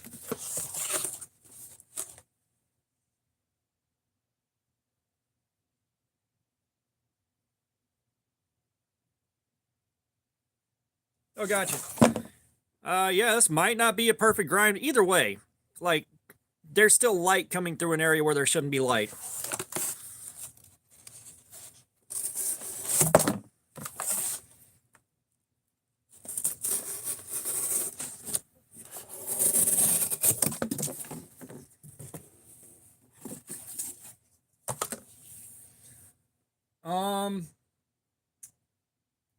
That's kind of a tough question, Ketchup, because I'm carrying a different knife every week. Like, I carry a different knife every week. Because, of course, I got to go through, I got to review these, and I'm looking at them from the perspective of a light user. You know, I work at a grocery store. I don't have opportunities to go out and beat the crap out of these things. Which is why we end up here testing edge retention for basically your everyday home gamer.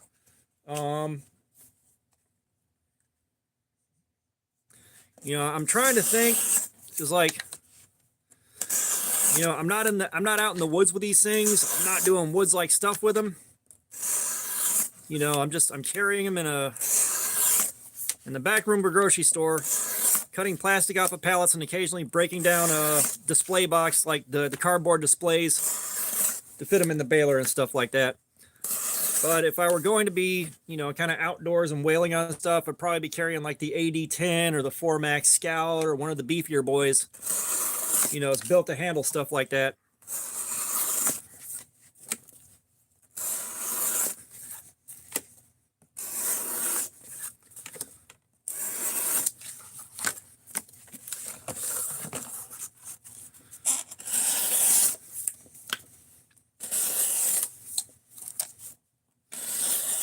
And once I finish the last piece of this box, we are going to take a break for about 5 minutes so I can check the edge on this and use the bathroom.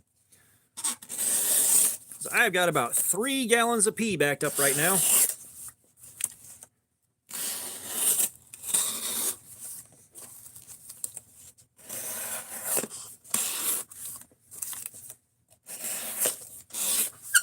And standing up and walking around is going to hurt because I've been sitting in this chair for almost 4 hours unbroken. I had to get up and swap out collection boxes for this shredded cardboard. I've been at this for a minute.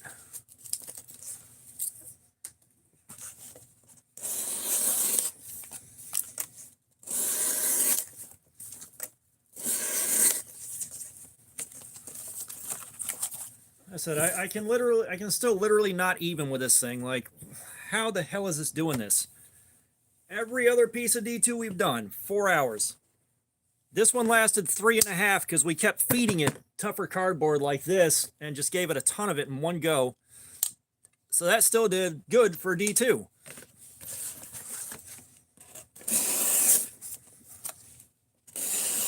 I don't understand it.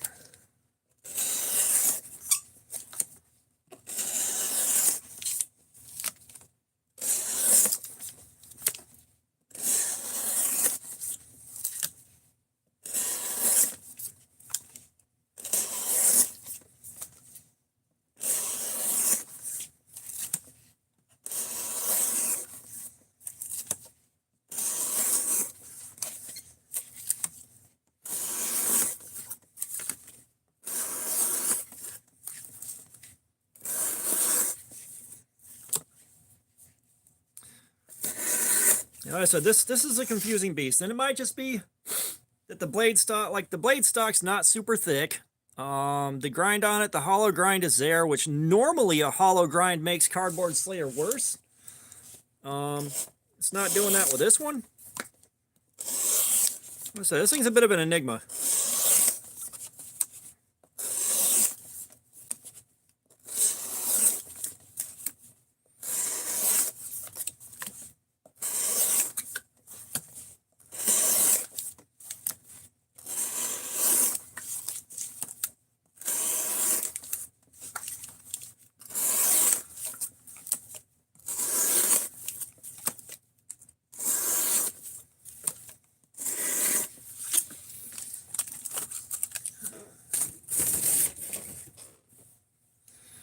All right, so this is pretty much 4 hours of cutting within a few minutes.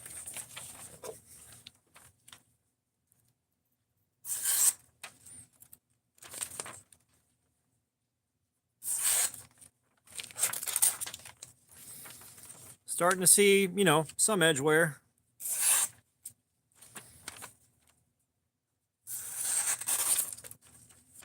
But seriously, what the hell?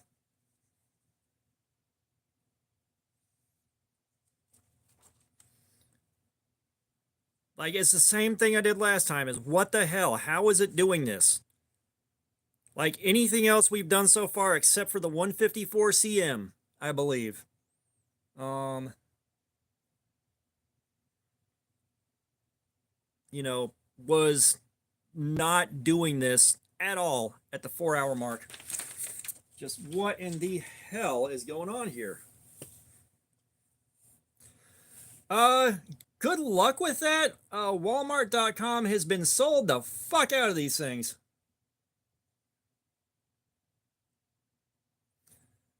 Brett Whitmarsh, yeah, it's the weirdest thing. 0 Bytes, what's up? This is D2. No, any burrs we would have had on that are long gone. You know, like I said, we've got some edge wear. The edge wear does exist, but it's nothing like it should be for D2.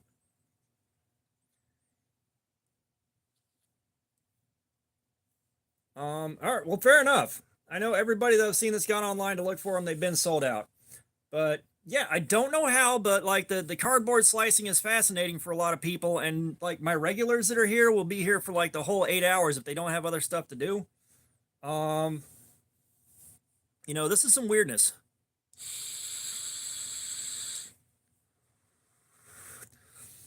But I am gonna be right back. All right, if DreamWorks Animation made a movie about what's fixing to happen, it'd be called How to Drain Your Dragon. Give me like 2 minutes here. Oh my god, standing up hurts. Holy crap. Oh.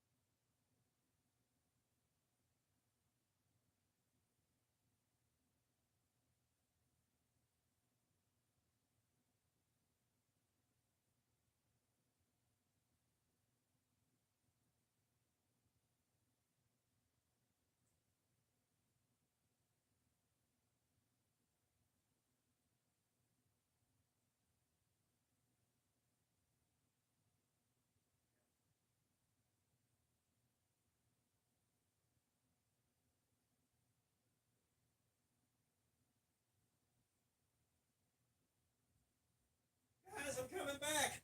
Don't leave me. Don't leave me like my mom did. I'm coming back. Okay.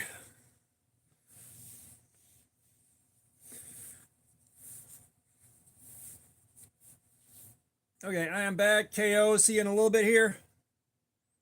Um, Give me a couple more minutes here.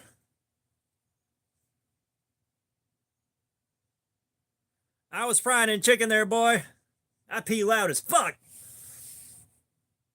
Just remember, you pee as loud as you can to establish dominance. Make sure motherfuckers know who you are.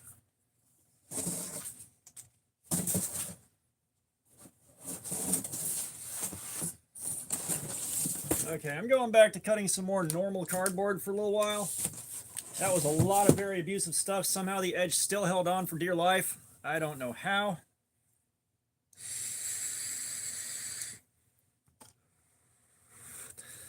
I gotta tell you, I've got some favorites that I really, really want to reach for, and I miss carrying them.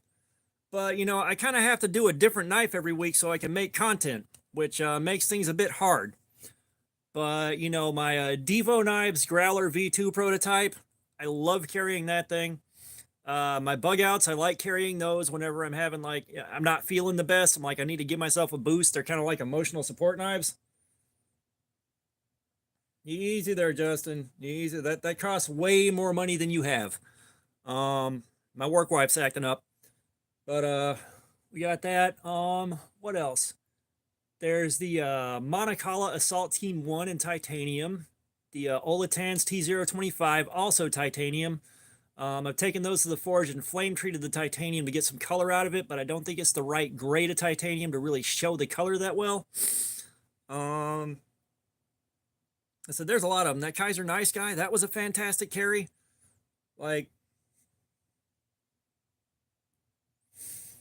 Yeah, well, I can't really skip a week, especially not right now with so many piled up from Blade Show. Like the sheer number I bought at Blade Show and the sheer number that were gifted to me at Blade Show, like I'm gonna have to be rotating them quite a bit for a while now.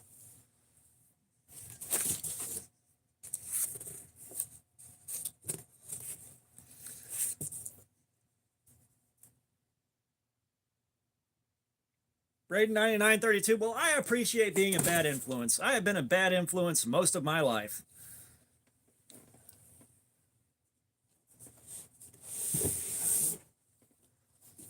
I have legitimately almost started forest fires with my friends on the back of being a bad influence. Yeah, I mean, I wouldn't keep buying them like I am, but honestly, like I am kind of a fiend for new toys, and you know, doing a channel like this, you kind of have to have new stuff coming in pretty regular.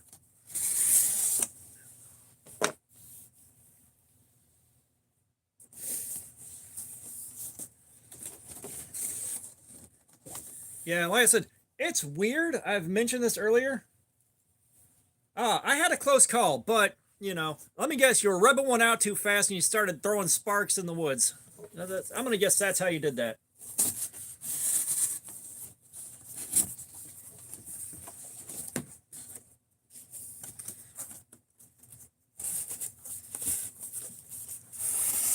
Which I told you, when you're rubbing one out, use some lotion.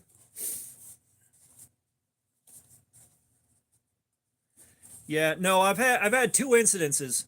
I have got well over 200 knives now, like well over 200, and that's just folding knives. It's not even the fixed blades. But nah, the first time it happened, I was hanging out with my buddy Corey, and we were going to his apartment from my place, and we cut through the woods and jump over a creek to get there.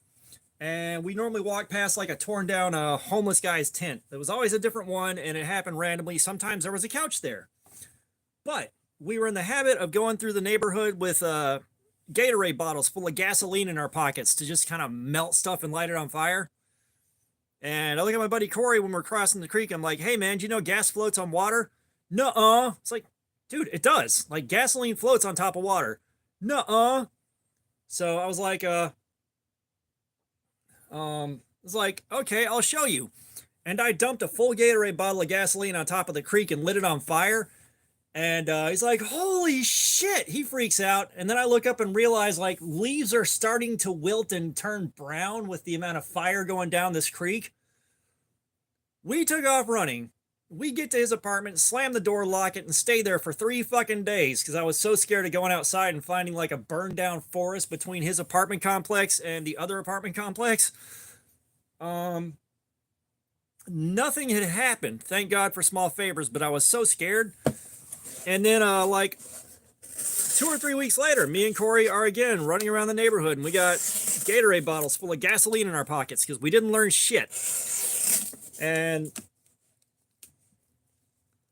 you got your hopes up for nothing, Justin. He had a Sega 32X and Virtua Fighter. I'll let you figure out what we did. But, you know, we're jumping fences in the neighborhood and running through people's yards. And we find one yard.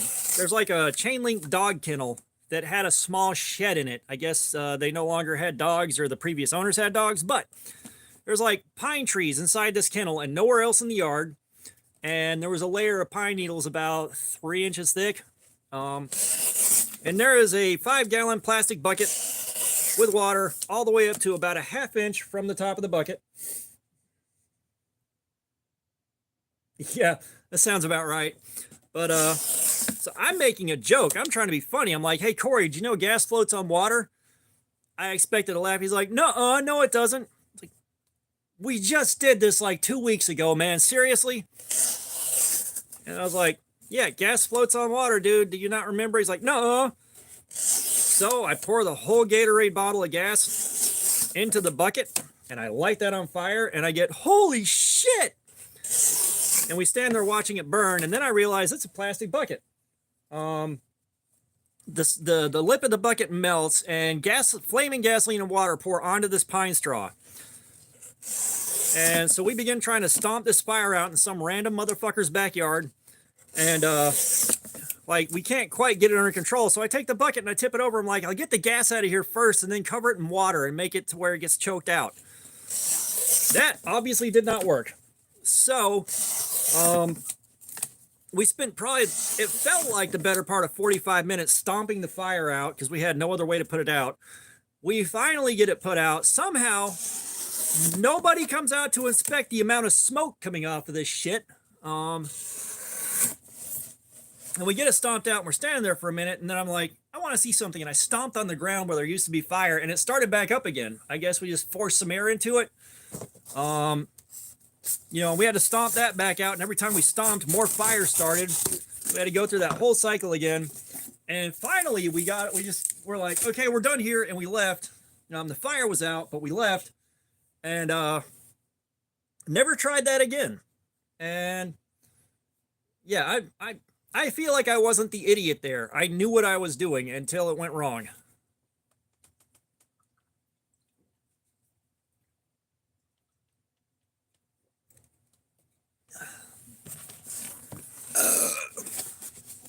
It's like we damn near burned someone's whole ass damn yard up.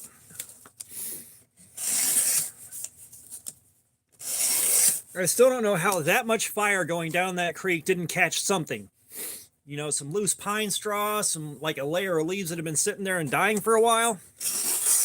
Like nothing. I don't know how nothing happened off of that. Outside of God.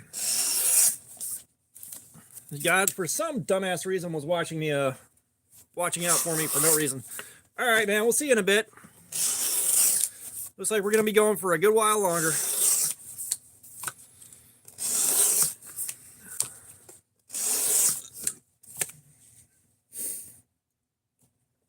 So the Gerber knives I have are on the cheap end. You know, they're about $30 or less, and none of them are impressive. I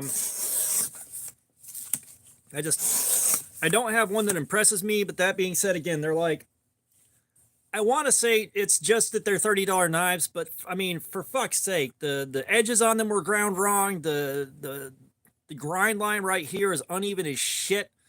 Like, where is it? The quadrant right here, like you can see the action on it's god awful. But I had to, you know, like take this lock right here and flex it open quite a bit before it started working right.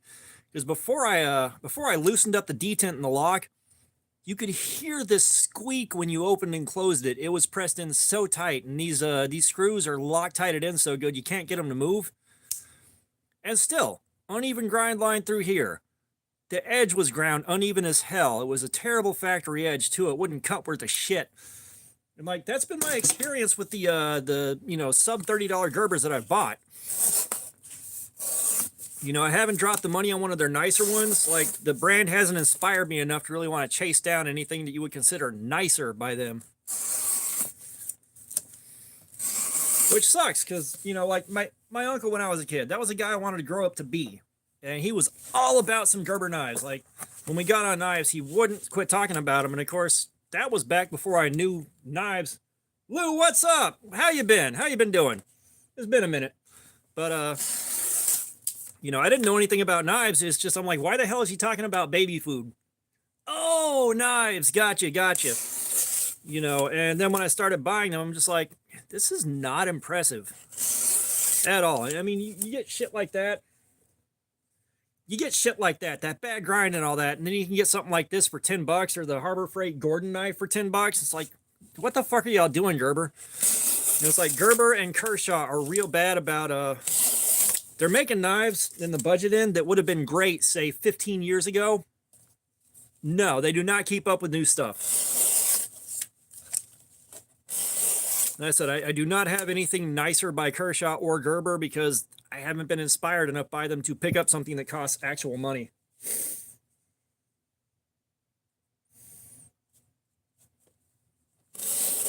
Well, yeah, I mean, and a lot of that...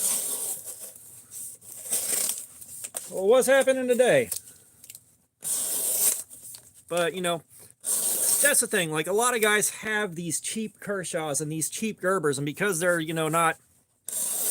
You know, they're not into knives on, say, the level I am, and I'm not even, you know... My level of into knives is nothing in comparison to a lot of channels that are going through $400, $500 knives constantly. But from my perspective, something that works great for guys that just need a knife to carry every day. You know, for me, like, I'd start picking apart the stuff that makes it subpar and not worth that $30, considering what you could get for that same $30 somewhere else. I'm doing good, man. We're having fun with this. You know, we are now over 4 hours in on cutting with this, and it's still going pretty strong. So I'm doing all right.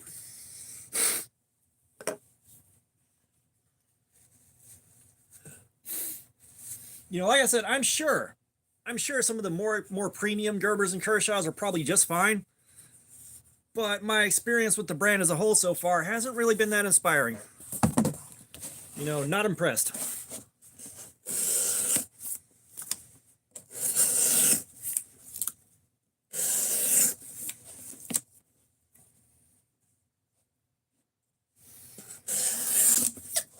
I haven't seen anything I would buy for $300 or $400.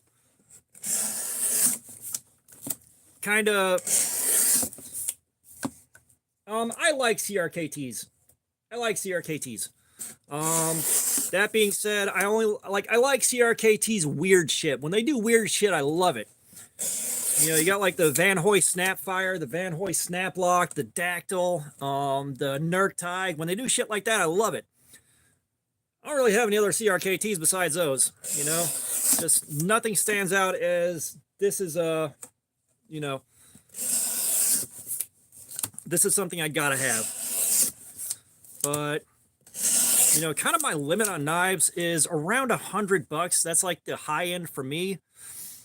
That being said, I am saving up for my Cold Steel Mayhem. I am saving up for that. That is $250. I don't give a shit. I have to have it. You know, and I'm trying to figure out how to make getting a Devo Stassa 23 Fireball. Work out how to get one of those. Because I've got the prototype for it, and I love that. But that is an S90V, the production version. And I want one of those. I like what I'm getting out of the prototype. The prototype is D2. It is not S90V. But those are going to be like $200. And Kevin's probably going to work with me on the price. It might come down to something I can afford. It might not. Because, you know, I was talking to him via email, and I shared with him how much I really, really wanted the 80s camo version. But I also had to, like, add to the email, I'm not trying to get free stuff from you. That thing is just awesome. You know, it's just like, I hate not being able to get the 80s camo, but, you know, it's still awesome. What are you going to court for?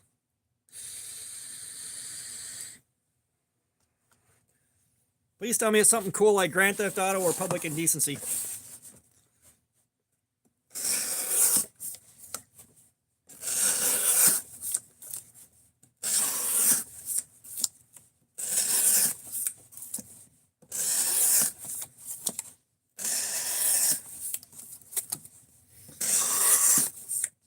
Yeah, when guys like do really fucking weird knives that I can afford to buy, I fall in love instantly. Like the Manus Gearhead, the Camilla Sleever Lock. You know, it's really, really off the wall stuff.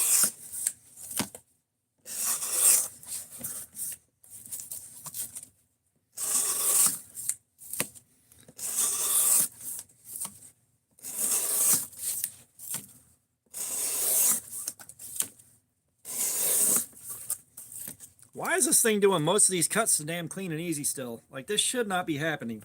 Like, we already did 7 hours on one, and I'm still surprised.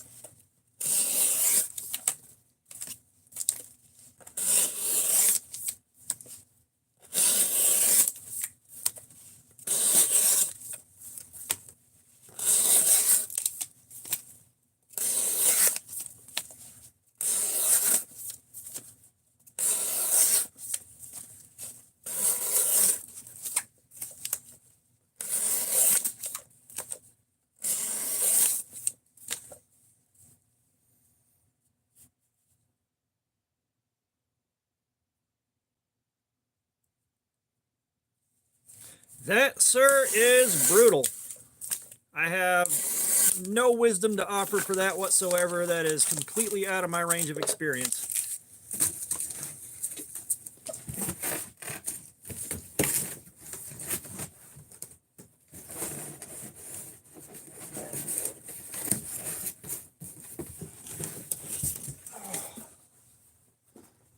I am running out of places to put these boxes full of shredded cardboard. This is nuts. I have been procrastinating far too much on getting rid of these.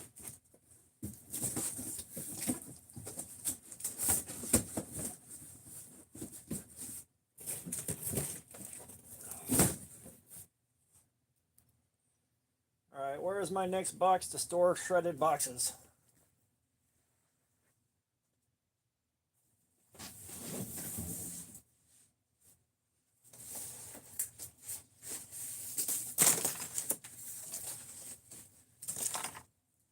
God damn it.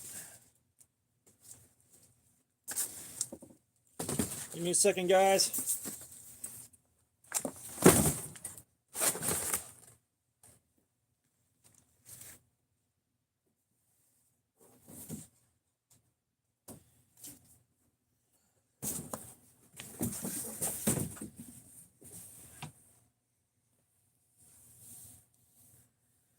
What hour?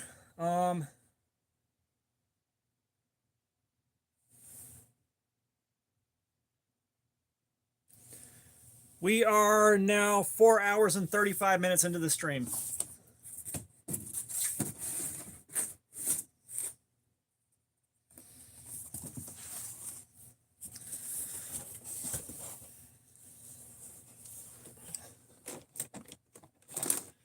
I can promise you this is a piece of shit I'd never buy again. Which sucks. I wanted to like it. I liked it when I got it out of the box, but after I carried it and used it, God no. Giant piece of shit. But yeah. But no, all the boxes come from work. I work somewhere where we handle and empty boxes all day, every day. So like all these boxes, I just grabbed them from work. You know, I'll set them aside. I'll take them home, get them ready for the live streams, bring them here, do this. And then I'll take them back to work and throw them in the baler so they can get recycled. I haven't remembered to take them in for the baler. I've been too lazy. So I got to start taking some of them in and getting them baled.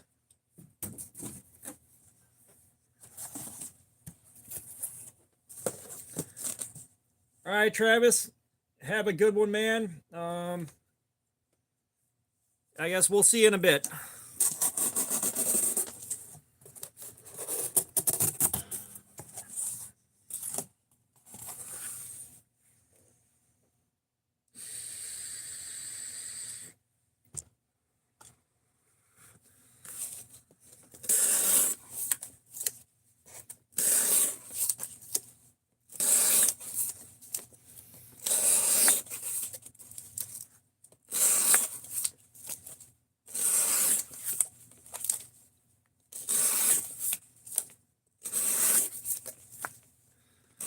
I'm trying to think of what else I'd never buy again. There's like the Camillus Keto. I wouldn't buy that again. That's a cheap knife that's not even pretending to be a not cheap knife.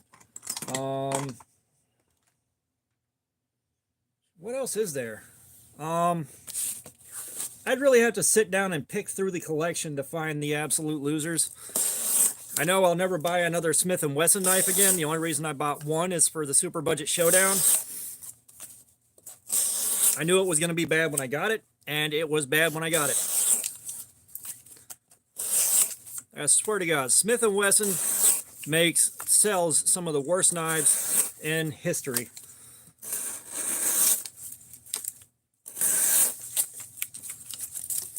And it's like when someone finds out you're a knife guy. When someone finds out you're a knife guy and they want to show you the one they're carrying and they pull out a Smith & Wesson knife and you got to be nice about it. It is so fucking difficult.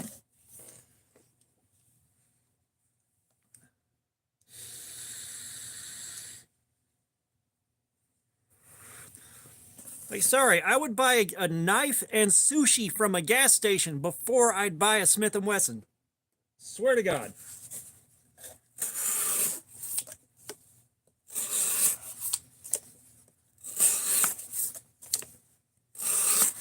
And not even a good gas station. One of those gas stations that has a whole wall of blunt wraps in the back and sells steel wool.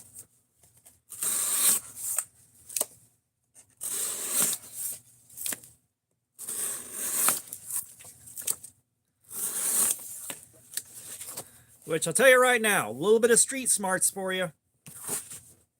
Street smarts with knives, I guess.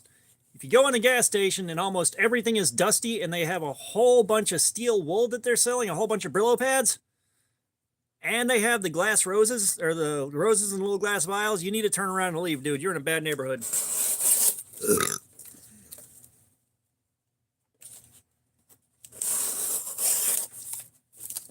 If the bathroom has blue light bulbs in it, get the fuck out. Go somewhere else.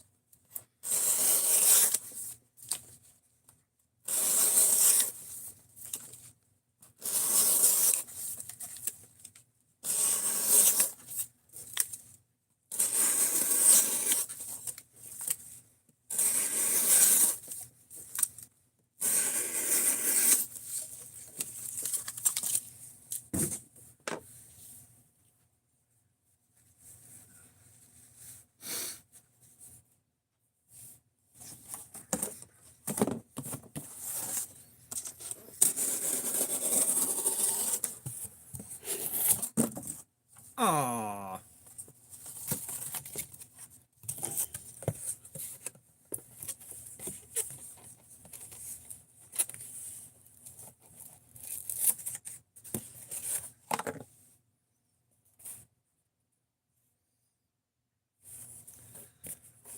Oh, favorite knife is also a tough call. You know, it's again, when you go through so many of them, it's hard to pick a favorite. I have some favorites, you know, like my bug outs, especially the one in M390, that's a favorite. The Devo Growler V2, that's a favorite. My prototypes, like my Fireball prototype, the Growler prototype, the Vosteed Raccoon prototype that I have, those are some favorites. I've got a Schrade 470T Beast that I've had since 1998, and that thing's it's got some history to it. Like, there's a bunch of them, and like, you know, it's hard to have just one favorite. Like, you kind of go past that point when you start, you know, when you start piling up as many as I have, it starts getting real hard to go with just one favorite.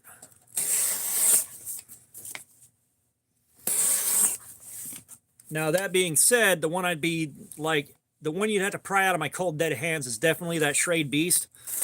I've just had that for so many years. That has lived through so many emergency moves because I was living in places it was safe to get stoned at without you know, authority figures showing up. When you do that, you wind up like leaving in a hurry because someone got in a fight or someone got mad at you for bullshit and you have to leave. That survived the first marriage. That survived the divorce. That made it out of that house with me. It survived going to my parents' house to live after the divorce. It survived the emergency move out of there. Like, that thing's been through some shit.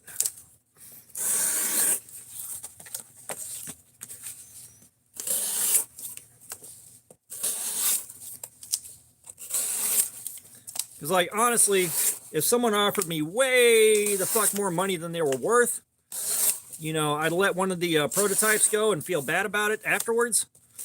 No one's going to offer me the kind of money it would take to come off of one of those. I can promise you that much.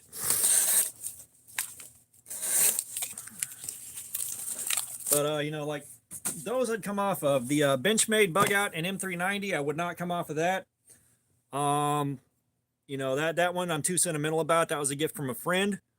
You know, I got knives that belong to my uncle that I definitely would be hard-pressed to let go of. But so the live streams are normally on Thursdays right now. It depends on my work schedule.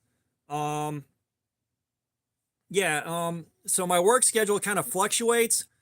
Now, when I get to my new store next week, I'm going to be on a new schedule, and it should be a more fixed, consistent schedule than I've had.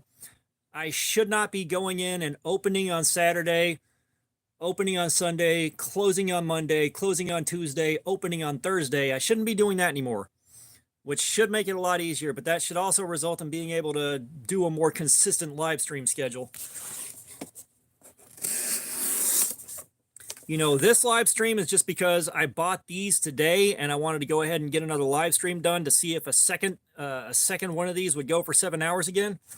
So that puts us here because I just did my normal live stream last night.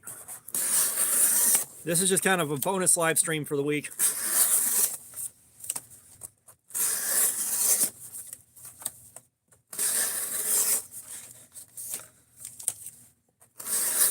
Just kind of trying to get new eyes on this knife and get new eyes on the channel. Because like I'm still working my way up to my first 2,000 subscribers. And I'd like to hit that sooner rather than later. I've finally blown past the watch hours needed to turn on the AdSense and the shorts feed revenue, which shouldn't be much of anything for a long time, but at least it'll be nice to have that, you know, turned on.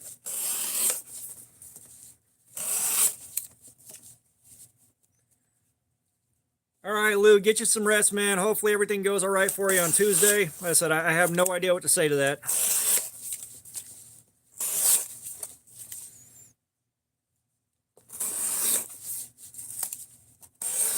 Which I'm going to have to look at my schedule. The next live may be on Monday. Well, I mean, I think the thing is, you know, most knife channels kind of make their living by doing like a giveaway every week or something like that. I don't have the money to do that. I'm not going to lie. I just straight up do not have the funds to do that.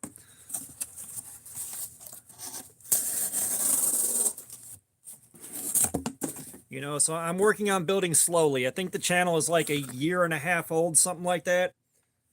So, I mean, the other channels that started around when I did or started after I did got to their first 3,000 or so just doing giveaways nonstop. And I haven't been doing that, so I kind of had to just, you know, grow it real organically and slowly.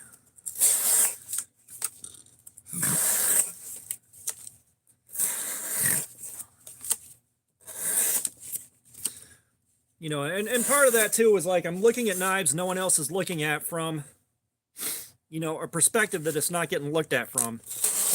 You know, I'm not just doing that thing where you buy a knife, you open it and close it 3 times on camera, and you know, that's your review. I can't do that. So I'm getting these knives that no one else is really looking at and carrying them, using them, doing this with them and seeing how they do there, you know, putting them through it. And I think that might be part of it too. Fook, what's up? Yeah, I'm sorry you're still not back too, you son of a bitch.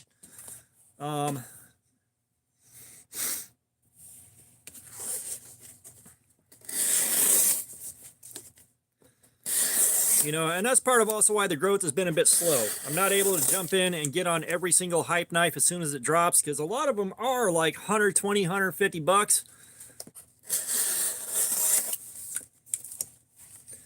Nah, you're good, man. We're still going to be here for a while.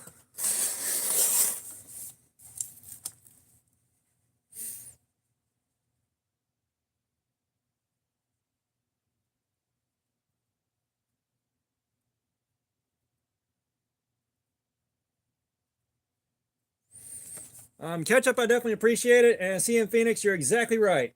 You are exactly right. You know, you buy these subs, and I've seen a lot of guys just stop after they hit a few thousand because the videos might get 40 views a pop, and they got like 3,000, 3,500 subs.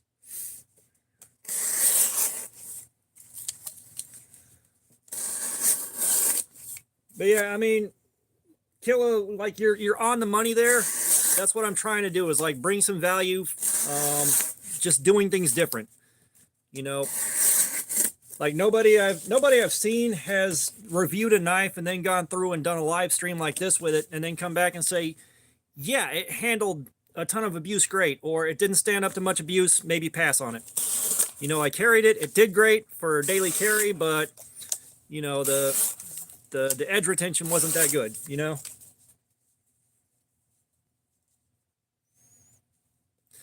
Oh yeah, no, exactly. And CM Phoenix, I appreciate that too. You know, and for a lot of guys that are far deeper into the hobby, like a $300 knife is kind of a budget knife. But, you know, when you've been getting sent $500, $700, $800 knives to check out by companies, all of a sudden $300 does start looking budget friendly. And like the Fireball, the Devo Fireball, I really want that. And he tried to bring the price down where it was affordable, and it's still $200.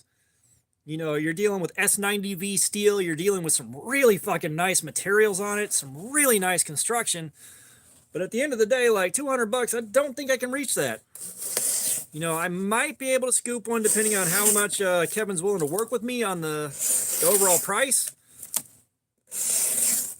You know, I want that one for personal reasons. It's cool as shit. I love that knife. I love what the prototype did for me. But I also want to do an S90V live stream, and that's going to be a tough one because that deep hollow grind makes it hard to push through cardboard like this, you know? But it's S90V.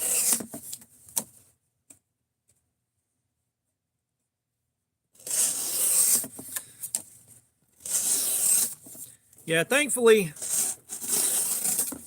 my taste in knives and the thing that I love doing here is I love finding like relatively unknown cheap knives that are fan-fucking-tastic for what they are. You know, the Montecala Assault Team 1, the Montecala Grenade, the Yoletans T025, you know, that Gin Knives Vaquero, stuff like that.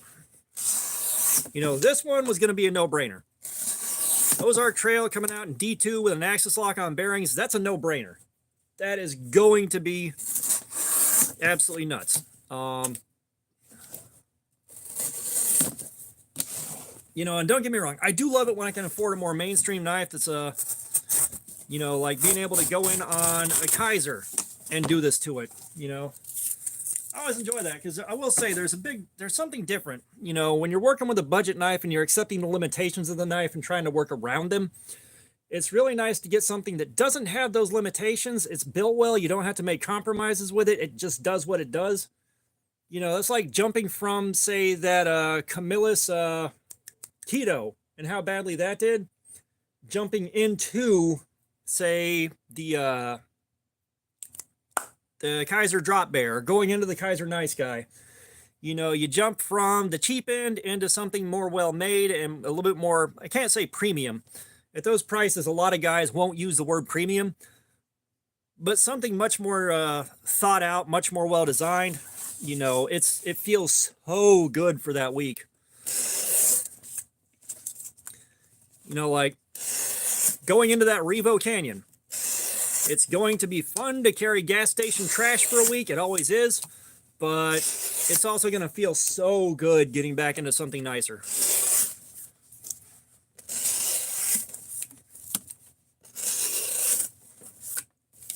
All right, Ketchup, thank you so much for being here, man. I appreciate you. Hopefully I'll see you on the next one, which might be as soon as Monday.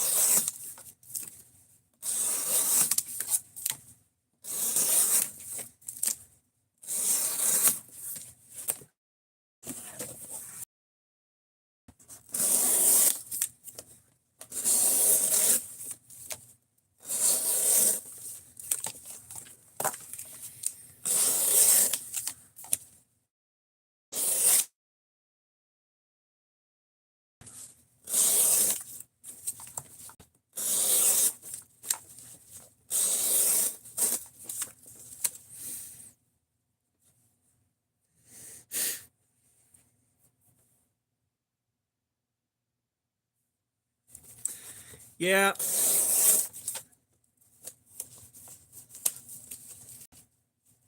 All right, you're right, but that's exactly it, Punisher. Like you had to stand up for 7 hours and finally sat down again. But yeah, I mean, that's the thing is like if I went into this chasing clout and trying to, you know, act like I was a bigger channel than I was, or not, you know, not be humble about this and you know, recognize my place in the big picture, I would have given up after about 6 6 months or so of just not seeing much progress, you know, not seeing that much growth. You know, I would have given up after it took, I think, the better part of a year to hit 1K. Like, I did not hit 1K that long ago, and the channel's been going for a little while now. Yeah, the low-end reviews are great for newcomers, and it's an underserved market. Like, a lot of guys aren't doing this, or when they get a low-end knife, you know, when they get a low-end knife, their review is they pull it out of the box, and it's like, yeah, this thing is incredible, especially for the price. Like, I can't believe this. Throw the knife in the box, never do any work with it, never touch it again. That was their whole review.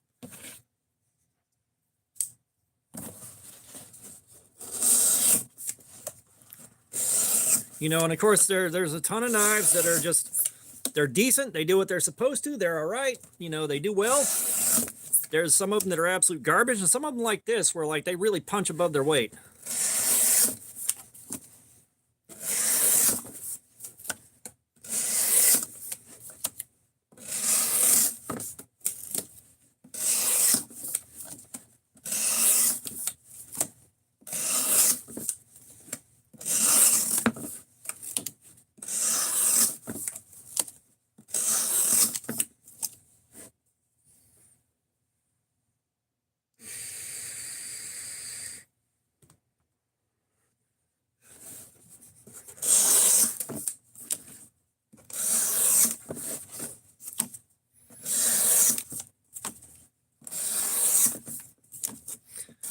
Yeah, and I think I kind of got ruined on that just a little bit. You know, some of my first knives were like really well made, Schrade old timers and stuff like that, Uncle Henry's. You know, they were made well, they're put together well, and of course I lost them or broke them. So then when I started getting like the cheap knives, the gas station knives and all that, I knew they were cheap, but you know, I also knew they were going to get me where I needed to go. Like, they were still going to work at the end of the day as knives.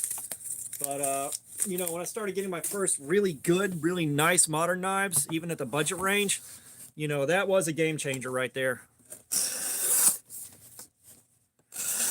You know, and I still have a love for gas station knives just because, you know, a lot of them are flashy, they're just gaudy as hell. And it's fun to carry something you give no fucks about.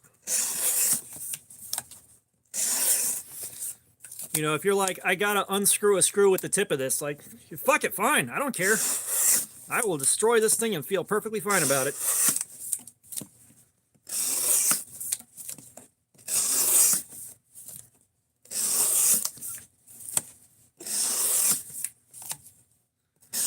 You know, I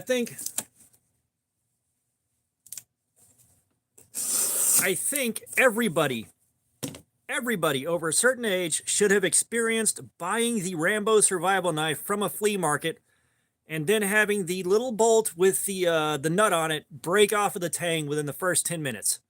I think everybody over a certain age needs to have experienced that at some point in their childhood.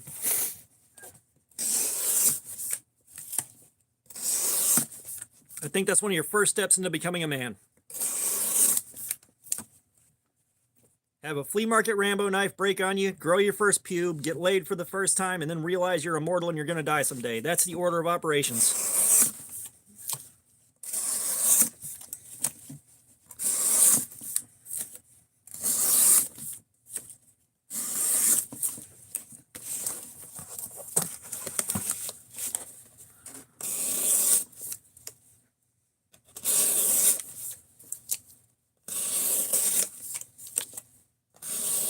You know, it's amazing to see how much overbuilding they have to do with those hollow handle survival knives to make them good. Like, I've seen a couple of them, but man, they gotta overbuild those and under-engineer them. Yeah, I've had a couple of them. I forget where I got them. I think one I got from a flea market for like $7 or something like that back in the day. And then I think there was one I got from an Army Navy surplus store for like 10 or 11 bucks. I'm like, surely this one can't be as bad too. No, it was as bad. And of course, you guys now know I have a very, very nice Rambo survival knife. Possibly the nicest one you have ever seen.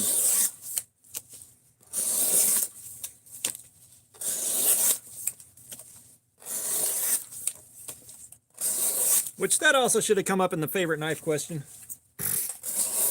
But again, like when you have so many floating around, it's really hard to narrow it down.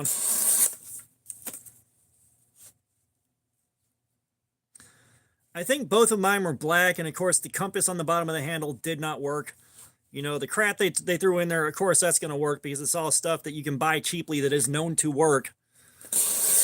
But yeah, that little threaded rod tang that was about 1/8 of an inch long with that nut on it, Jesus Christ. Because I think mine, the first thing that happened was the bolt came out. Oh yeah, I guess you can see it, Gabriel. Hang on. Have you seen it before? I don't know who hasn't seen it.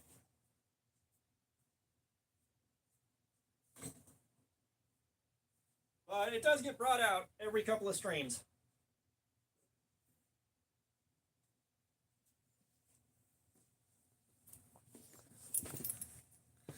So yeah, for those of y'all that are new, we have got the prop replica right here from First Blood Part 2, number 3675 of 5000.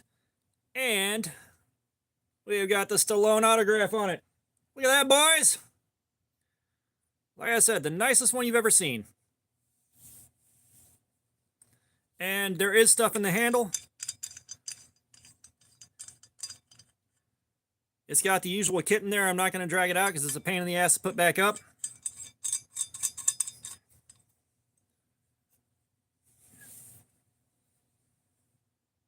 But yeah, this might be one of the highest end knives in my collection. I have no idea what it's worth now, and I don't care. All right, we're going to save that for breaking the edge later.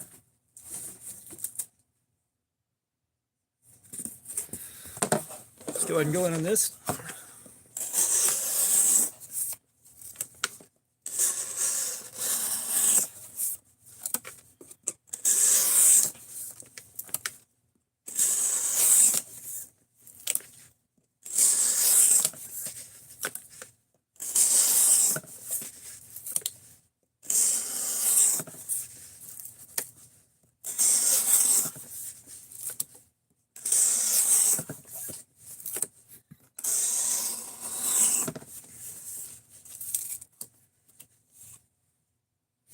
Oh, yeah. You know, I love how those practical effects were back in the day, because you can't get shit like that now. Like, you can't get movies like that now.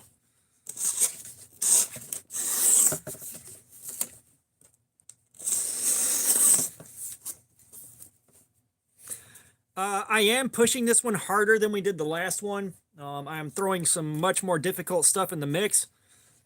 I'm trying to cut it down to a bit less than 7 hours, but I mean, we're 5 hours in and it's still going strong on some of the shit we're throwing it at.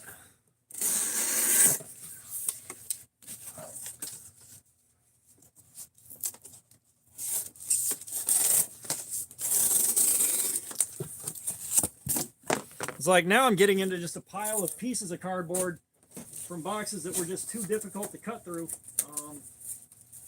Towards the end of other live streams, like there's a whole stack of the stuff that will, if we only did this, we could probably nuke the edge pretty fast, but that also wouldn't be too realistic. Like what we're doing right now is not that realistic to begin with, but you know,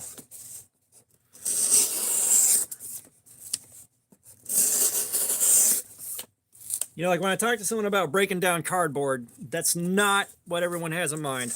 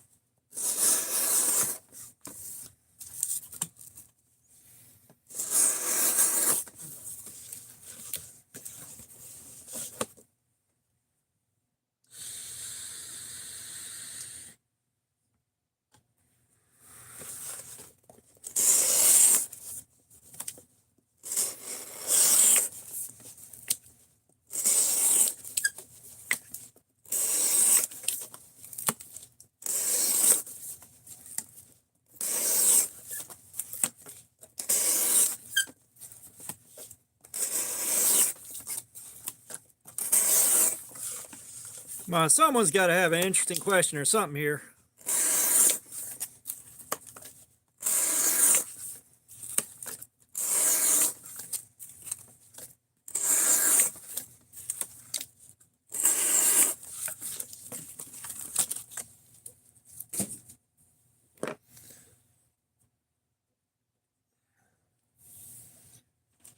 And we are getting into the 5-hour mark, so I am going to give myself a couple of minutes here. Are you shitting me?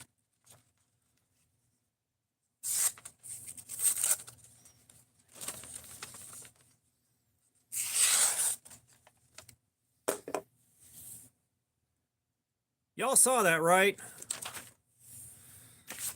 Regular Twinkies, man. I love artificial banana flavoring, but those ain't it, man.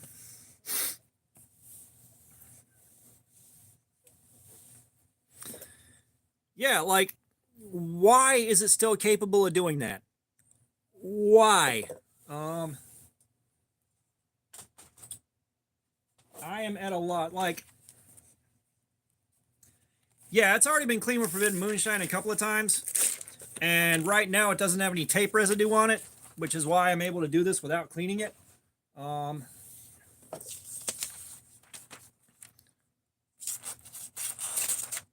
Yeah, notebook paper, it's not happy with that.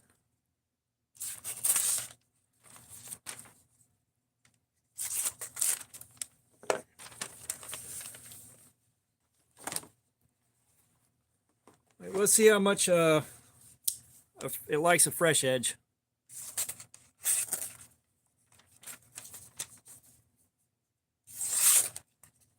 Yeah, that is a freshly sharpened edge that I sharpened and stropped as much as I could to get it mirrored out. So, like, notebook paper, yeah, it's not happy with that. Copy paper, it'll do.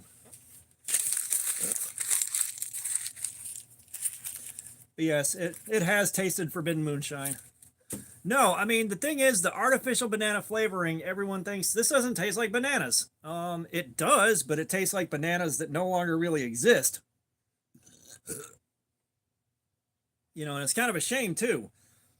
Because those were Cavendish bananas that they got wiped out by a monoculture, some kind of it was a disease that hit them and wiped out the monoculture.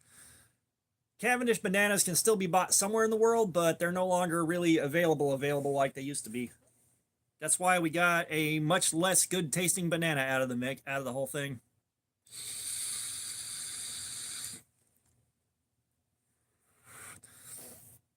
You know, we're staring down the barrel of possibly having another disease wipe out our current monoculture.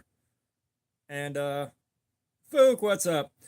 You know, the monoculture we have could be getting wiped out by disease at any time now, and we'll be stuck with the third best banana. Yeah, that's what I'm saying. They're not really commercially available, and they're not viable anymore. And it sucks. At some point, I want to get my hands on one or two of them. I don't know when that'll be or if that'll be. But the interest is there.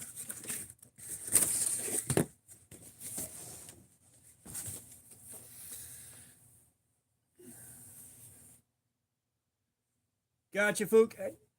Fook just took down our trivia golem. And then vanished.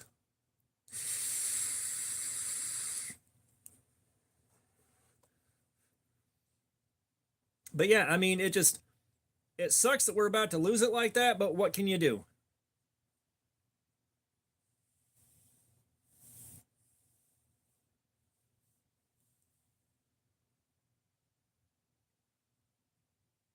What are we wrong in reverse about? The Cavendish is the one that's gone and we can't have them commercially anymore. That is well known.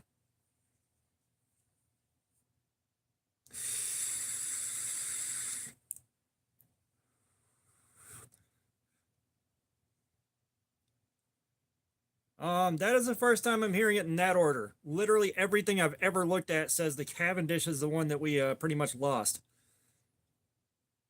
Let me go swap batteries on this thing. They are dead. I'll be right back.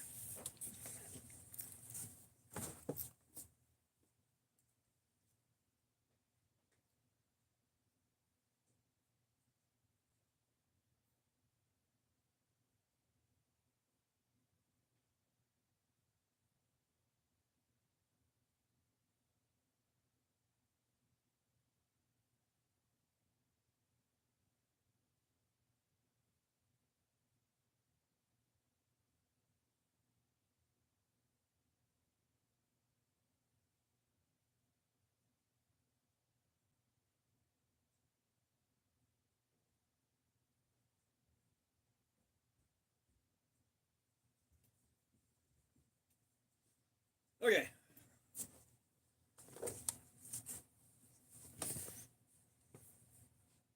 Huh. No, the edge is still going. We're only 5 hours in. But yeah, like that's the first time I'm seeing that in that order. I am confused now.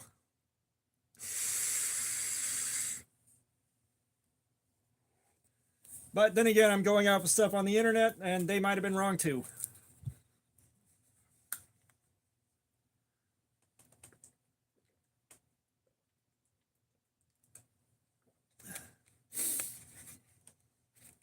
Oh, yeah. Yeah, they're supposed to be fixing that issue with the pivot lube leaking. I'm not sure exactly how they're doing it. I think they said they got something with a stopper or something like that that's gonna stop it from leaking. Because a couple of us now have noticed that and said something about it. So, future iterations, once they go through their batch of current, pivot lube bottles, that is getting dealt with.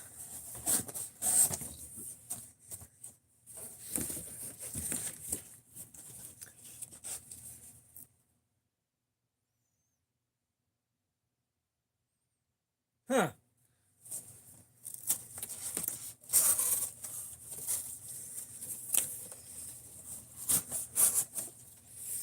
Oh, that may be one of those common facts just everyone's wrong about.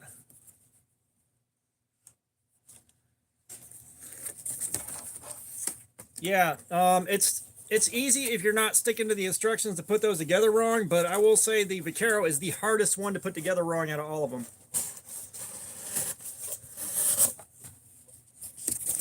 Like, there's just so much fewer parts.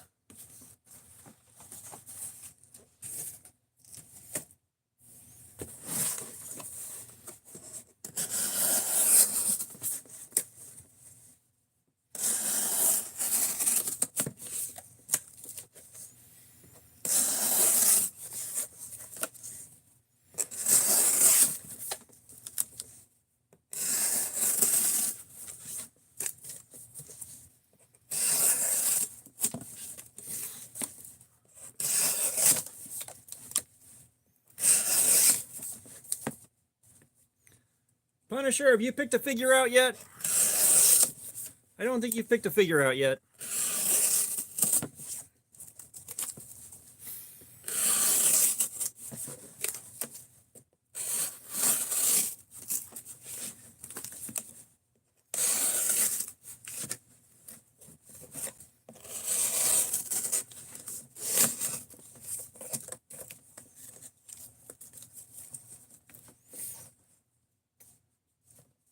That doesn't surprise me.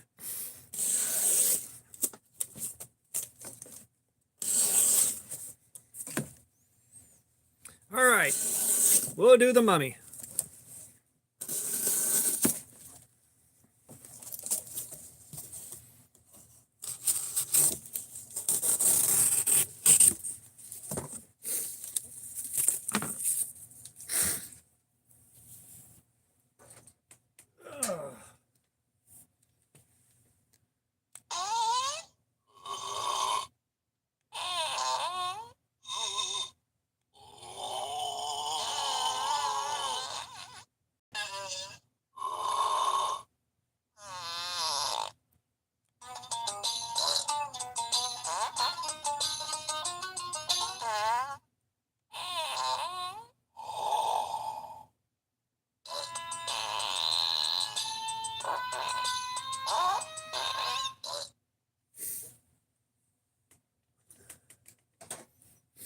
Yeah, those yeah, I mean, I'm not surprised they're electronically lighted now, but I mean, it's still, they should still do it with a bow and arrow, but they don't. Yeah, those gin kits are a lot of fun to put together. Like, they're very gratifying. What I cannot wait to see is they have a button lock in the works. Like, that's gonna be a treat. If they get it as right as they've gotten everything else, that should be a ton of fun.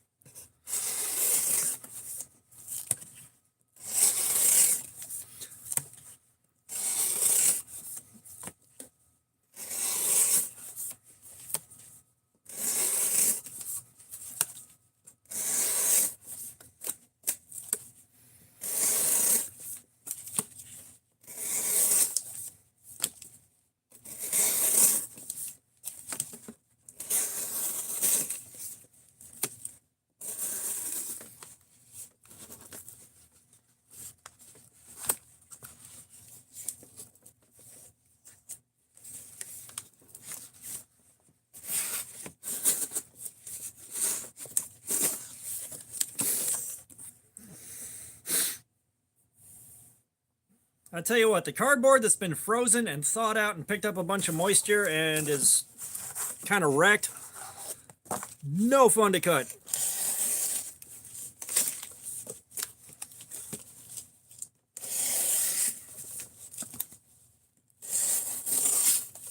Yeah, I mean, you've seen how all three of those kits do, so you definitely know a lot about what you want to get out of them.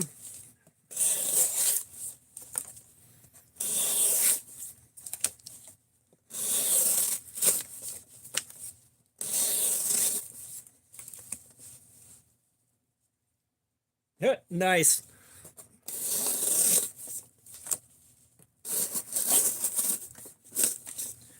Yeah, I'm hitting a piece of cardboard that ain't having being cut.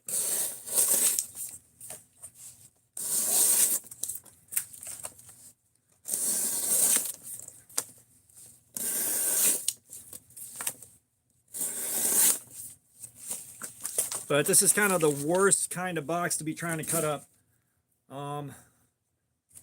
But we're going to finish this thing off.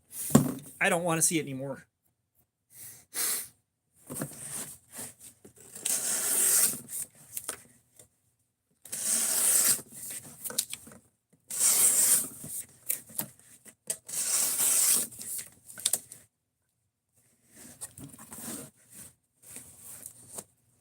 Wow, taking tips from Justin, are we?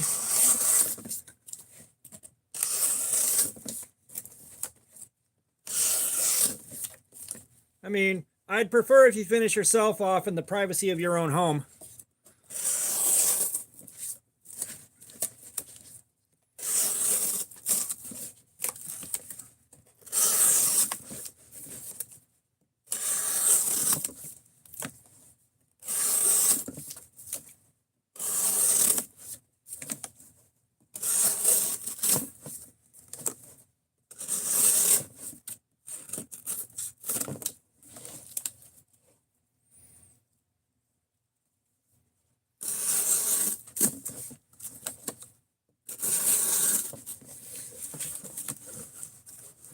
I mean, yeah, you probably need to crash if you were trying to go to sleep, dude.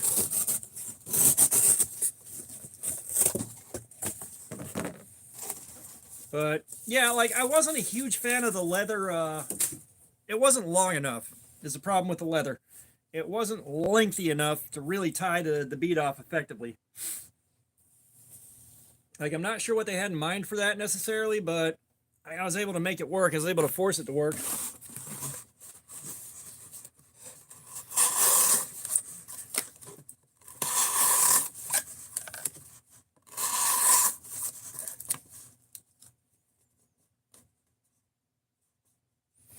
Yeah, well, they didn't think of they didn't think of it how I thought of it, you know?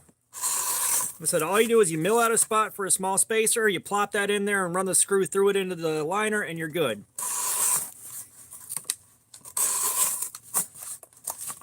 Which they're working on a new version of it that can both reverse flick and has a pocket clip on it. After seeing, I guess mostly my video. I don't think I've seen anybody else say anything about it not being able to be reverse flicked. But I tell you what, I will freak out if they go with I will freak out if they go with my pocket clip idea.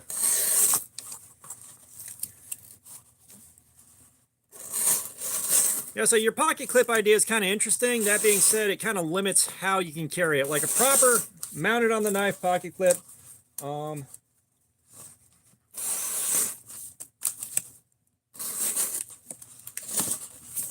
would be a lot more effective for a lot more people. Yeah, like, yeah, I'd hold off because, like, Emma at Jen said they're already working on one that you could reverse flick after my videos. I don't know if that came because of mine or, you know what, but, you know, I'll be happy to see that, because that thing with a reverse flick on it, holy shit, that will be good.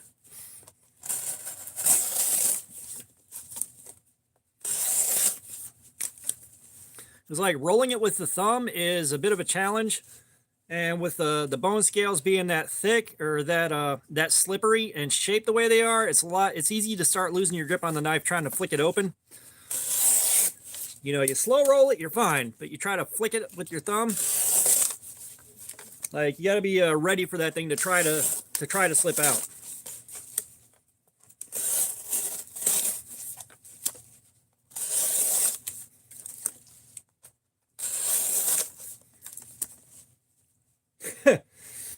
I have not dropped mine, but I've had a couple of close calls.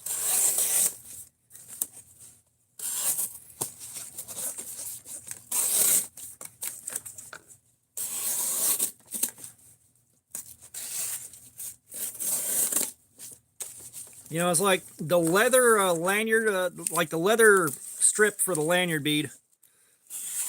You know, I don't know what I would replace that with that would look right on there. You know, like some bright, gaudy paracord wouldn't quite look right. Maybe some brown, but paracord just doesn't fit the vibe of that thing. Well, if you lightly sanded the bone, it wouldn't be polished ox bone anymore. But if you lightly sanded it, you could potentially dye it and then just shoot it with a coat of lacquer or something like that and be back to polished looking. That might be an option.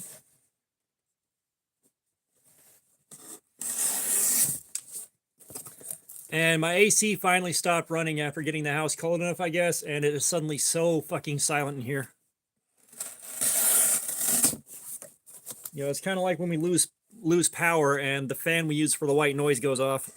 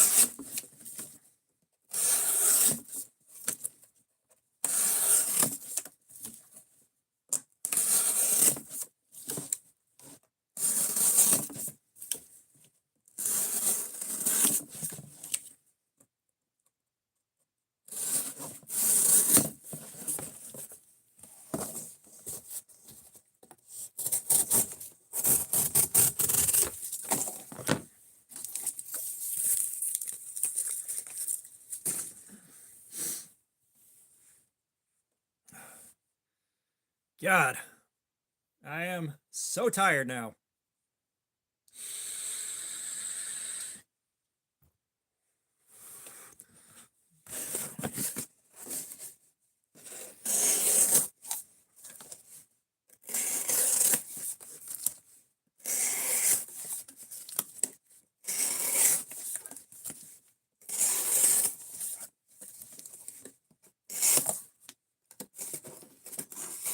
You know, thankfully I don't have to crash until somewhere around, 4 a.m. It's a little bit after 10 o'clock now, but loud.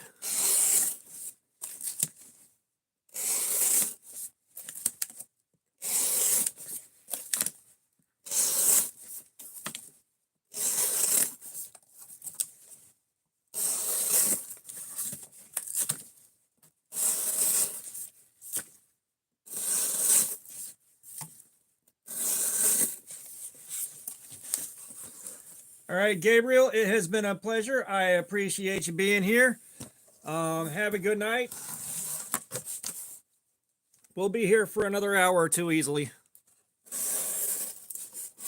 Unless I'm about to be absolutely blown away and the edge is suddenly crapped out on some of our regular cardboard and not this stuff that's been imbued with moisture and losing its integrity.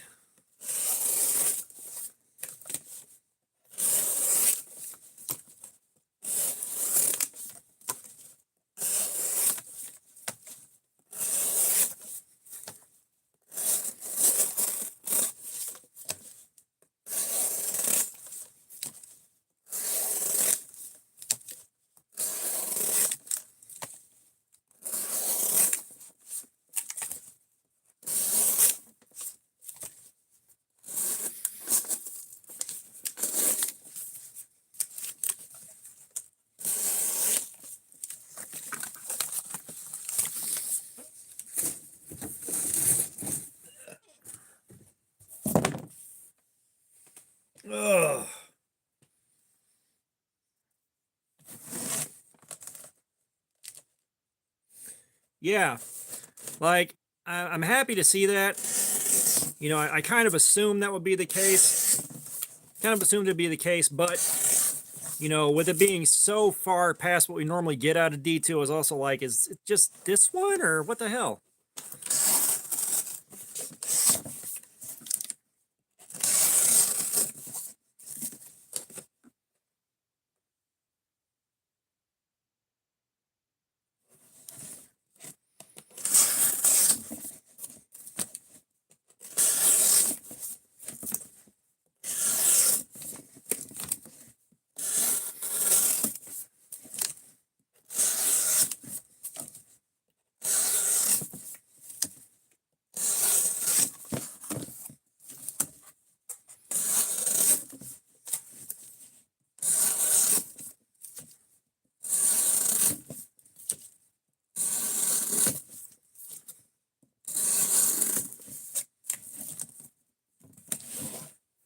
I'm going to try that cut.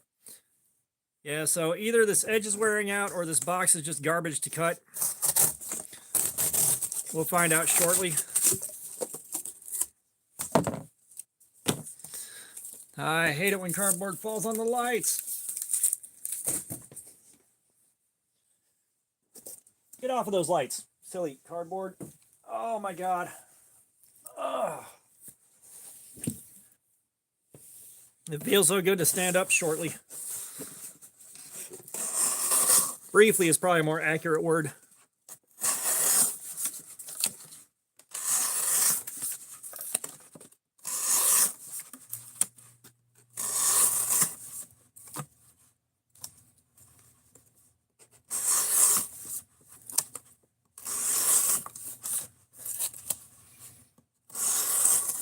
I'm assuming if Buck came out with a new knife, it's just another variant of the 110. Seems to be about all they really do.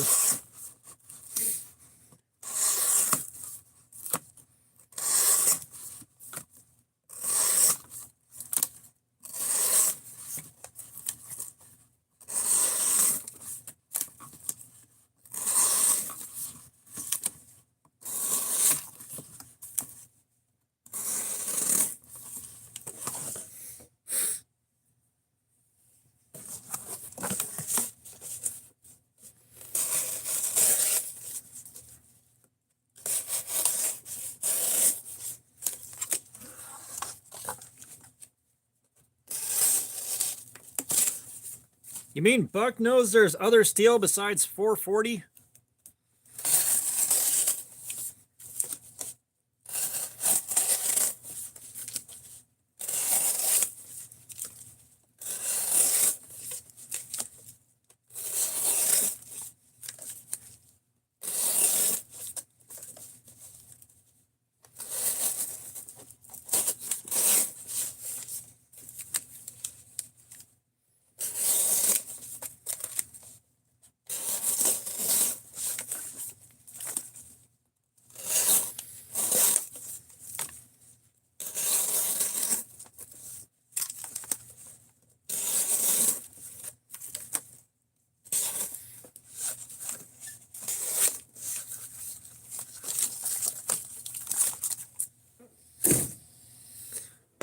Whew.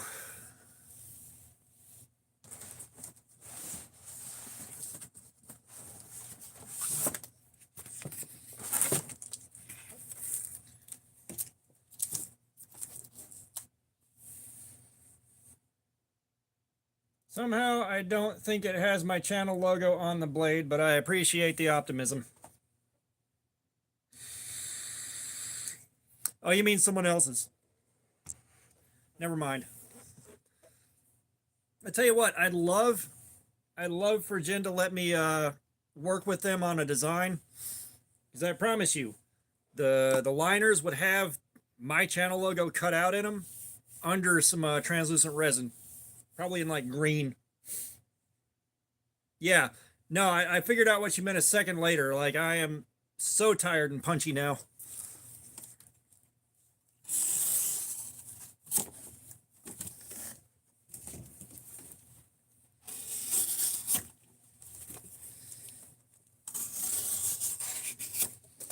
It's like over my last 2 days now, I've spent more than 9 hours just cutting up cardboard. Ugh. That's it. I mean, I'll be honest. If I get to design something, the first people I want to work with is Jen. Like, realistically.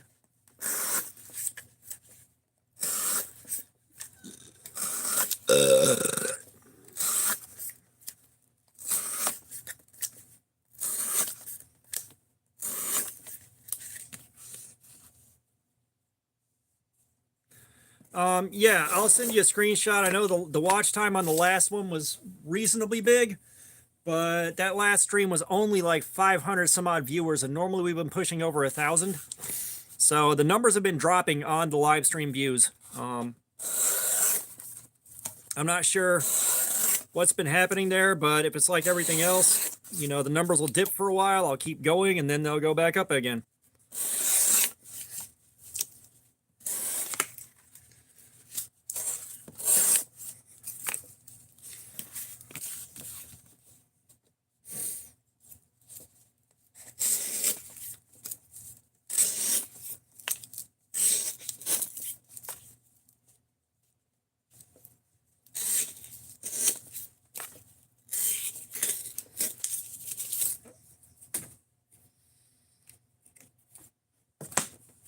More like unkind bars, am I right?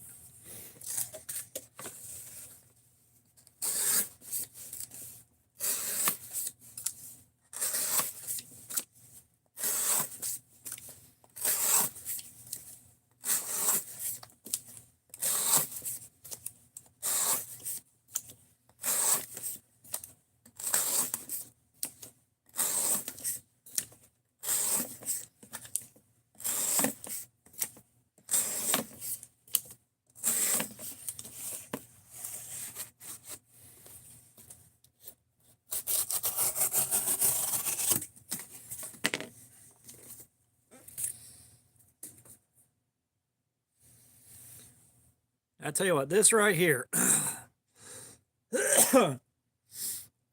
this right here is so unhappy with my behavior. So damn unhappy.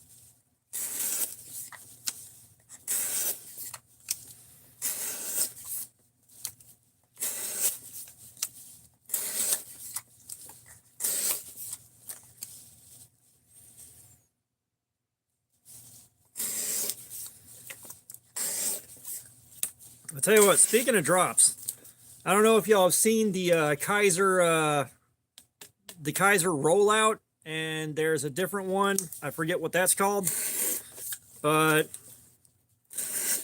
they are Transformers. One of them is Bumblebee, and one of them is Optimus Prime. I do want the rollout. That's got the blue with the red flames from the movie version of Optimus Prime. The Michael Bay Optimus Prime. I want that. Not going to get it because money, but I want it. There's only going to be like 100 of those available.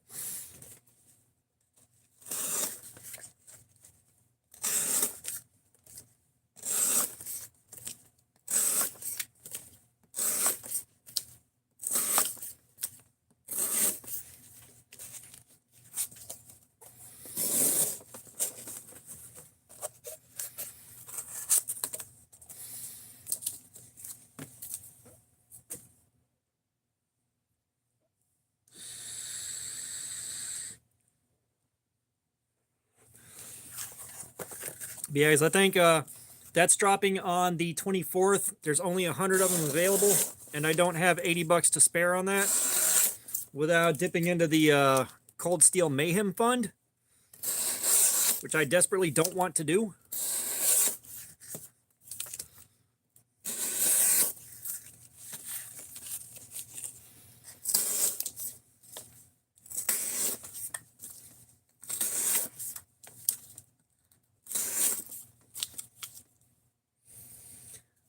Kaiser, I think it's the Assassin. They're doing, and you can Google it real quick, the Kaiser rollout. Actually, I'll do that.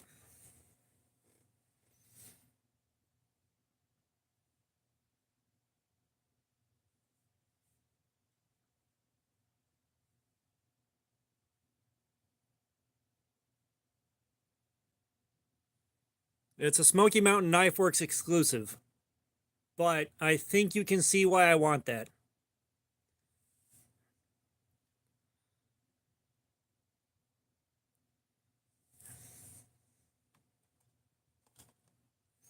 Like, I really, really like that. I love the Smoky Mountain Knife Works limited knives. Like, I got the Kershaw Lightyear, Kershaw Neon Lightyear edition.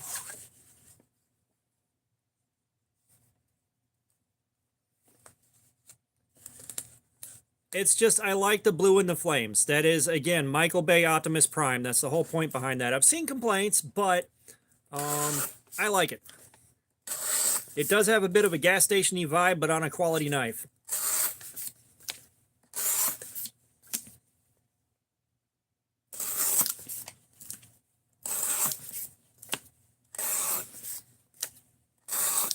You know, I'd love something with an OG Transformers theme, the original proper Optimus Prime, the proper Bumblebee that was a fucking VW bug, not a goddamn Camaro.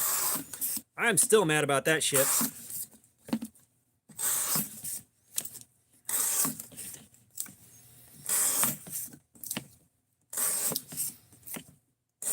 Like, from the day that first fucking commercial for Bayformers showed up with Bumblebee as a goddamn Camaro and not a VW bug, still pisses me off.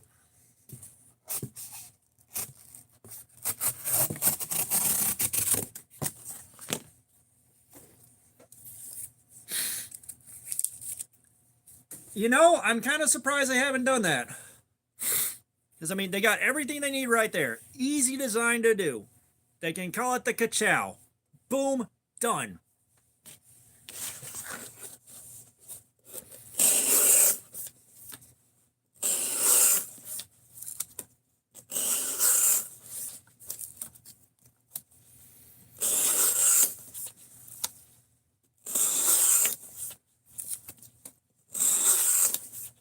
Like, the Michael Bay Transformers, they were fun to watch at the time, but it's like I kind of don't want to see that.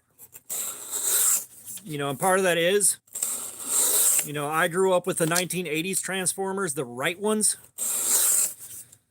And if you're watching the Bayformers, that's not what you're getting at all.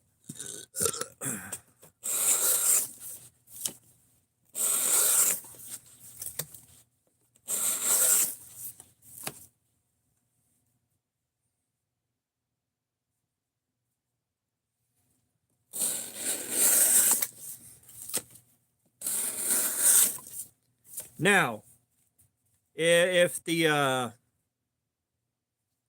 we're going to go with who for the OEM on that?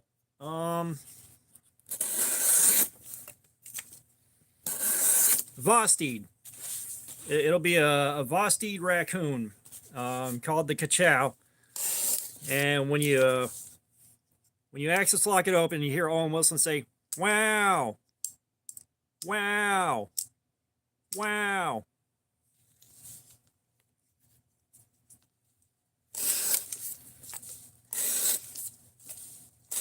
Yeah, I kind of never understood the whole Megan Fox deal, but like what I'm looking for physically out of women is definitely far bustier. Like Kat Dennings, that's a way better choice.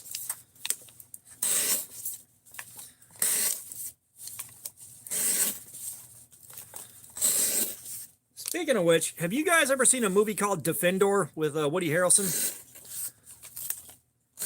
Because that is like one of my favorite, little-known, underrated movies. I fucking love that movie.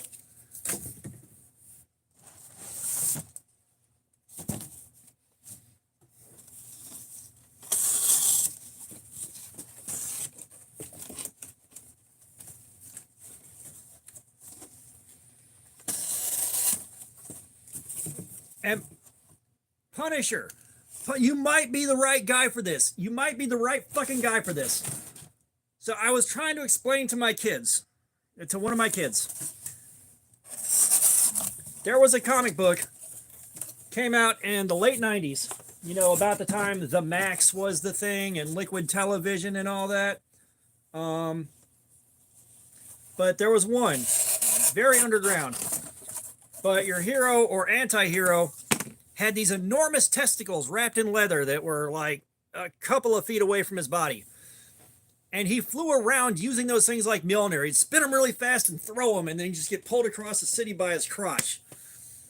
I cannot remember the fucking name of that. Google's not helping me out, and I was trying to explain this to one of my kids so I could send them a screenshot and like or a picture or anything.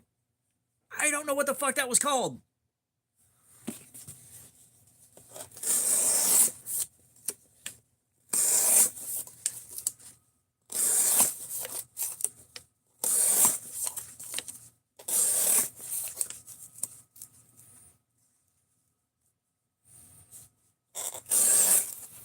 Yeah, Defendor is really fucking good. It's really fucking good.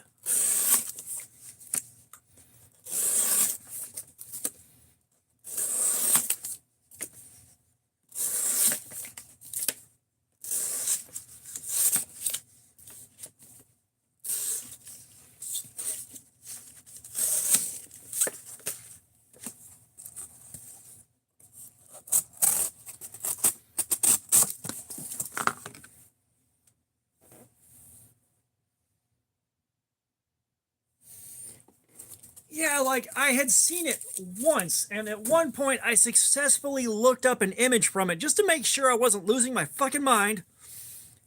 I cannot find it now, and I cannot remember what the hell it was called, because like I looked it up to see what it was called, and I don't remember the search parameters I used or anything.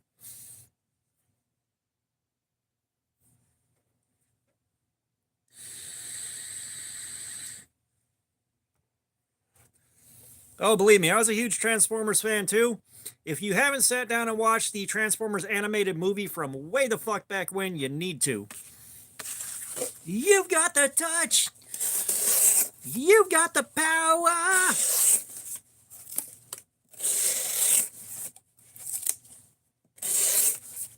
Oh God, Honest Movie Trailers fucking went in on The Crow a couple of days ago. Fucking shit. Yeah, with Unicron. But Honest Movie Trailers went in on The Crow, and like that's like my favorite fucking movie, hands down. Like that and Terminator 2, like they're right up there. And of course Fight Club and stuff like that. But they went in on The Crow, and like they fucking went in, and I couldn't even get mad because it was so fucking accurate.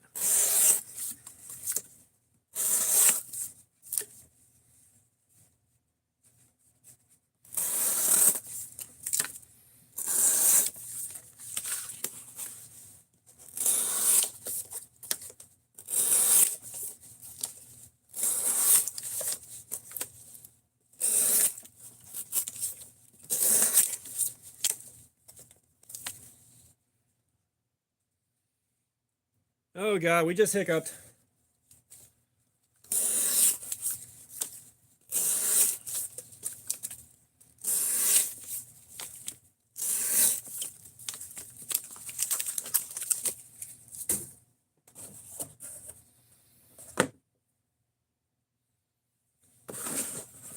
But yeah, I mean, like, I feel like the longer it goes, you know, the farther time progresses.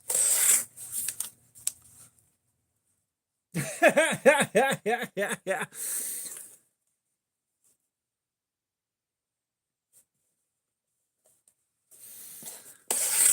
But you know, the farther time marches on, like the more forgotten stuff like the Transformers animated movie is. Like I made my kids sit down and watch that because all they knew was the Michael Bay Transformers. It's like, no, that ain't the right ones. That ain't it. But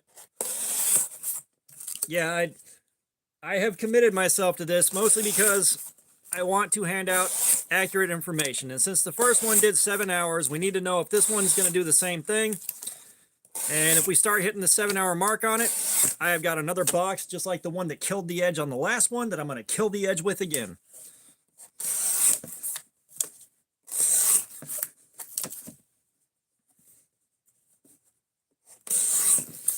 Oh yeah, like I made my kids watch a lot of stuff from way back when. You know, the Transformers animated movie, the Princess Bride, the Last Unicorn, a lot of stuff like that, just so that they knew when times were better. Yeah, like that's the fun about having kids. Someone you can legally force to watch that shit. You know, finally someone you can legally force to listen to your music, whether they like it or fucking not. And my kids wound up with my fucking taste in music.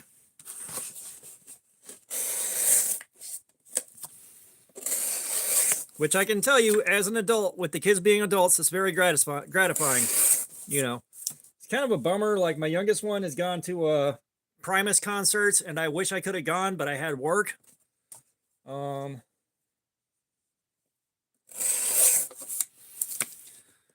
you know, I'm so glad that they're doing shit like that. And yeah, see, I'm doing my part to alleviate the problem with homelessness. Like I'm doing my part to help end homelessness.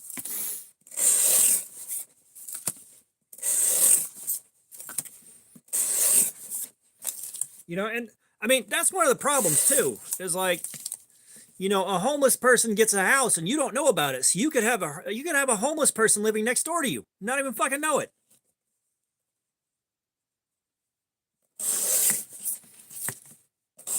Like, think about it. You could have a homeless person living next door to you right fucking now and you'd have no idea. This shit's fucking nuts, man.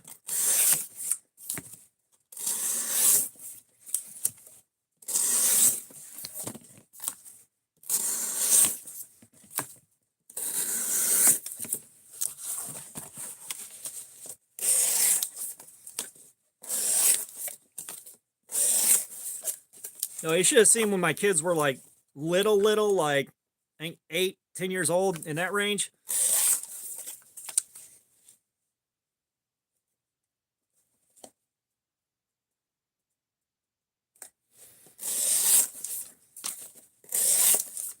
If I was running a brothel, I'd be skimming so much money off the top.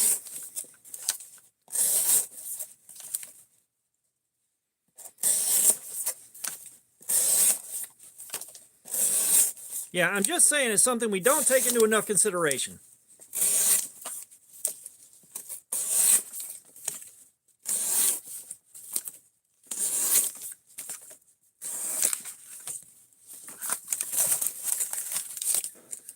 Well, we're cutting costs, guys, so we got to start recycling the lube. We're going to call it environmental consciousness. We're doing our part for global warming.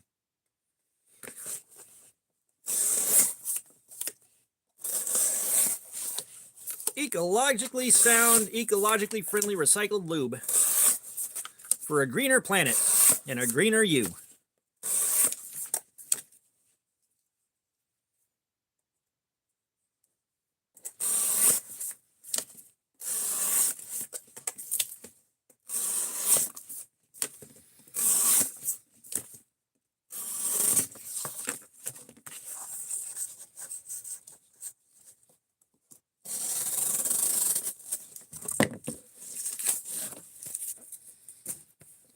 Yeah, our condoms don't have a hole on either end. That way ain't shit getting out.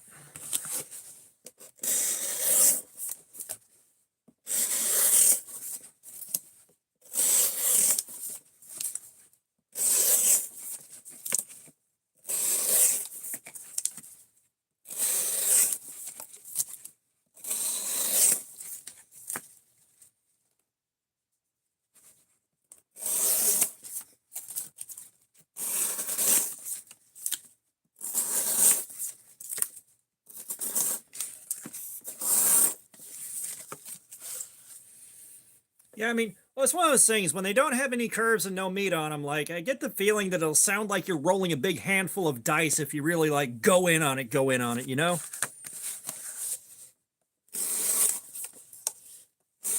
She ain't a lady if she ain't 180.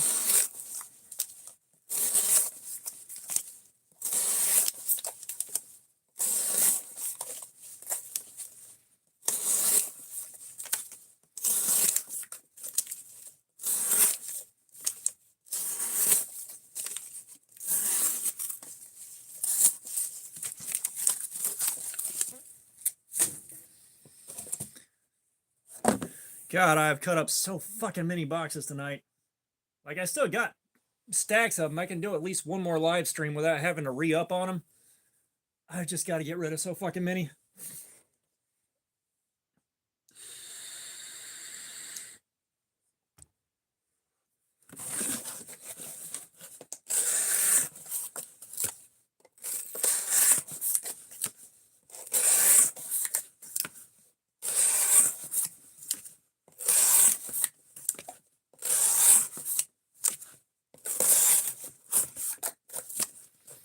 And I gotta tell you, after last night and tonight, this shit hurts so much now. It is so painful.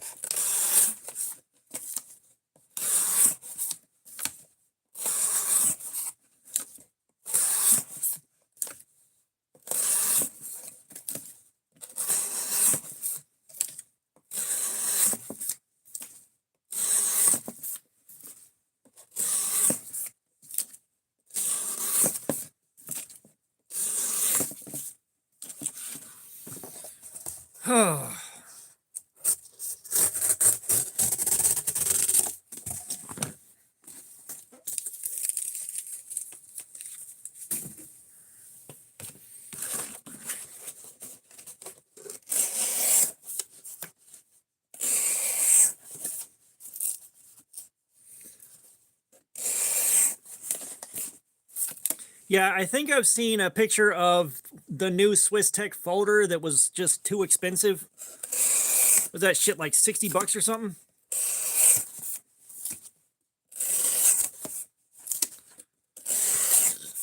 Sorry, like.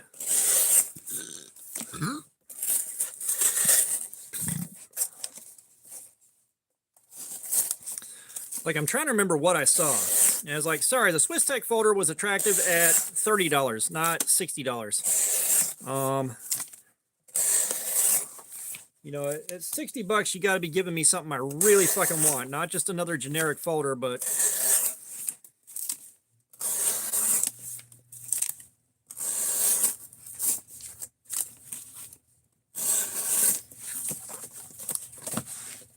I mean, the Wordig, that really had the right vibe to it. I need to find the Wordig unless it's already in the fucking live stream box.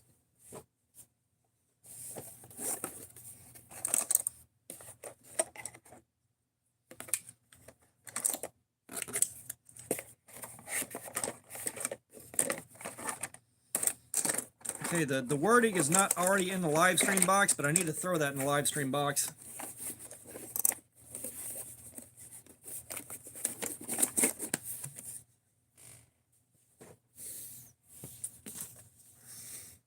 I feel like the Wordig deserves a live stream, but I think I'm reasonably sure it's buried in the drawer that's overflowing with knives next to the bed.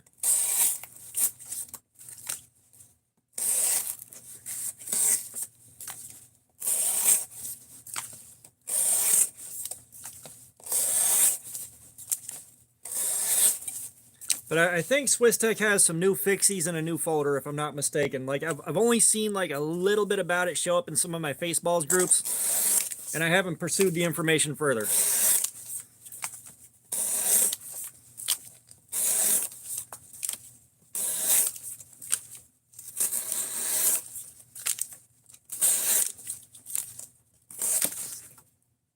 That always scares me.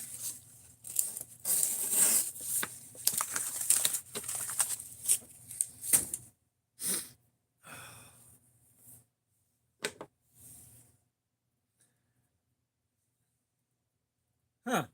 I could have sworn there was a new folder showed up. I could be wrong. Like I said, I only saw a little bit in one of my Faceballs groups and kind of ignored it. Because I think I saw a price tag I didn't like. Oh.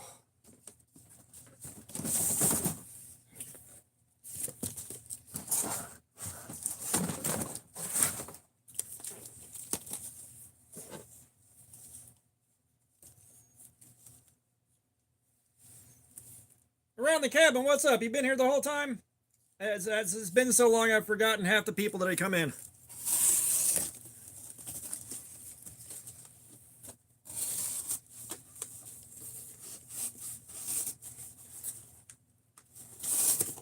You know, I think part of that for me too is I have so little money to throw at stuff like that.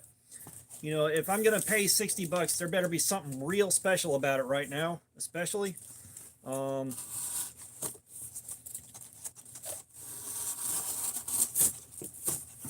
Because I shouldn't have spent the money getting more of these, but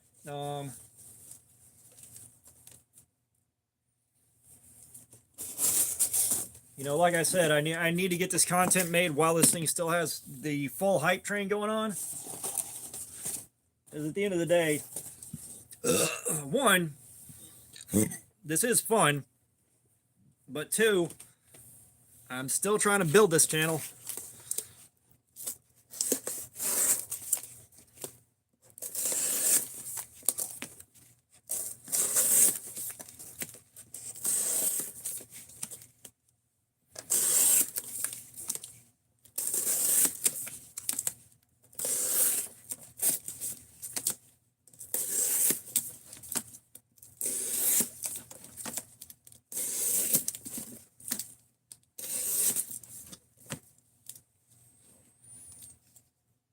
I haven't paid $300 for a folder. I think the most I've paid out of pocket was $140 for that Bug Out CF Elite.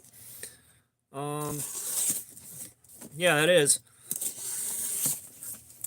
You know, and that being said, I'm diligently saving up to spend $240 something on a folder unless it goes on sale at somewhere like Midway.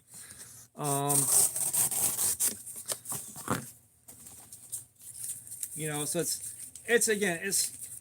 it's not the issue that you've spent the money on it. It's the issue that I can't spend the money on it right now.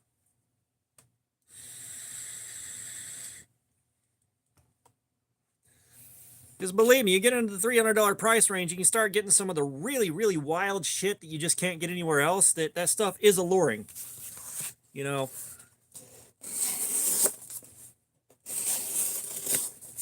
Because trust me, I would have loved to have bought the, is it the Hypno? That Hoag's got with the water droplet pattern on it. That thing, if I could have bought it, I straight up would have.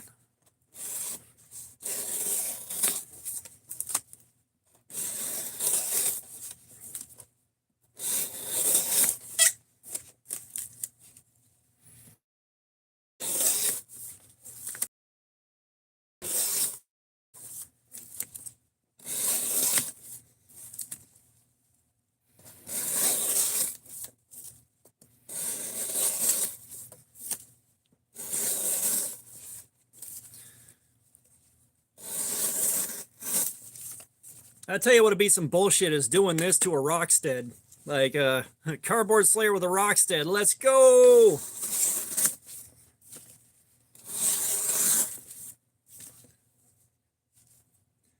Yeah, like I was going to go to Smoky Mountain Knife Works myself when I went to the Tennessee Aquarium. And it looked like that was going to be like an hour and some change, maybe 2 hours from the aquarium. So we could do the aquarium, then drive up there, then drive home. But when we got up there, it was far enough away that it wound up being like 4 hours or something like that. And it was like, I'm not driving 4 hours to there and then another 4 hours home after doing the aquarium, which I tell you what, if you're going to do an aquarium, get there right when the fucking doors open and get in and get out early. Because I can promise you, once we hit around 11, like sometime around midday, all of a sudden the place was crowded with fucking feral ass children running around with no regard for anything in their surroundings and screaming fucking children. It was like walking into a ghetto daycare center. All of us had to get out of there right then. But you've got a hollow grind on this right here. You can kind of see it. That hollow grind into the flat.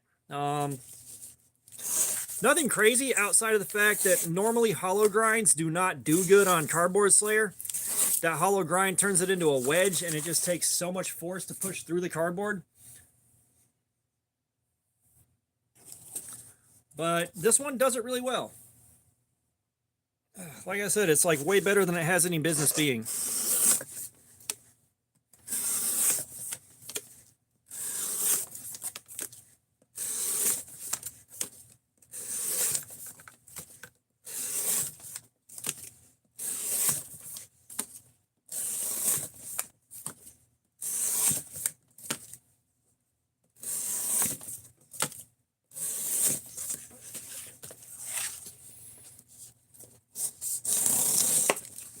was like, that kind of pissed me off with the aquarium too, because it was like, you know, we went on a fucking weekday. This is the new Ozark Trail Axis lock that is $10 at Walmart. These things are kind of fucking nuts. We have been cutting cardboard up for a little shy of 6 solid hours. The edge is still hanging on. This is the second one of these we've done this to. The one that the first one we did this with went 7 hours. This is on track to go the same 7 hours, and I'm gonna have to break out some really crazy shit and just go haywire on this thing to finally kill the edge. You know, I am gobsmacked. This is like D2 axis lock. It's on bearings. Like, this has no business doing this good for $10.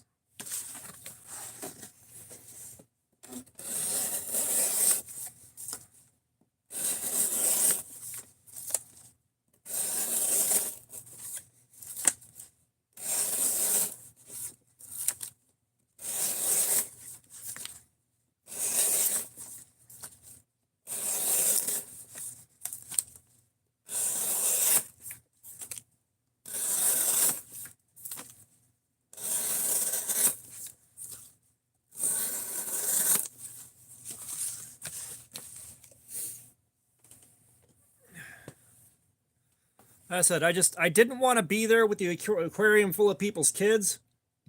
D2. It's D2. I said, I didn't want to be in that aquarium with a ton of kids running around. I already knew what was going to happen. And, so, like, we went on a weekday, and, like, just people with fucking kids that should have been in school are fucking rolling in there. And, like, the place became completely overwhelming, like, complete sensory overload with just screaming children running around. And, it wouldn't have been so bad. It was just the sound of non-stop just fucking infants that were denied something and toddlers that were told no screaming. Like, just wall to wall.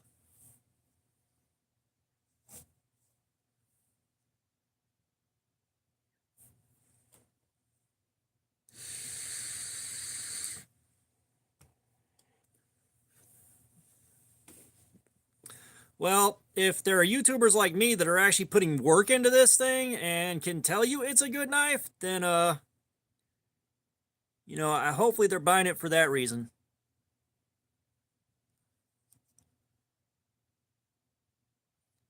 This might be an uneven grind. The edge is not looking, warped.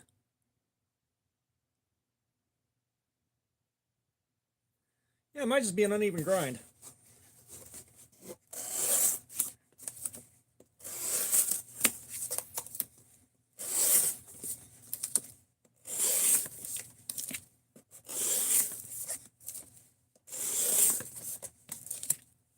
Sir Cornholio, what's up?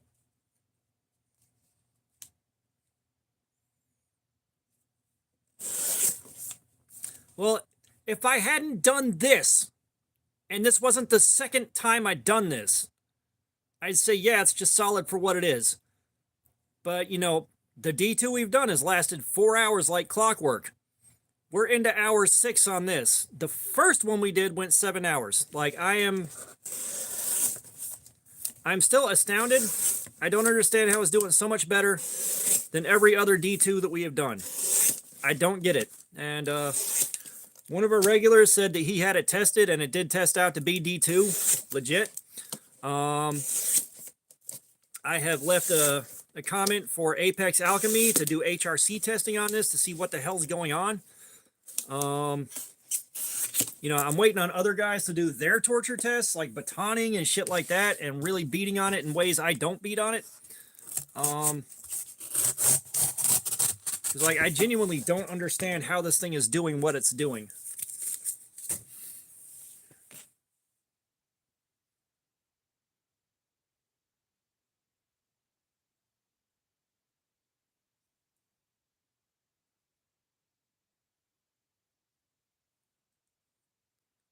So I'm gonna take a look at the edge, because this one has got some warp on the blade. It cocks off to the right just a hair.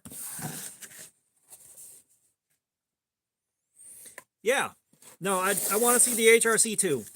But this one's it's cocked off to the right a little bit, and I can't tell if it's just an uneven grind or if it's actually warped. It's like the edge looks pretty straight. I'm not seeing a major issue there, but you flip it over, and from the top down, you can see a warp.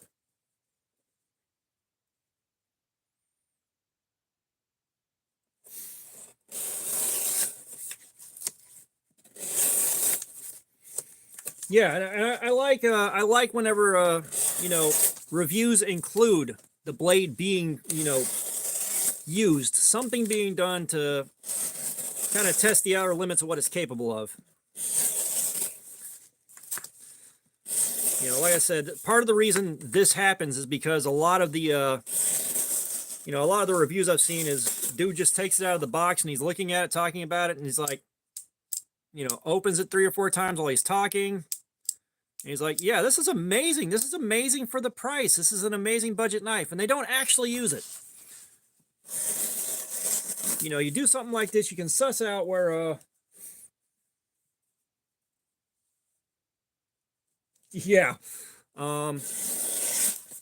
There have been a few times now where I've had knives that look good on paper and they felt good out of the box, but they had, you know, they had massive issues that showed up in use that, you know, unfortunately were catastrophic and not able to be fixed with any means you have at your disposal. And some knives that looked like they weren't that good did phenomenal.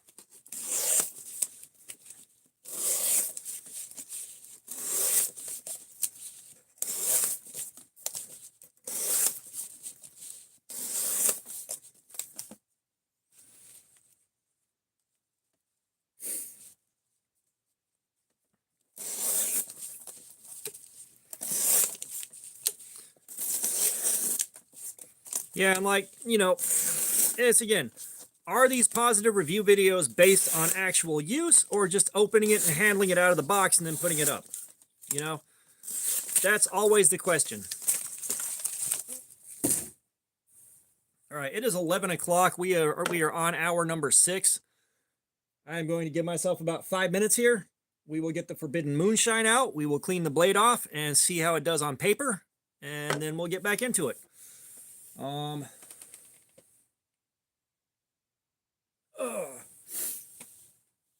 As I said, I've got a feeling there's not anybody else on YouTube that's going to dedicate 7 hours just to seeing if the edge will wear out after already doing it for 7 hours on another one. However, I do like the fact that this is repeatable. That is nice. That is very, very nice that it is repeatable.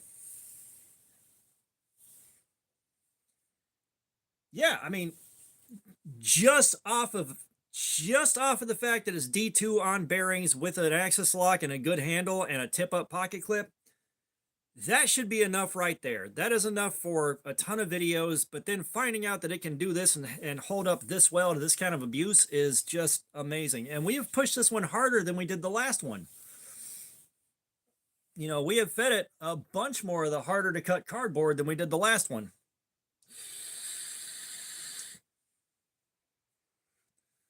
Like, that's the thing that gets me.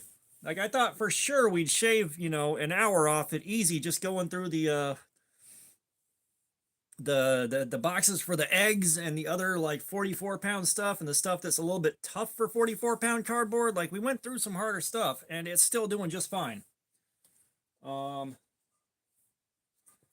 kind of curious to see if this will cut the copy paper still. We know it's not going to do notebook paper. It's definitely not shaving anymore. Come on, Forbidden Moonshine.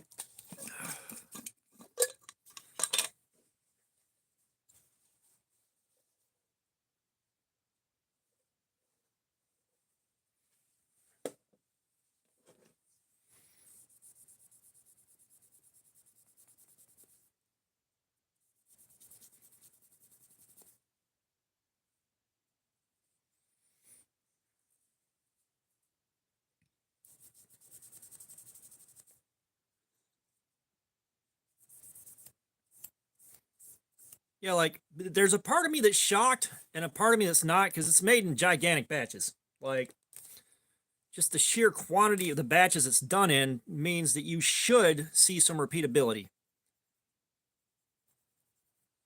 but this is still kind of above and beyond.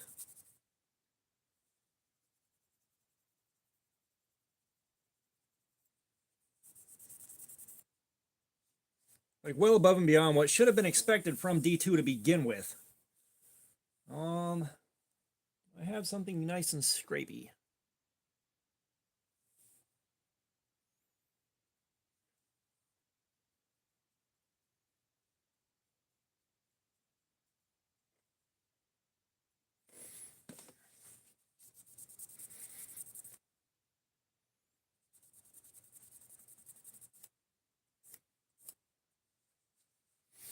Yeah, I mean, that's part of the reason, you know, I don't do expensive knives is they're not going to get used. Realistically, even if I want to use them, I don't have reasons to really push them that hard unless I find reasons, and I don't want to damage something that I spent that much money on.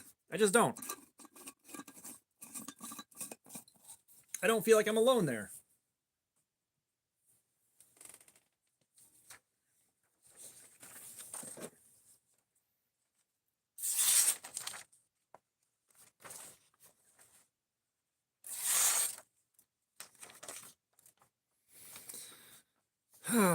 Just like last time.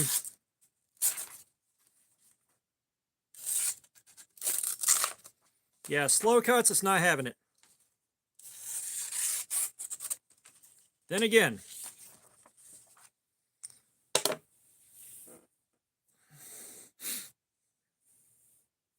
oh, that's nice. That is nice. Yeah, and it's like I don't like the thought of safe queens.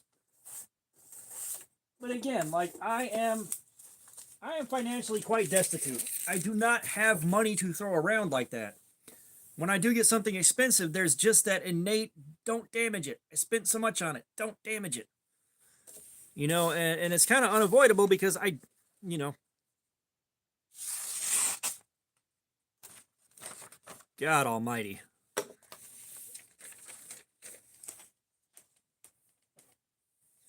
But, you know, it's one of those things where, you know, if I had a ton of money to burn, yes, I would be using expensive knives and really throwing them around. And I mean, you think about like the kind of views you would draw most likely from doing a nicer, higher end, expensive knife and doing this to it when nobody else is. Yeah, that'd be a lot of fun. But, you know, over a certain price point, it's like I got too much mechanical sympathy for this. Like I'm still a little unsettled by throwing my Benchmade bug out in the box for you know, the Benchmade bug out, throwing that in the box for one of these live streams, but it's like I got to do something with it. Yeah, I don't buy above my budget. You know, and the knives I have that are really properly safe queens are my prototypes. And like I got my prototypes and I've got my CRKT Van Hoy Snapfire. Those are safe queens, and part of that is the Snapfire is not super expensive, but it's quite uncommon. And it's just one of those things that's not designed for heavy use. I just like having it, and I like having it in good shape.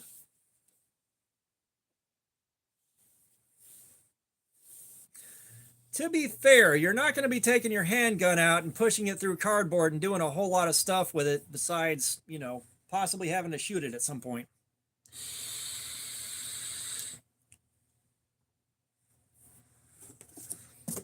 All right, y'all give me a second here. We're going to go back in.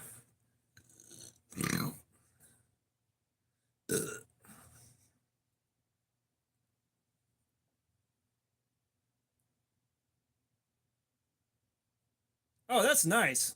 That is nice. That's a good deal. Yeah, if I hadn't already had my Sheepdog XL and 154 CM, I'd be looking at that and being like, maybe, but I also know me. I'm not gonna buy the smaller thing when there is a much larger version available. I just don't. That's like the Cold Steel Luzon. All right, I was given the Luzon from Ason Knives in a giveaway. That was you know, the regular size Luzon, but as soon as I saw that the Luzon was available in the XL size, I bought that immediately and then pretty much never touched the regular size Luzon. Yeah, like your use cases for a handgun aren't the same as a knife. You know, it's just, it's not.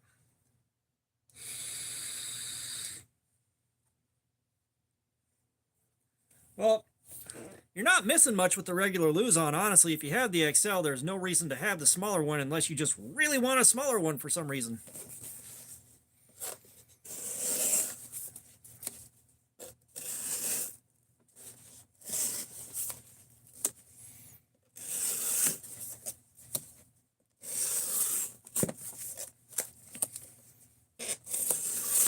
Yeah, you're not wrong about that around the cabin.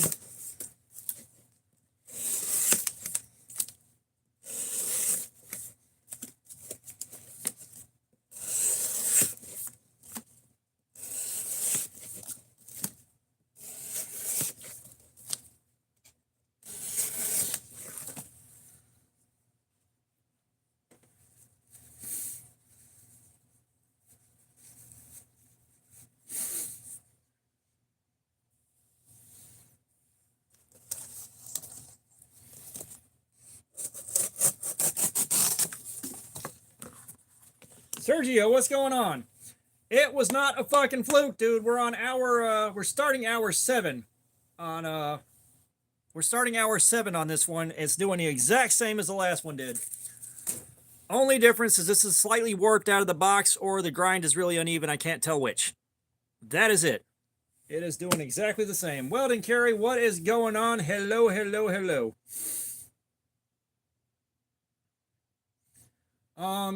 Yeah, like every man carries a knife. A lighter is nowhere near as useful as it used to be, but for the longest time, yeah, I had a knife and a a knife and a lighter and usually a multi-tool on me at all times. I'm not in a situation where a lighter would be remotely useful anymore. But I used to be a pack to 2 packs a day smoker too, so like if I didn't have a lighter, I was in deep shit.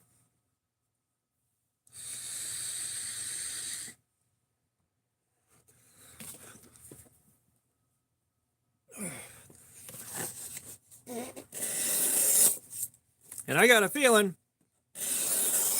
pushing midnight, I'm gonna have to do the same thing I did last time, and I'm going to have to get out one of the super crazy boxes with double layered cardboard and just go nuts on that thing to kill this edge. Just like I did last time.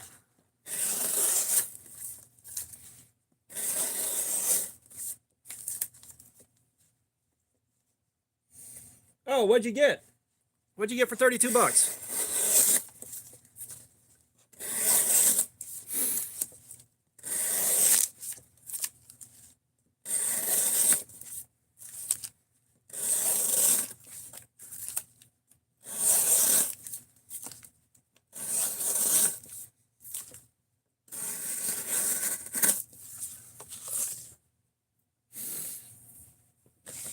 Because like I am trading a small batch of lanyard beads that I made for an S35BN Ontario Rat 1, I think. It's either Rat 1 or a Rat 2. Oh yeah, that emoji. Yeah, because I went and looked on Amazon and that emoji wasn't showing up on there when I searched for it. Because I was like, I need to check that out.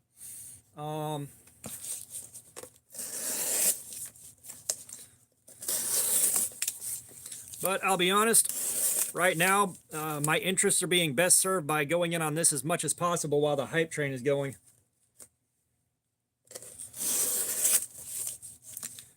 I said, I forget where I saw that emoji. Somewhere. It's just, I looked on Amazon for it and it wasn't there. And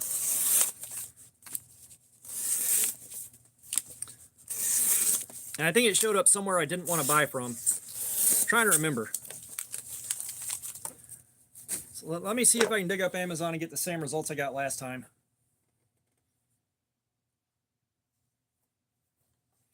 You don't know the model name of that knife, do you?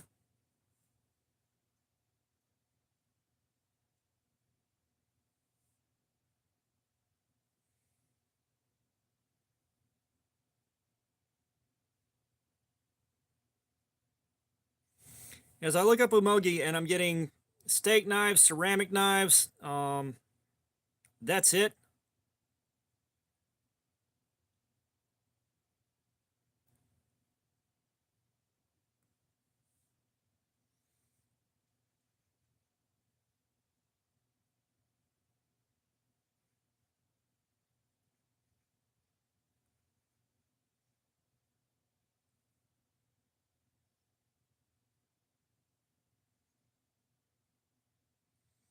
Okay, now I see what you're getting there.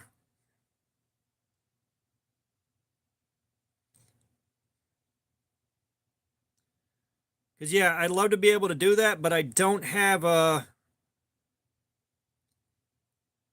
don't have the cash to pull that off right now.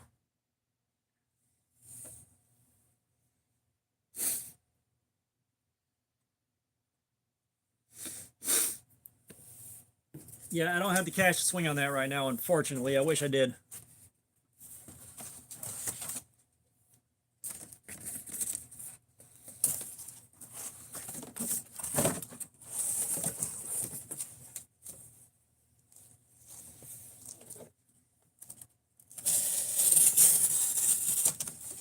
Yeah, I've said it before, but I spent money that I should not have spent getting these to do this with. I'm hoping the payout,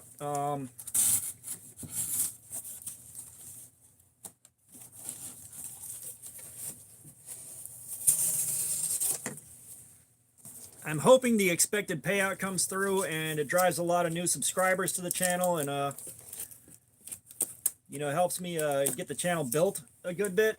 Like, that's kind of what I'm looking for out of these.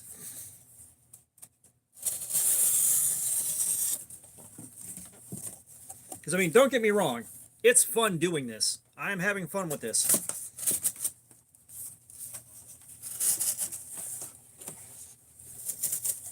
Yeah. Oh.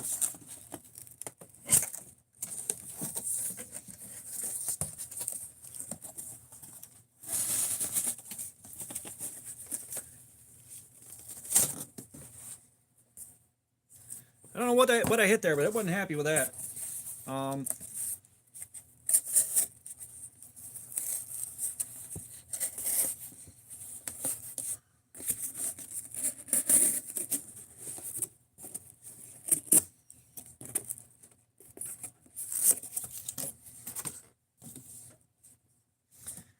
Yeah, I think we're at the point where it's starting to struggle again.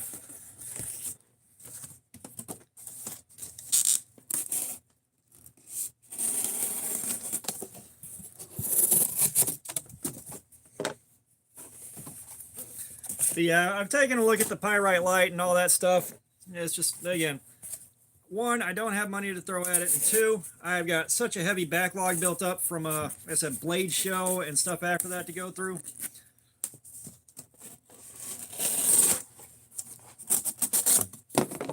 That even if I bought it right now, it wouldn't see the light of day short of an unboxing time in a hot minute. Like, I'm looking at 1, 2, 3, 4, another month's worth of content at least, just out of the ones that are still sitting here on this table. 5 weeks. You know, 5 more weeks of stuff. And then there's still another 4 or 5 upstairs next, because I'm like a little kid. I've also got a bunch of the knives I haven't carried yet, just kind of sitting on the bed next to me, so I got something to try to silently fidget with. Because, of course, I think around the cabin can agree. If you're sitting there and you're flicking knives open and closed and you're not in the room by yourself, someone in that house is going to want to kill you after about the first 40 seconds or so.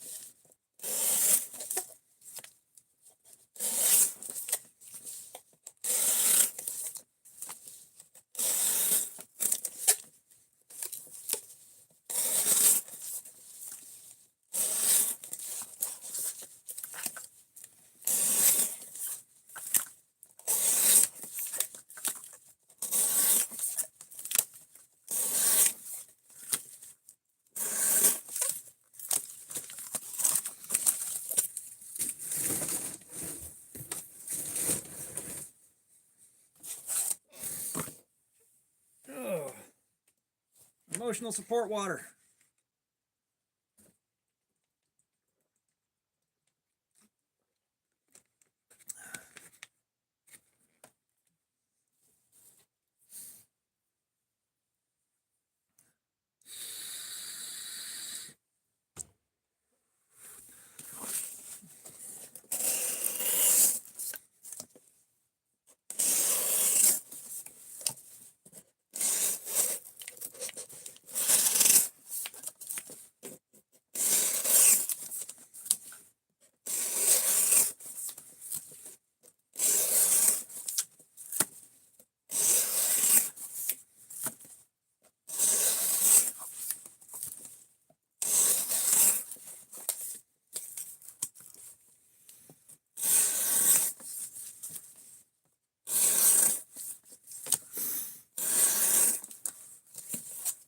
Yeah, I mean, as just, kind of where my life is right now, I am never in a situation where a lighter is remotely useful. Ever.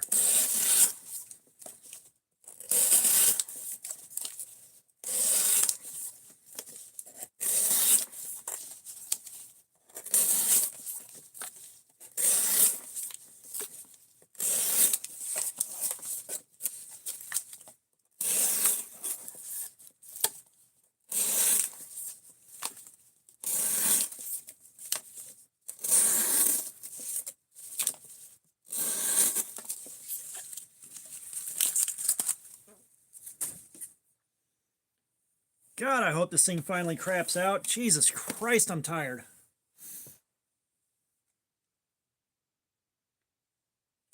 Oh yeah, no, you're absolutely right about that. And kind of the world where that was, somewhat of a necessity doesn't really exist anymore unless you go out of your way to create that situation,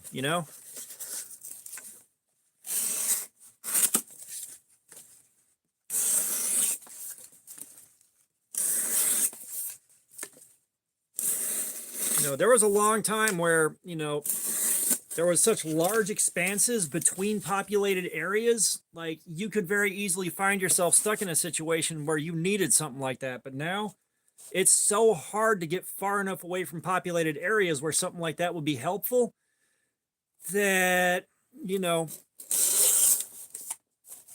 kind of have to, yeah, to say, like, you kind of have to work to create situations like that.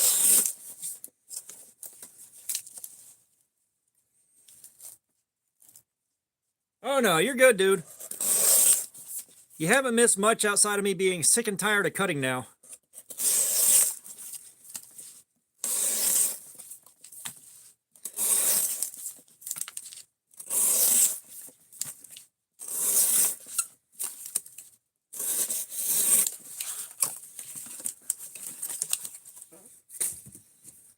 Trust me, I'm pretty sure I'm the one in a fugue state right now.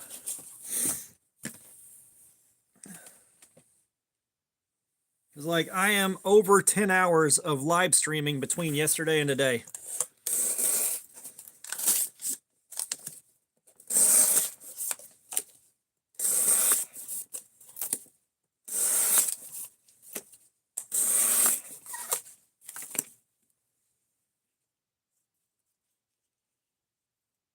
I don't think I've seen a counterattack 2 yet. Give me a second, I'll pull it up and take a look at it and see if I know what that looks like.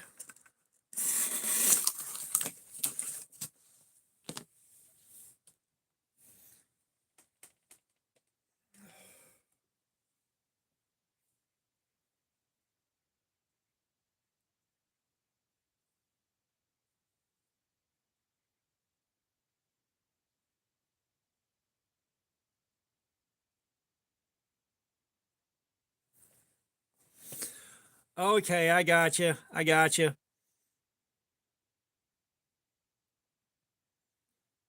That's why I'm not familiar with it. Boot knives aren't my thing, but looks like it's solid. It reminds me of my Gerber Guardian from the early 80s. Yeah, I think I switched to electronic cigarettes in like 2016.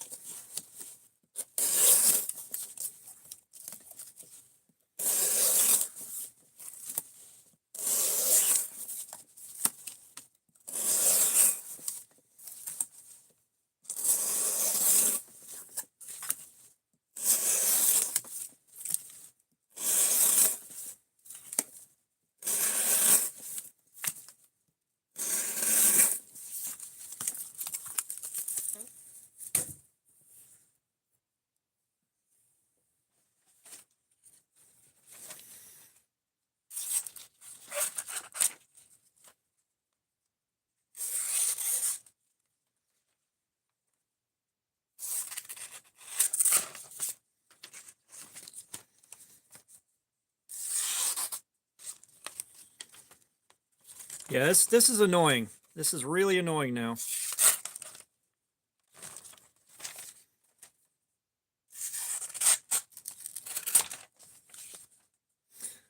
I don't know. What do you think, guys? Can we call that edge pretty cooked?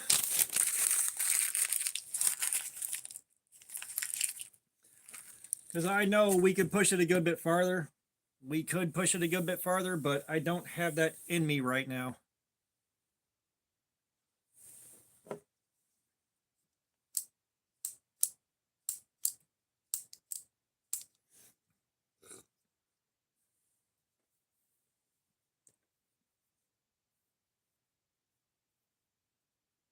I've seen some good stuff about Condor. I haven't handled a Condor, but I have seen some good stuff.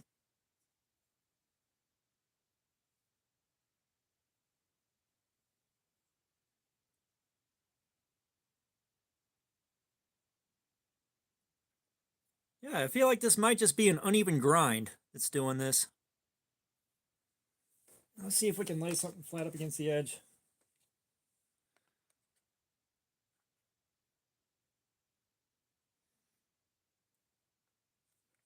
Yeah, putting this thing up against the edge.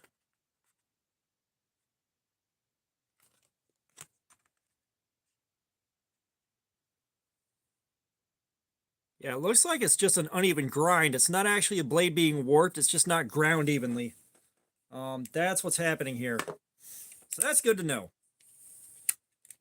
That's good to know. That means it's still a good working knife. You don't have to worry about that part. It's just visually not perfect. But that's also good to know for doing the follow-up video on this. God almighty.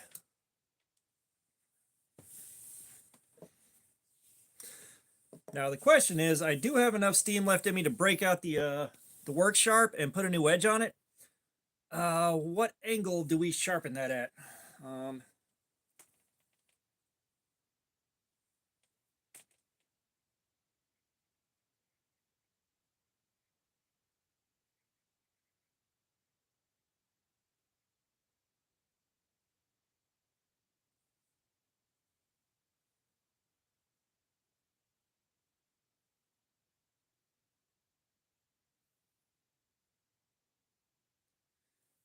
Yeah, I like how yeah, D2 they're saying 15 to 20 degrees online. Let's do 17. Of course I like a finer edge, but we're gonna have to go back in on this one and do this all over again on a new edge. Like, I've got to do this again for this one just to really finalize it. Just get that last bit of I don't know, words aren't coming to me. We're gonna do this again with this one just to ensure repeatability and make sure we get as much out of this as we can. And then we'll go back in on this one with the new edge on it and see what difference that makes. Let me get some paracord. I've got a lanyard bead for these things so I can keep this one separate.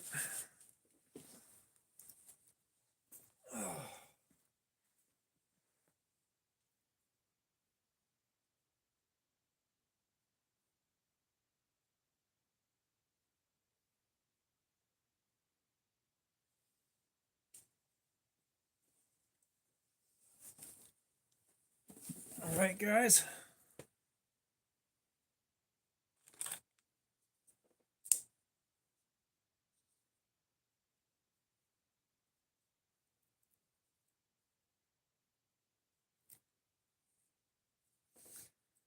So we've gotten over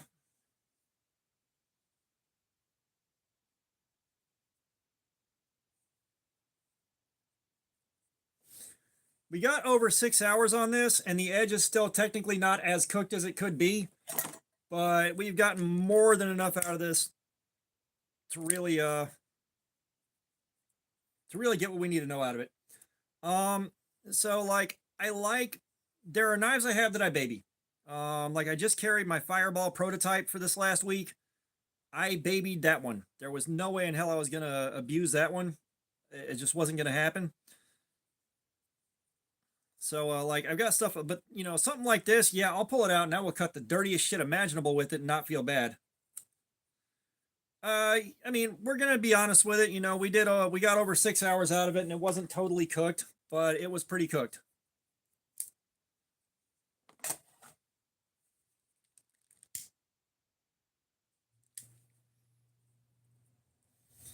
I mean, here's the thing too. You know, one, the knives I use don't cost all that much to begin with, and two, like I can sharpen these back up. You know, I might not be able to polish all the damage off of something, but I can polish it back up, or I can sharpen it back up.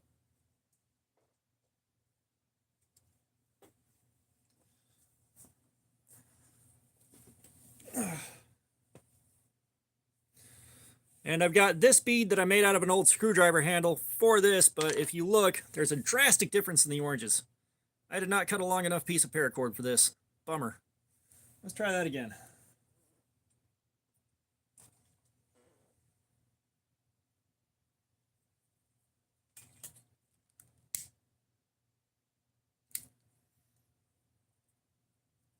Oh no, it will not shave hair now.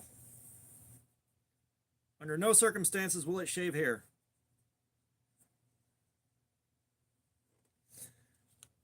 And you know what? We'll do the unboxing knife for this one.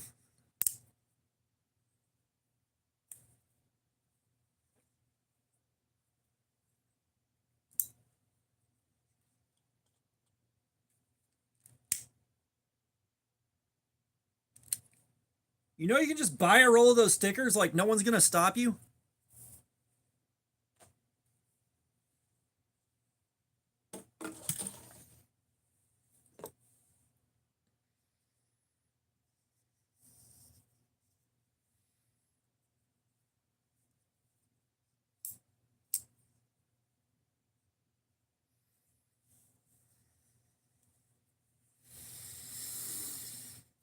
Oh, God.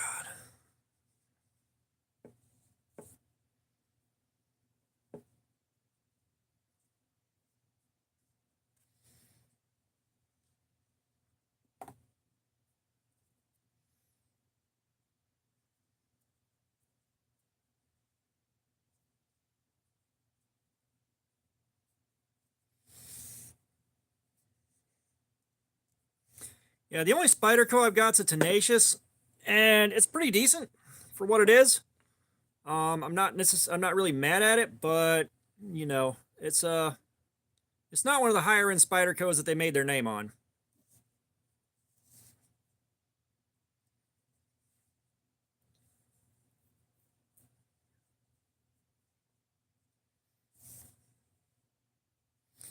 You know what? I'm just gonna do a shorter bead on this one.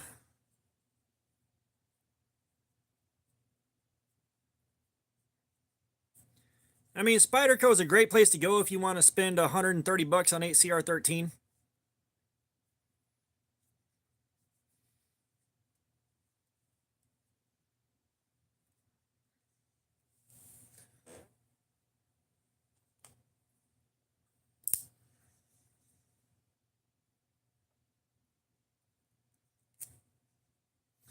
All right, I'll be right back. I'm going to go see if I can get a couple of drops of super glue on this knot, and then we'll sharpen her.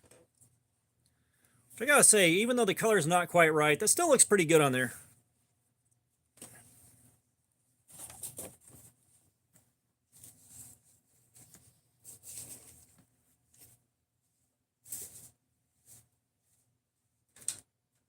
Garage door.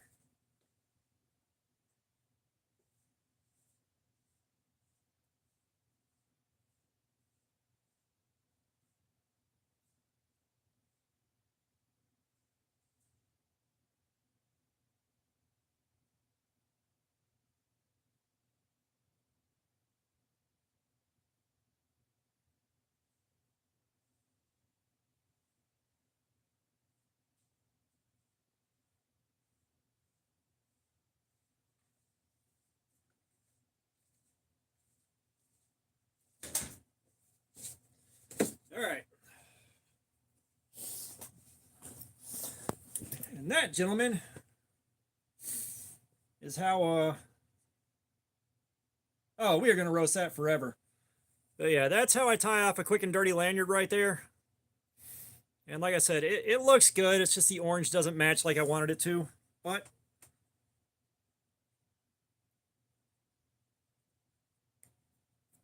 well, I mean, like I said, right now I'll probably have to pass and everything just because I ain't got money. Like I said, again, that 20 bucks that I dropped on these was a little risky. Yeah.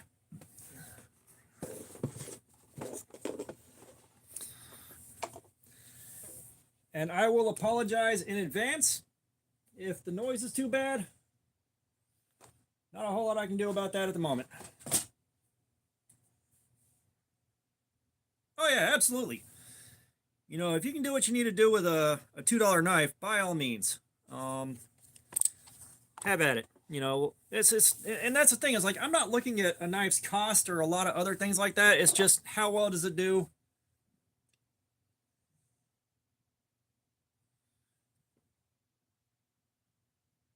You're not wrong.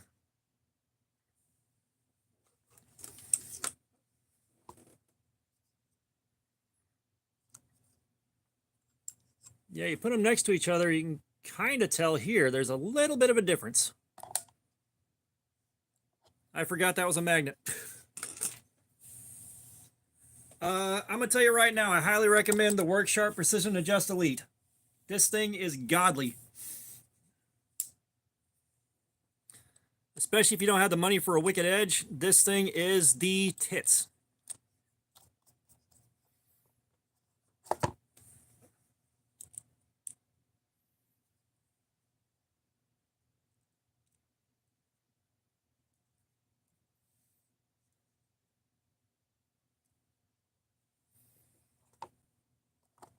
Just go for the Elite, not the base model, because the base model is missing stones that you have to spend enough to, like you've got to spend enough money to get the rest of the stones that it would cost the exact same to just buy the Elite in the first place.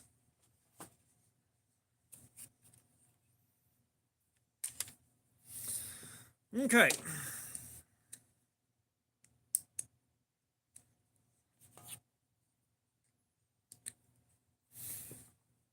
And if you're going to mark your edge up to do this, use dry erase and not permanent marker.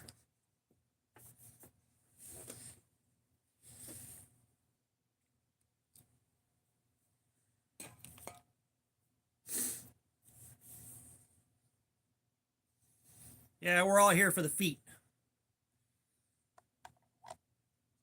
My Wiki Feet page grows longer and longer with every live stream. That is the 220.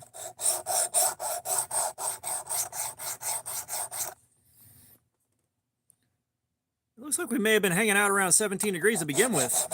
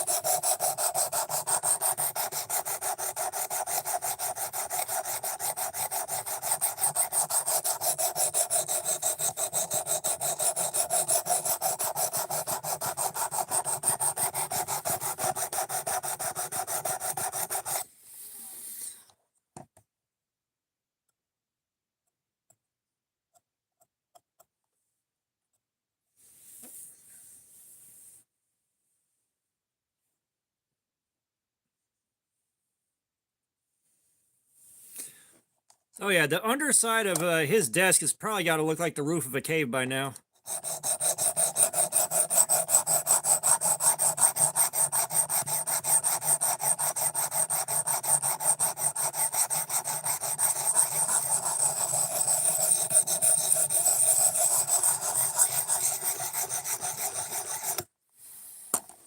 And I feel like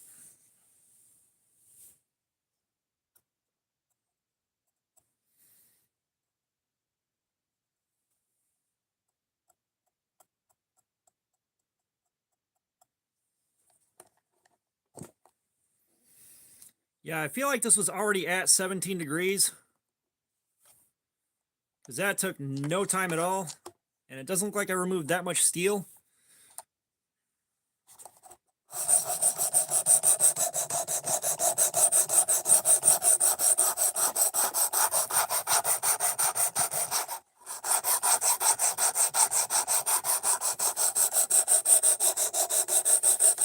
And hopefully with this not being right on top of the mic, it's a little bit more tolerable than usual.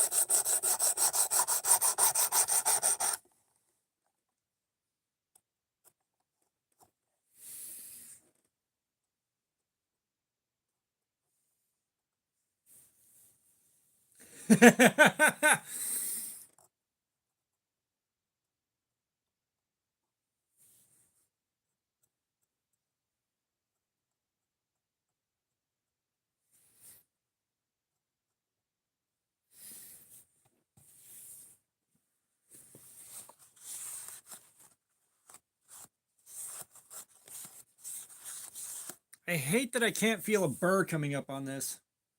So yeah, this has got a ceramic stone on it, and my stropping system is five different grits of a diamond paste, going from like 24, 28 micron down to 2.5 micron. So I can get like a stupid sharp mirrored edge out of all that. You know, unfortunately, this thing starts on 220. I wish it had a bit coarser of a grit. So if your edge is in really bad shape, it takes a long time to shape back up.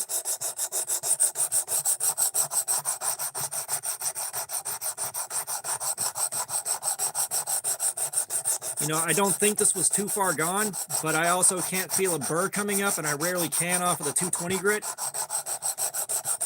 So I kind of do a couple of passes on each side just to be sure.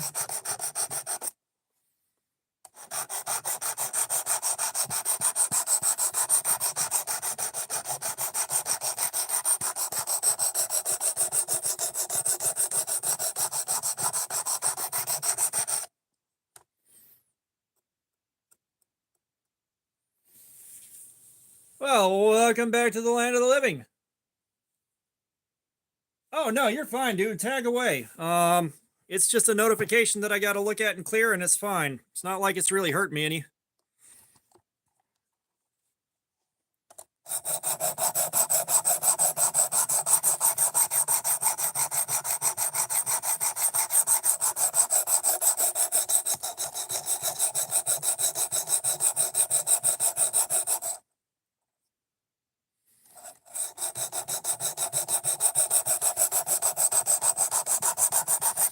And the thumb stud does interfere with sharpening just a bit.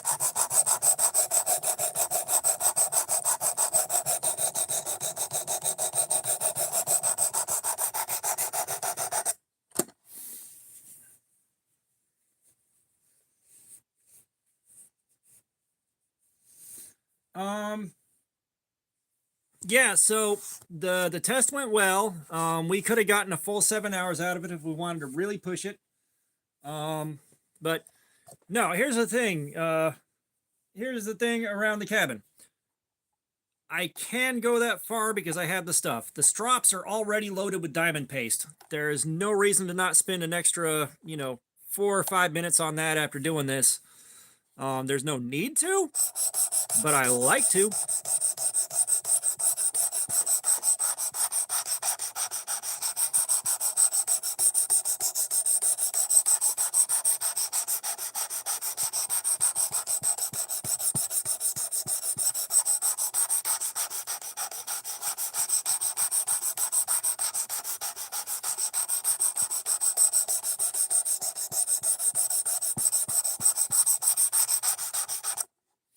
You know, and after well, no, a paper towel will do that. But I've also had Fook, you out of here?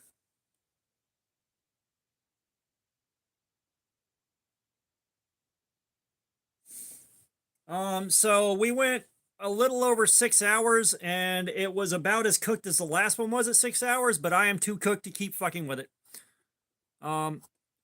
So a lot of these steels, you won't feel a burr off of that first stone. The burr only starts popping up off of the second and third ones.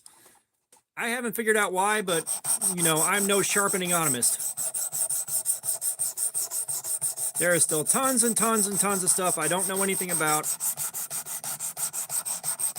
You know, I got just enough knowledge to get these things as sharp as I want them to be.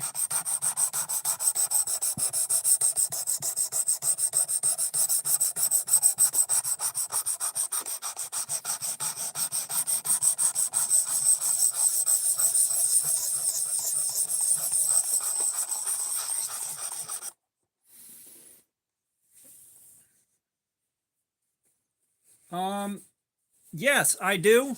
At least for the first grit or so. But instead of a Sharpie or permanent marker, I use a dry erase marker, which is a lot easier to clean up after the fact. Like, it just wipes off. It's so nice.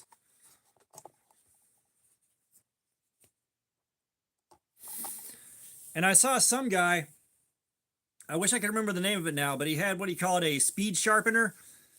He's basically got a piece of 30 grit held up between two posts, kind of slack. And when he goes in, he's just kind of grinding it in circles along there and making a huge mess. I mean, it seems to work, but it's just like, Jesus Christ.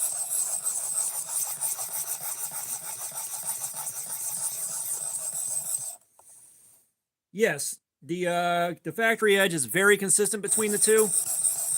They both did pretty much exactly the same.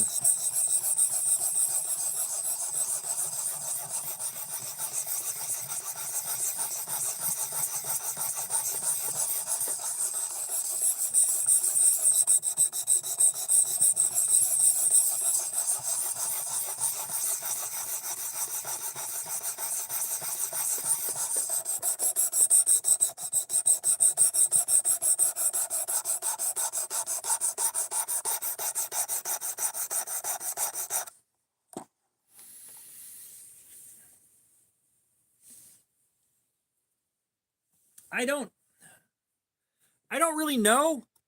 Like, I watched enough of the video to see where it was doing a really, really crude job, but it was doing it fast. But, like, that's what it looked like 30 grit. It looked like 30 grit. It was the wildest damn thing.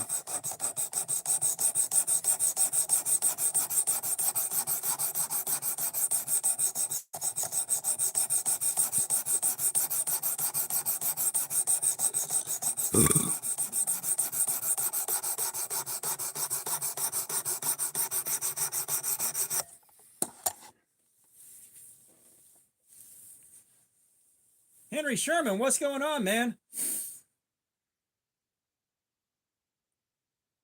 Yeah, I'm happy to have you join in the chat, dude. Like, oh yeah, no, it pulled off so damn much metal so fast. Like, if I can find that video, I will share the link in a community post, which I'm pretty sure if I go and look at my history, I can find it. But God almighty, that was crazy. So I'm pretty sure I can move on to the 400 grit comfortably.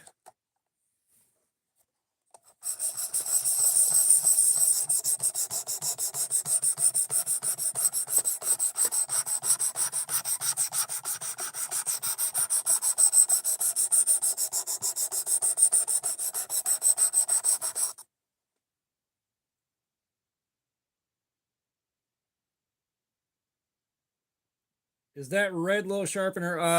You have to provide some clarity, dude. Like, this is my work sharp persistent adjust, the same thing we always use.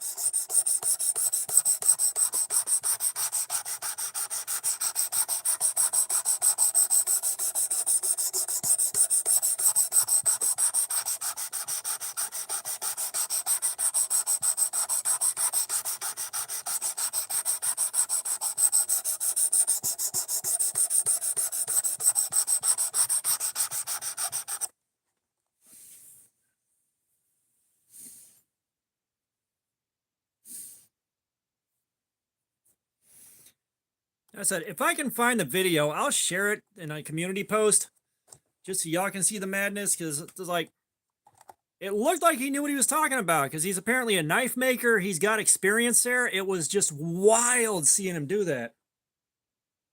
No, no, no, no, no, no.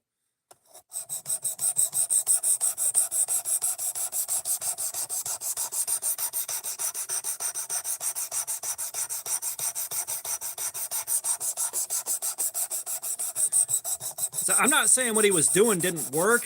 It did look like something that you kind of need a lot of practice with to get it right consistently and not just annihilate your edge and your grind.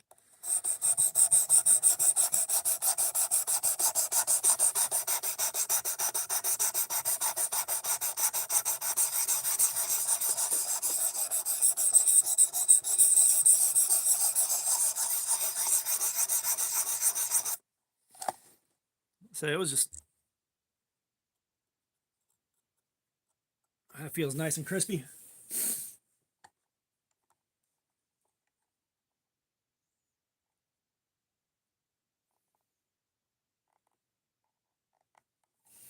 Oh, come on, Ketchup. We expected better from you, man. You're tearing this family apart.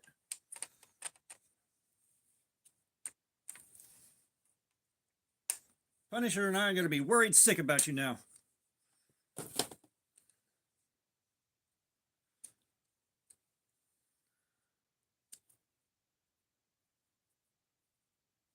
You know, my only gripe here is I think I got two 800 grit stones on here and not a 600 grit and an 800 grit. So it's kind of like guessing at which one. Yeah, that burr looks real nice. All right, Punisher, see you on the next one, man.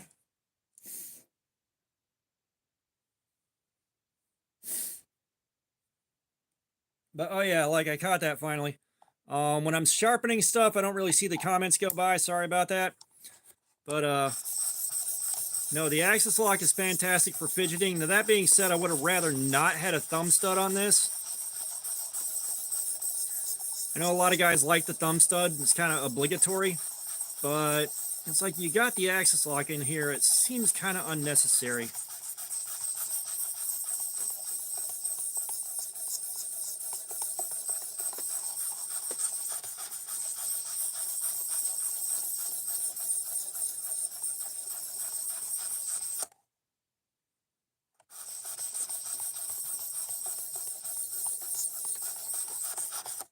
If you're doing anything where you can push a folder to the point of failing, get a fixed blade.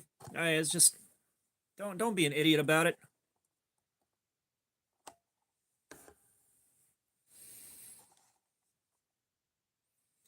No, just hit it with super glue.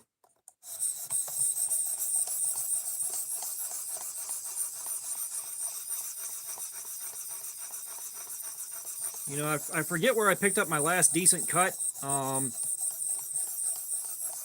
It may have been something on a live stream or something like that, but I cut myself a good one. And knowing that it was going to be in a bad spot and keep opening up on me at work and bleeding everywhere, I just got the super glue and sealed it up.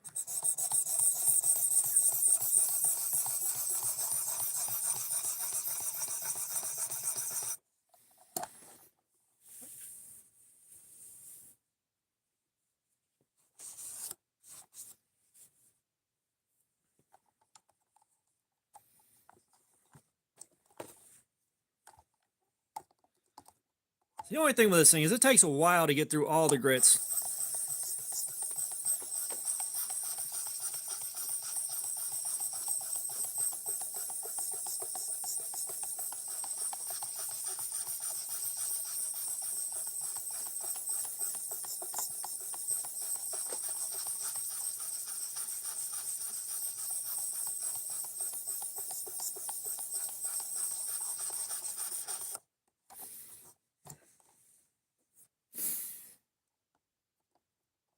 Yeah, like, cause I had heard about super glue. You know, I'd heard about super glue for a lot, and I was like, that sounds kind of gross. But when I was turning pins, and a lot of them, it's like when you're going through and doing a CA finish on that and getting a good proper CA finish, there's a more than zero chance that you're going to accidentally zap yourself with super glue and glue yourself to yourself. And I had a particularly nasty cut that just wasn't healing up because it was on a fingertip. And I accidentally got super glue all over it. And, you know, normally when I've got wet super glue on my finger, I'll go ahead and zap it with activators so that I can, you know, scrape it off quickly. I hit that with the activator, it burned like hell, and then once it set, didn't have to worry about that cut anymore. Like, it just was a non-issue.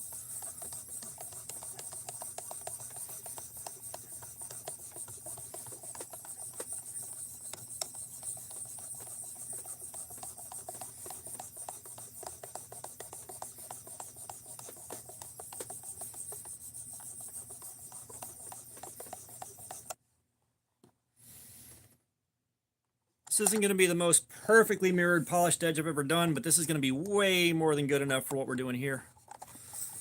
Good enough for the girls I've gone out with.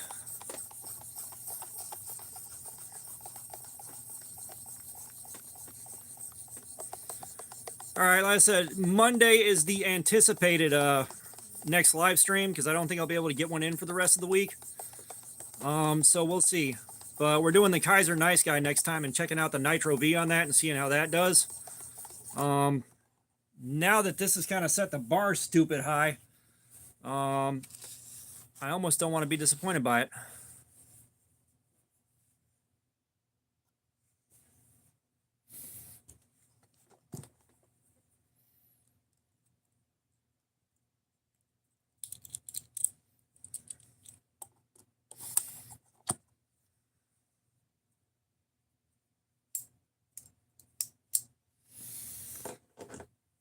Let's get this put back up.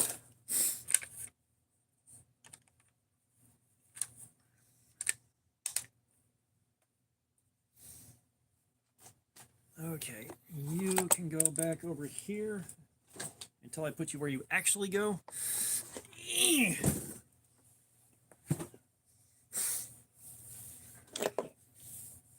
And that box is full of knives that belonged to my uncle before he passed away.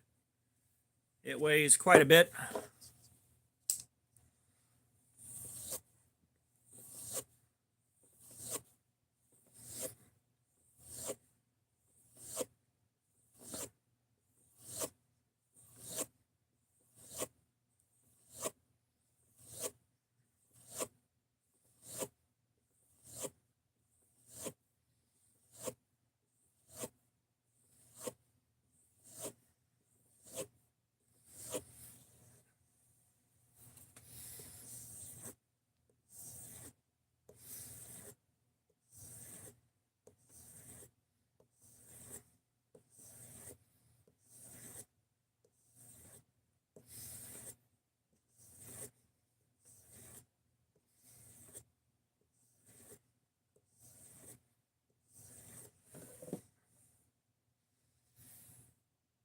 You're like, we're getting somewhere.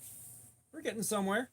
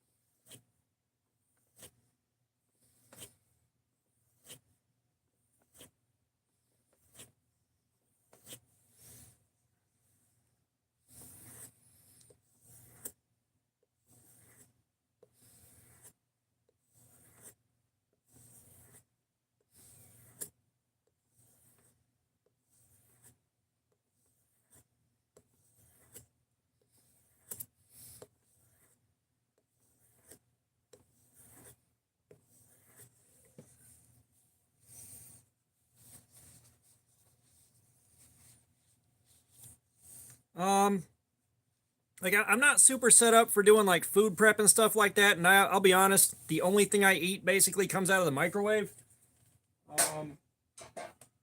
And at some point I'll be set up to like do chopping wood and stuff like that. But for right now, like this is kind of what I'm set up to do. Like my setup is entirely jank. All right. I've got two $30 ring lights that hold a phone for filming and live streaming. I don't have I don't have software to edit all these shots together or working outdoors or anything like that. Like everything I got to do is got to be done in one take. If the channel gets big enough to justify like buying a camera and buying a you know, buying a laptop or something like that with software to do editing, we're going to take a look at that. But until then, it's like super jank and super basic.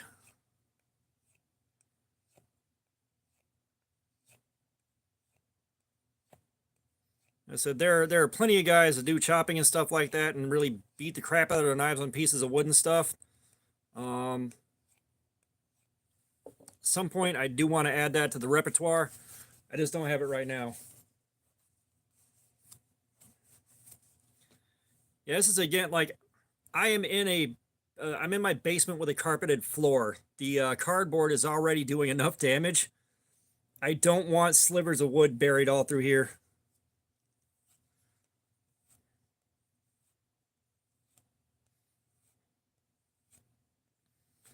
Like I'm trying to figure out how exactly I can set up get a mounting setup for live streaming making beads. Like I feel that like that would be a fun live stream for guys to watch, and it'd be interesting, especially watching the process and how all of it's done and where we start and what we end up with. But I haven't quite figured out how to mount the phone up for that.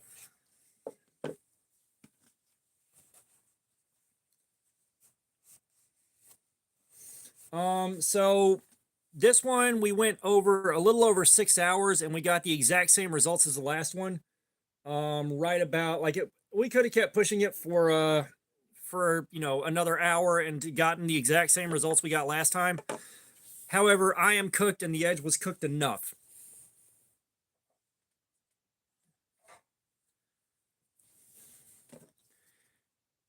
Yeah, and like I said, if I was set up to like edit these things and you know take multiple shots and stitch them together and get that all out right, yeah, absolutely. We'd already have bead making videos on our hands, but I also feel like that would be a better live stream, just so like you know you can watch multiple like more than one of them being done. You know, you can just kind of hang out and watch them being done, drop out, go do whatever you want, come back and watch some more, kind of like we do here. So that's all the way down to 2.5 micron diamond paste now. Yeah, so we took this one a little over 6 hours, and physically I am cooked. You know, this has been, we're now at 7 hours, so over the last 2 days, I have done 11 hours of live streaming.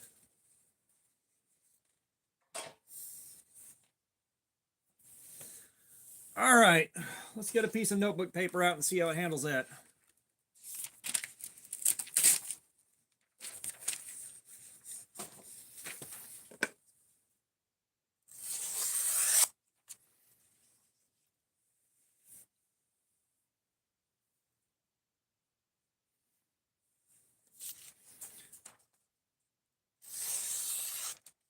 I'd say I got it pretty sharp.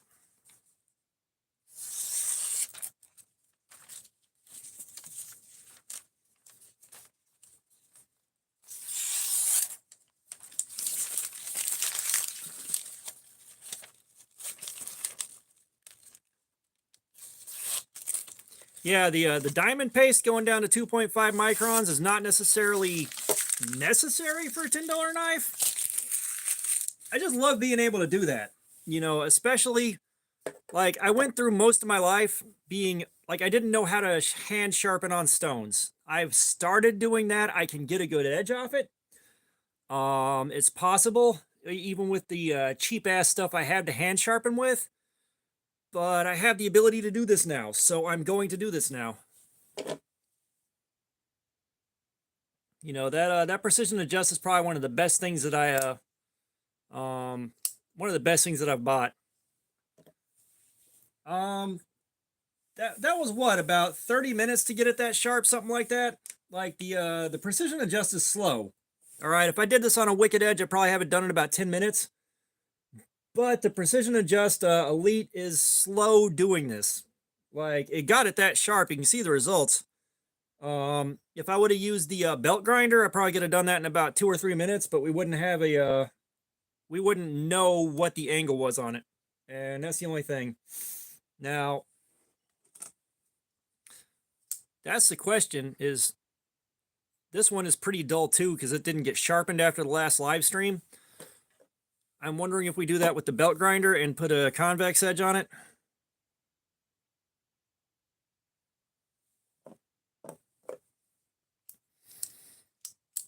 Yeah, that one's good to go. That one's good to go.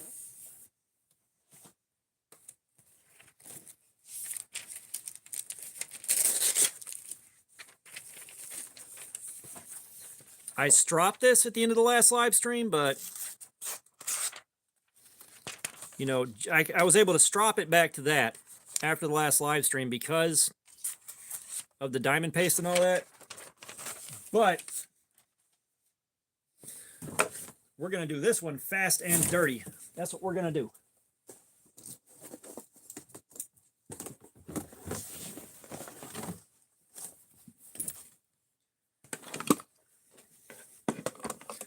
And mostly because this one is going in the truck anyways, and we're not doing anything specific with it.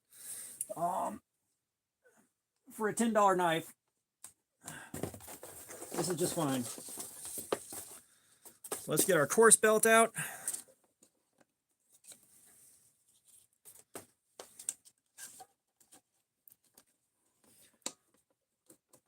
Is this thing too? Let's watch how fast this goes.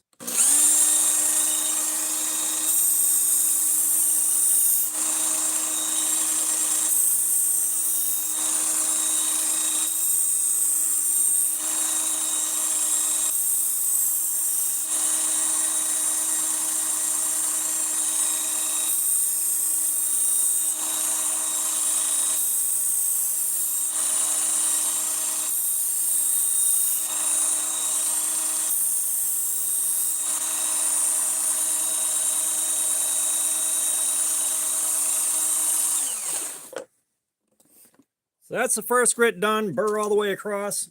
We're good. Belt 2 is right here. Yeah.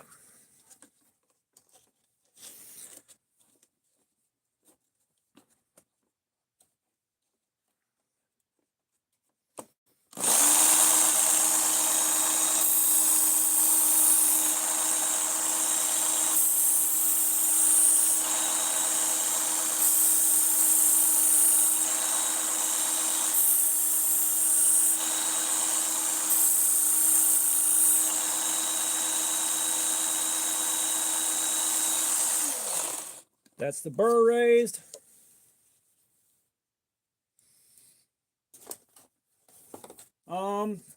Yeah, I saw that. Hopefully you get what you need out of that from Arizona EDC.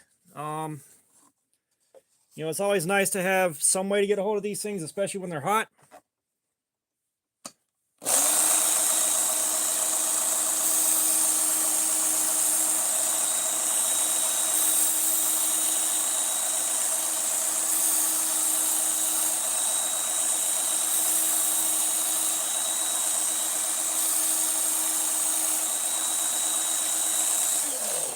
That's the burr raised on that.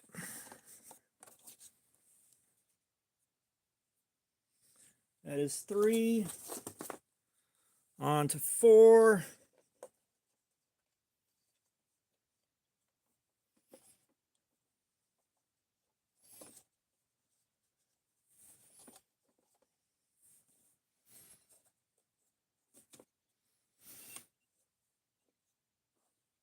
Fortunately, this new set of belts seems to fit a lot tighter than the old set did.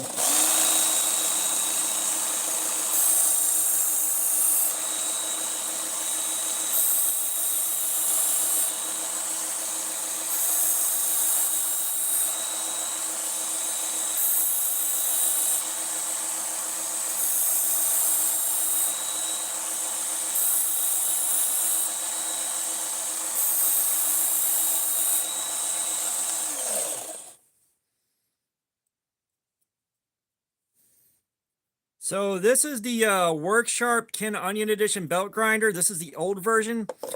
The new version has way more bells and whistles and it's really fancy. But like I bought the grinder itself years and years ago, and when we first started dating, the wife bought me the attachment for Christmas that first year off my wish list. If you're not careful, it will heat the edge up. If you spend too much time on it, it will heat the edge up just like any belt grinder. If you're careful, like you have to kind of really fuck up for that to happen though. Like you really got to stay in one place for way too long. Now, if you're removing a lot, hogging off a lot of steel, then yeah, you can very easily do that. You need to cool it down, but like this hasn't raised the temperature at all.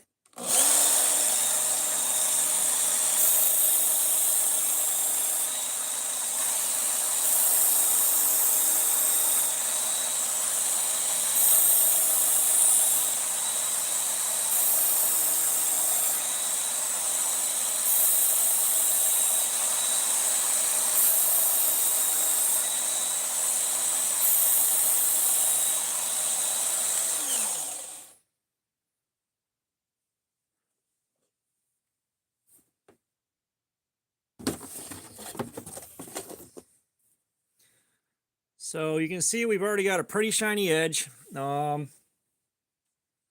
see how sharp we got it without stropping.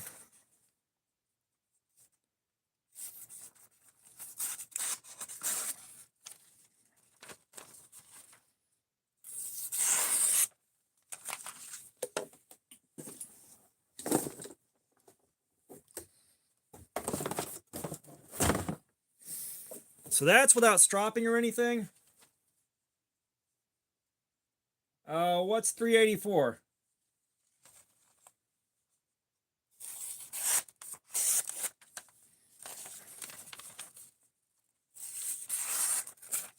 And if I would have spent more time on this, it would have been a lot sharper, but strops can finish the rest. Oh, nice.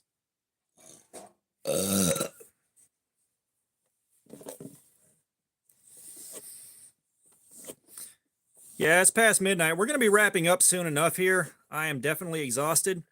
And I got to pound meds and welcome oblivion. But we went a bit over 6 hours, and it was in the exact same spot the last one was in at that 6 hours. So suffice it to say, this is repeatable. We're going to do this one more time on another brand new one. And then I just sharpened the other one up to 17 degrees.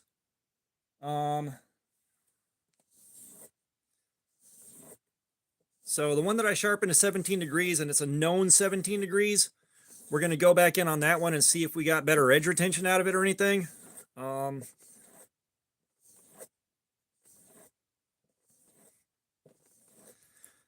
At least I think that's the plan. I don't know if I want to do this to a third brand new one, just for the sake of you know, just for the sake of brevity.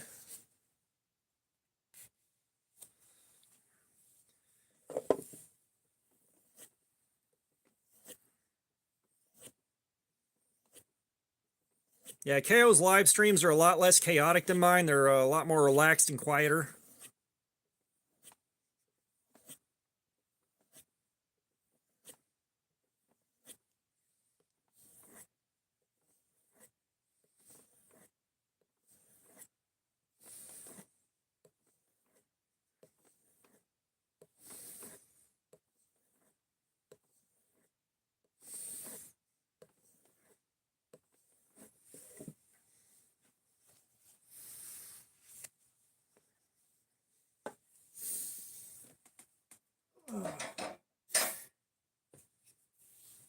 Are we still struggling with the links? I'm pretty sure we are.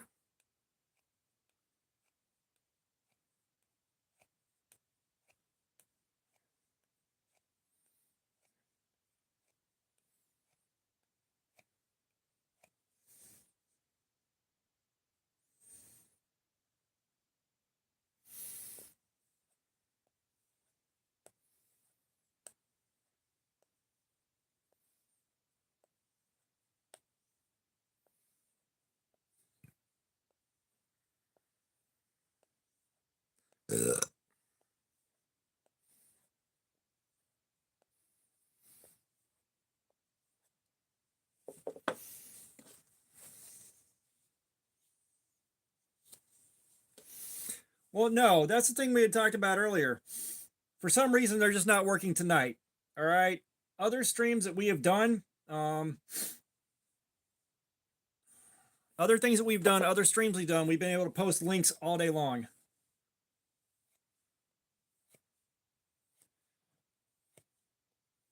I have made a few knives. They're not great. I'm not a knife maker. I found that out. I ain't got the patience for that shit. And my equipment has a bit steep of a learning curve to really make that cooperate with you. So I got into that and then fell back out.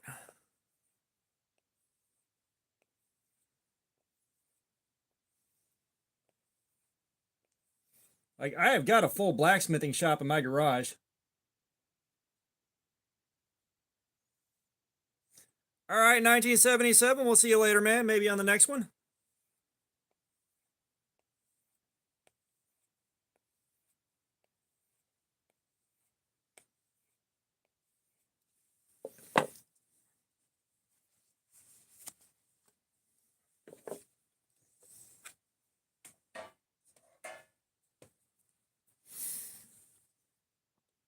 You know, and honestly, you ain't got to go this crazy stropping anything. Like, just that work sharp by itself, if you know what you're doing, you can put a great working edge on there that's plenty fucking sharp by itself. It will shave. But again, I've got the toys to do this.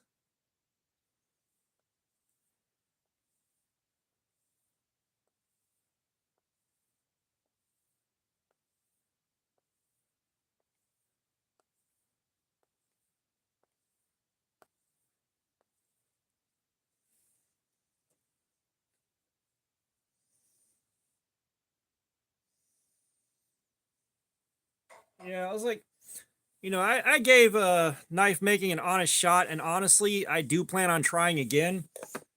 Because, like, I finally started getting everything under control when I started making smaller knives than I started off with. It's just my mental health went screwy and I couldn't force myself back in the shop. And if you got to force yourself into a shop like that, you're going to fucking get hurt. You're just going to get hurt.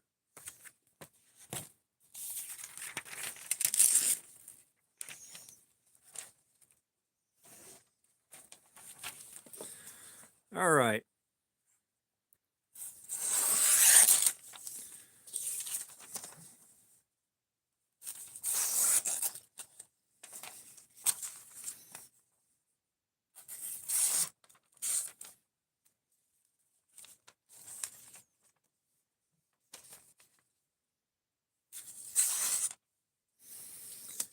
Yeah, we're sharp. It's not quite doing the same cut.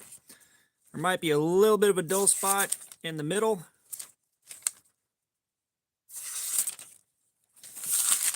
We'll try it out on copy paper. That's kind of the gold standard.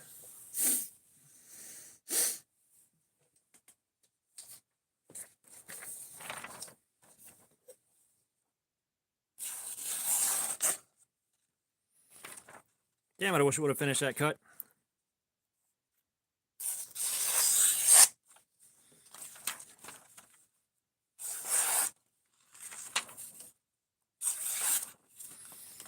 Yeah, so I mean, we're not quite as sharp, but I could have spent a good bit more time refining that edge on the grinder.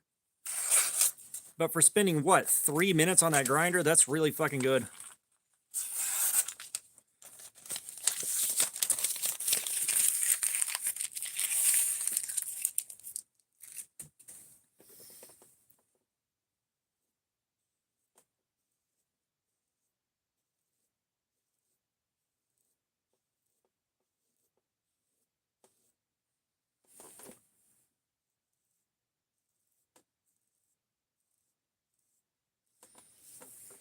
Yeah, we're not quite shaving with this one. I didn't spend enough time on that grinder.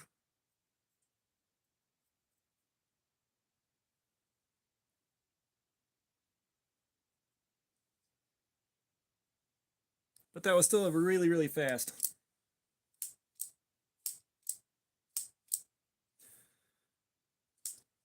And it probably because I'm really tired too and didn't want to spend that much time on it.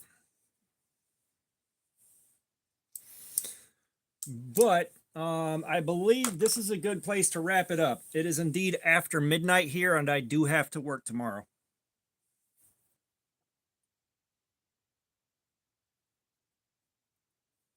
All I've got is a $10 four-sided sharpening block from Harbor Freight that's not that good. What is it? There's one. Oh, crap.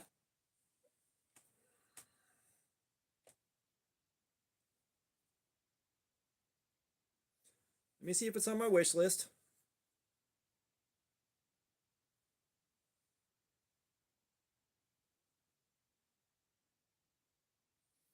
Give me a second here, guys.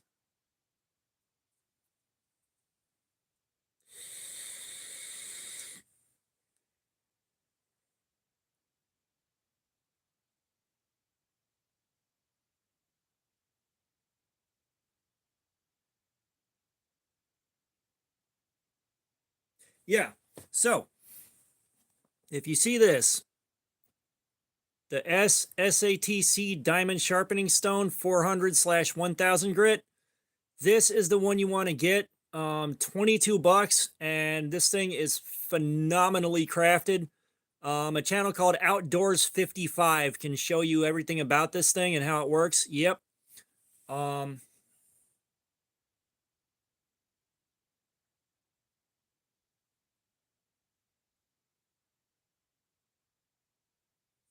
Yeah, Outdoors 55, you will learn about some damn sharpening.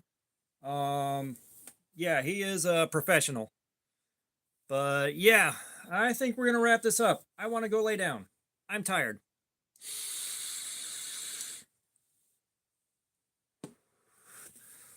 But you guys have a really good night. Yeah, I just showed them the SATC on there.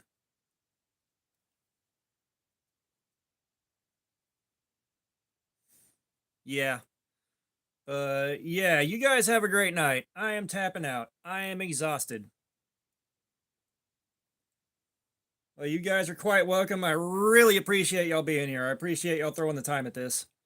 But like I said, keep an eye out. Watch the community posts. I'll let y'all know when the next one's coming up at least a day in advance. All right, guys. Good night, everybody.